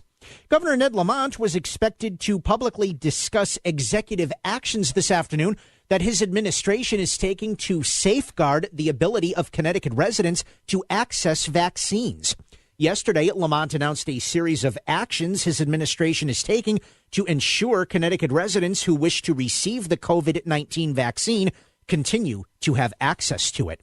The fire that damaged 2 Seymour restaurants over this past weekend has been ruled as an accident caused by electrical issues. The fire was reported at around 7:30 Sunday morning at Hot Grill and Pizza on Route 67 and damaged the Seymour Garden Chinese restaurant next door. Both restaurants are expected to be closed for extended periods of time because of the damage. The cause was determined to be from a faulty light ballast in the attic of the pizzeria, with the fire quickly spreading to the main restaurant. First District Democratic Congressman John Larson is in favor of a ban on members of Congress buying, selling, or trading stocks. Larson says he supports the Restore Trust in Congress Act that has gained some bipartisan support. Larson says the American people should be able to trust that their representatives are focused on their jobs, not on enriching themselves with padded stock portfolios. The ban in the proposed bill would also cover spouses and dependent children members of Congress. The state of Connecticut's credit rating is on the rise. Governor Ned Lamont says the rating agencies Moody's and Fitch have boosted the state's creditworthiness. That will mean the state will pay less money when it borrows for key projects and initiatives. Means that our required contribution on an annual basis is a lot less than it would have been otherwise. Let's say $700 or $800 million less than would otherwise be the case. That's money we can use to invest in our future, and or cut taxes, both of which we have done. Lamont says Moody's and Fitch have recognized the state's efforts to deal with unfunded pension liabilities.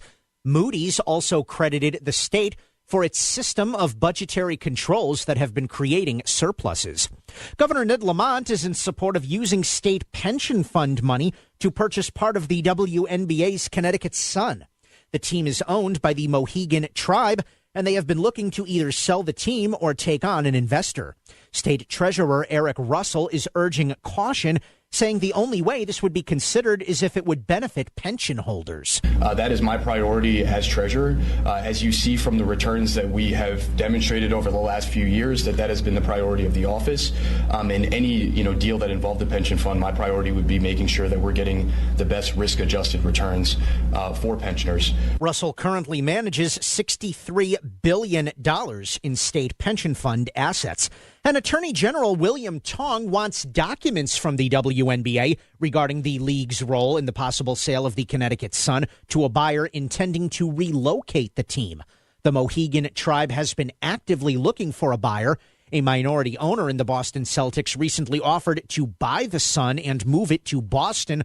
Tong said the team belongs in Connecticut, and he will fight to make sure it doesn't leave.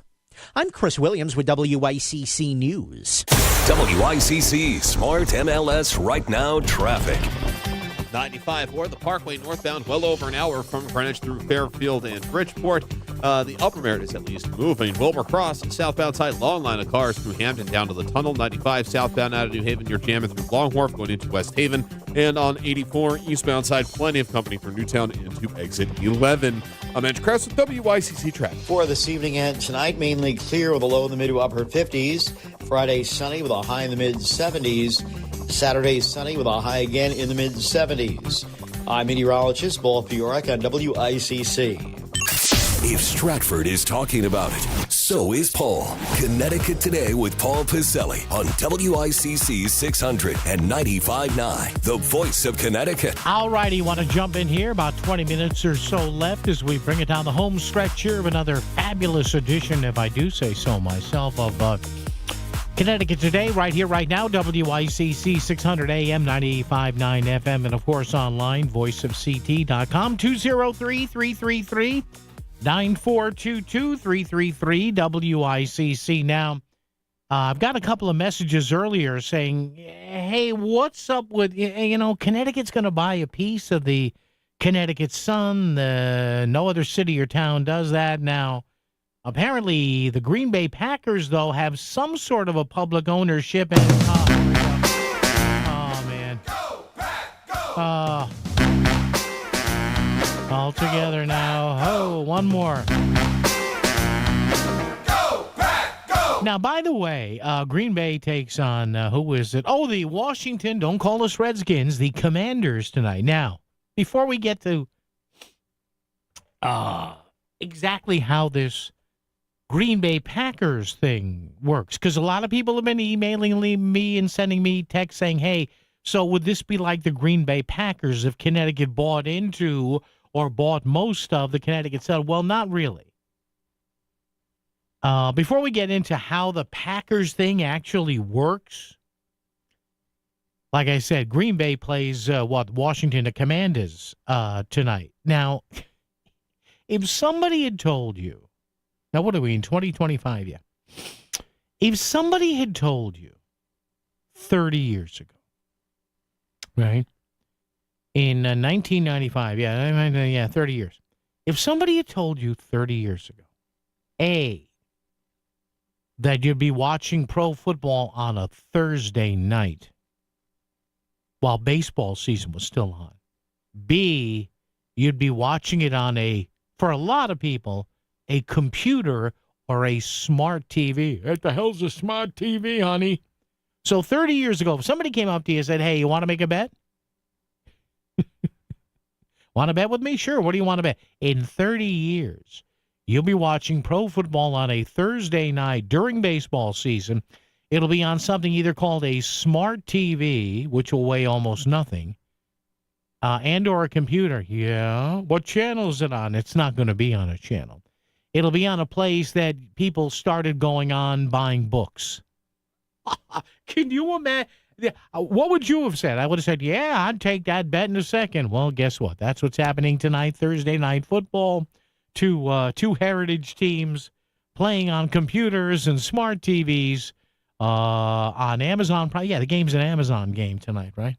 On a place where we started buying books like 30 years ago, right? The Green Bay Packers are a publicly owned, not-for-profit corporation. They have over 500,000 shareholders. They are the only team in the NFL and major North American sports to be owned by the fans rather than a single individual or group. Now, the shares do not pay any dividends or appreciate, and they cannot be traded. Any profits are reinvested into the team and used for upgrades and operations and not for shareholders. So essentially, when you buy a share of the Green Bay Packers, you're giving the team your money because you're a fan. You're not saying, hey, if you made an extra $10 million this year because you made a run all the way to the Super Bowl, whatever, I want my... No. You know what it is? And a friend of mine, I have a couple of friends of mine who are rabid Packer fans. Whatever the share, I think it was a couple of $100 when they did it per share. They have a nice framed certificate. But that certificate is technically a chunk, a smidgen, a little bit, a pinch of the old meat packers there, the Green Bay Packers. More on that coming up. Dave and Meriden here. Dave, I know you're itching for the state to buy the Connecticut Sun, aren't you? Oh, yeah. I can't wait for my dividend check to come in the mail. Let's not hold our breath. Yeah.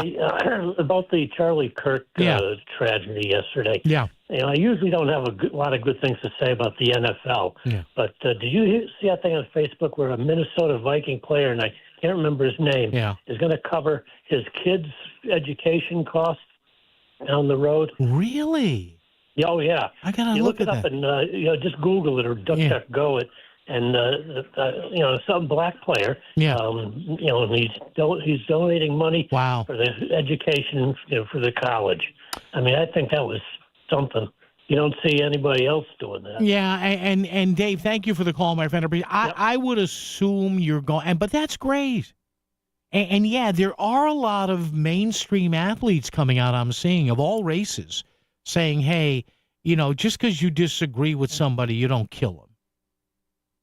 They're saying, man, this is some sad stuff here, and they use more colorful language, like, what are we doing here? I got to check that out. Back to the Packers thing. The Packers are a nonprofit. They don't, any financial surplus they have gets rolled back into the team. That's what a nonprofit does. Profit, not profit ball. Profit does.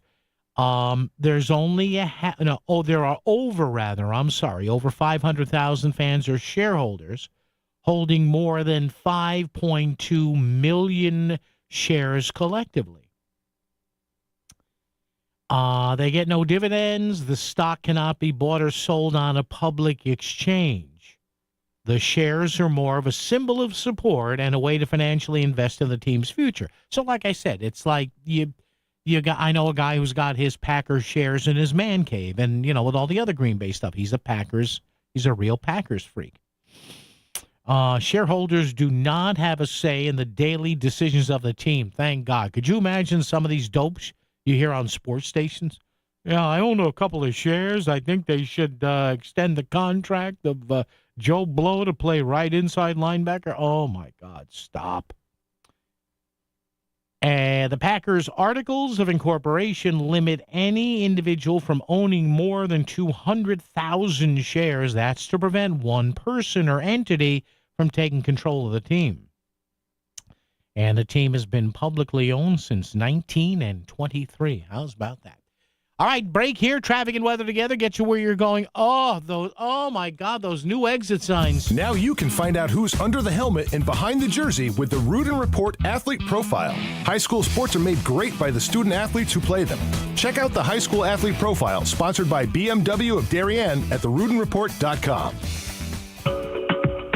Looking for complete dental care in one convenient location? Visit Columbia Dental in Norwalk. Their expert team includes a general dentist, periodontist, and oral surgeon. So whether you need a routine checkup and cleaning, dental implants, or wisdom teeth extraction, they've got you covered. Quality care all under one roof.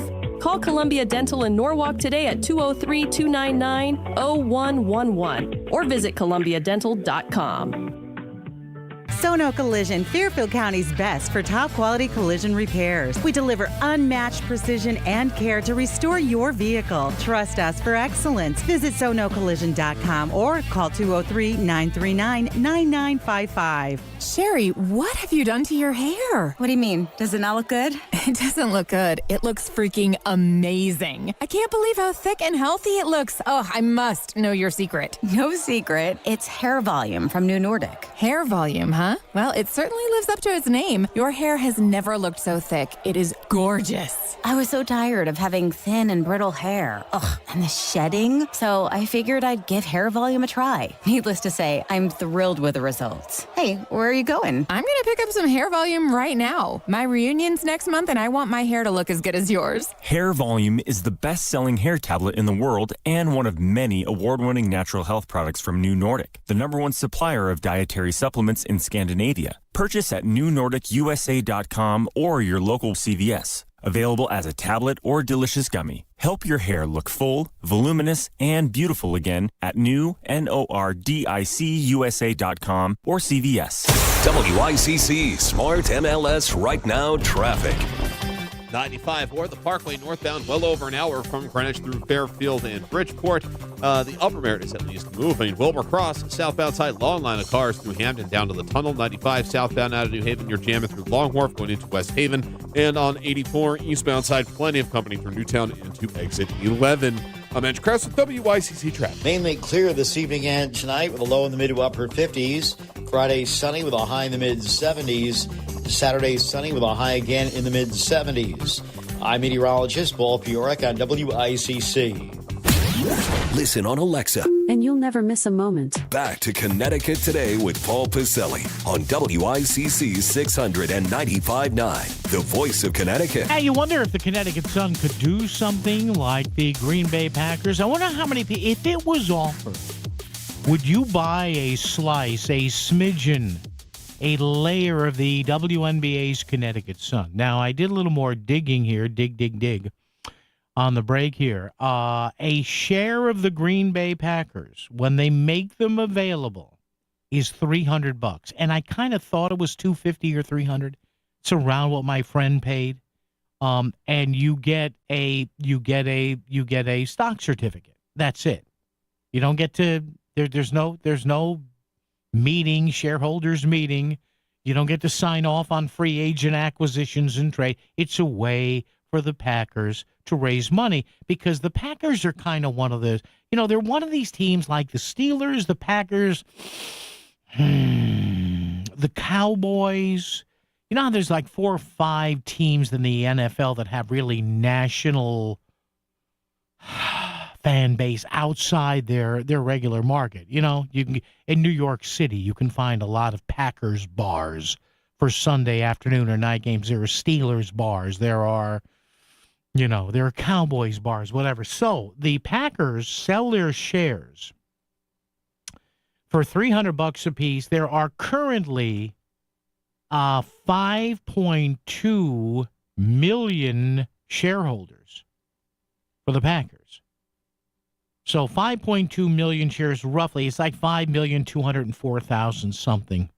But I rounded it down there. 5.2 million shares at $300 a share. So the fans have handed the team, not through tickets, not through $18 beers, not through parking for $50.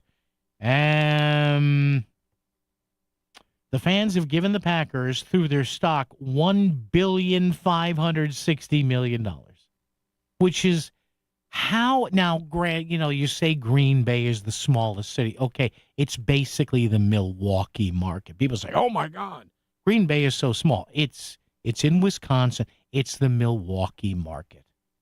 They used to, when they were really bad, they used to play 2 or 3 games a year in Milwaukee because they couldn't draw flies in Lambeau. So the Packers' total worth, though, is far much more than the stock. The Packers are worth $6.65 billion. So there you go. Now, if the state were smart and they make this investment in the Connecticut Sun, let's say the state wants, what was the figure we heard? from Steve Harding. There's two investments here, $100 million to build that practice facility and $100 million to actually sink the teeth of the state into the team. Well, then couldn't the state recoup that money by selling shares? I mean, I don't know how you would do that. But if we are, in fact, the lovable hotbed of women's basketball, why don't we just go ahead and do that? And if people buy all these commemorative license plates, what do the license plates cost? National champion plate. Will they have that pizza plate now? How much is that scam? I'm kidding. It's oh, man. 203-333-9422, 333-WICC. Yeah, so let's do that. How about that? Now, see, I'd be for that. What if the governor came out, or legislative leaders, or Steve Harding, or Martin Looney, or Vin Candelora, or the House Speaker Matt Ritter, whatever, the minority leaders, everything, and they said, hey, we have a great plan. How about this? We are going to bond out, which means borrow, or take $100 million or $200 million bucks from from our bonding commission, or $100 million or $200 million bucks from our state pension fund, and then we're going to buy. We're going to own 45% of the Connecticut Sun, but we're going to immediately recoup that value, that investment. How are you going to do that? We're going to sell shares. Now, the league would probably say no. It's sports teams, sports leagues, the owners, it's all like a billionaire boys and women's club. There are some very rich, multi-billionaire women that own teams, too, in this whole thing. But I'll bet you it would work. See, I'm an ideas guy. Gosh darn it. I might buy a share or two, maybe. So there you go. So if and there you go. We're coming up on the holiday season. So if you now, I don't know I don't think the shares of the Packers are always available, but hey, for the Packer fan in your family, buy a share. 203-333-9422, 333-WICC. I just think, in the end, although people will want to keep the team here, and they would probably make more money if they played in downtown Hartford. They're renovating the old Excel Center, the old Civic Center, whatever you want to call it. The renovations look real good. That's another thing. Caught between a rock and a hard place with that place, because every 4 or 5 years, you and I have talked about it, $100 million here, $150 million here, $200 million here, luxury boxes, a sports betting parlor. Remember growing up, and we just had most arenas in this area, like the Coliseum in New Haven. Who didn't love the Coliseum? Now, having said that, it was a dump. But it was a hard dump. You can have a dump for an arena. Remember the arenas growing up in the area? A lot of the area. Now, again, places like Madison Square Garden and Boston Garden, they were always kind of nice. But some of the minor league places, again, the Coliseum with the corkscrew ramps. Remember that? That was a game. After a Nighthawks game, that was a game. How fast could you go down the corkscrew ramps, leaving, hoping the Coliseum garage wasn't going to crumble behind you? And how fast could you go before you had to tap the brakes and slow down and not cause a chain reaction accident? Come on, you people know. 203-333-9422, 333-WICC. 2 words, and people immediately know what I'm talking about. Corkscrew ramps. WICC Smart MLS Right Now traffic. 95 the Parkway northbound, well over an hour from Greenwich through Fairfield and Bridgeport. The Upper Merritt is at least moving. Wilbur Cross, southbound side, long line of cars through Hamden down to the tunnel. 95 southbound out of New Haven, you're jamming through Long Wharf going into West Haven. And on 84 eastbound side, plenty of company from Newtown into exit 11. I'm Edge Krause with WICC traffic. For this evening and tonight, mainly clear with a low in the mid to upper 50s. Friday, sunny with a high in the mid 70s. Saturday, sunny with a high again in the mid 70s. I'm meteorologist Paul Fiorek on WICC. You can't see it, you can't smell it, but radon gas could be putting your family at risk. Radon is an invisible, odorless gas that could be lurking in your home and cause serious risk to your family's health. Protect your family with a free on-site radon test from Apex Radon Solutions, your local Connecticut certified radon specialist. Apex Radon Solutions is offering free in-home radon test kits to help you detect and protect. Go to apexradonsolutions.com today to get your kit. Healthy air, healthy home with Apex Radon Solutions. Evolve your vehicle ownership experience with Cadillac of Greenwich. Take the hassle out of vehicle maintenance and choose mobile service, where our technicians come to you. We can replace your brakes, change your oil, and update all your maintenance at your home or office. No lines, no traffic, and no inconvenience. We meet you on your terms at CadillacofGreenwich.com, where world-class technicians and superior hospitality come standard. That's CadillacofGreenwich.com. Back to the news and talk, thanks to Smart MLS. Smart sellers ask, is my home on Smart MLS? The voice of Connecticut, WICC's 695.9. It's Connecticut Today with Paul Piselli. All right, not enough time to be fair with another phone call, but if there's anything you'd like me to tackle for you later on in the week, tomorrow or next week, always, text is up and underway at 203-333-9422, 333-WICC. Again, talk or text, but sometimes if you want to tip me off or something or don't want your dulcet tones on the air, great way to get a hold of us, as we added a text feature about 6, 8, 10 months ago, and it's worked out rather well. Also, of course, it sounds so old-fashioned now, email. Why should I email? Well, you have to email me if you want to send attachments, flyers, whatever. So that's Paul, P-A-U-L, Paul, at voiceofct.com. Now, keep it here all night, tonight, overnight, into tomorrow, to top of the hour updates from our friends at CBS News. Apparently, there was supposed to be a news conference today, another big news conference regarding the search for Charlie Kirk's assassin. And that was put off because of what some media outlets are saying, rapid developments in the case. So maybe they have the person they want, or maybe they have an idea where he or she may be. I say she because I know they're saying he, but you look at that picture, I don't know. Chris Williams, as always, thank you for putting up with me and your stellar operation again today. Folks, 2 hands on the wheel, chew good. We will see you tomorrow. WICC Bridgeport, WFOX Southport, WEBE HD2 Westport, WPLR HD2 New Haven, locally owned by Connoisseur Media. This is CBS News on the Hour, sponsored by Progressive Insurance. I'm Cammie McCormick. Authorities in Utah released photos today of a person of interest in the killing of Charlie Kirk, and they may have now identified the person. CBS's Anna Schechter reports they don't know the whereabouts of the suspect. They have a footprint, they have a forearm print, a palm print.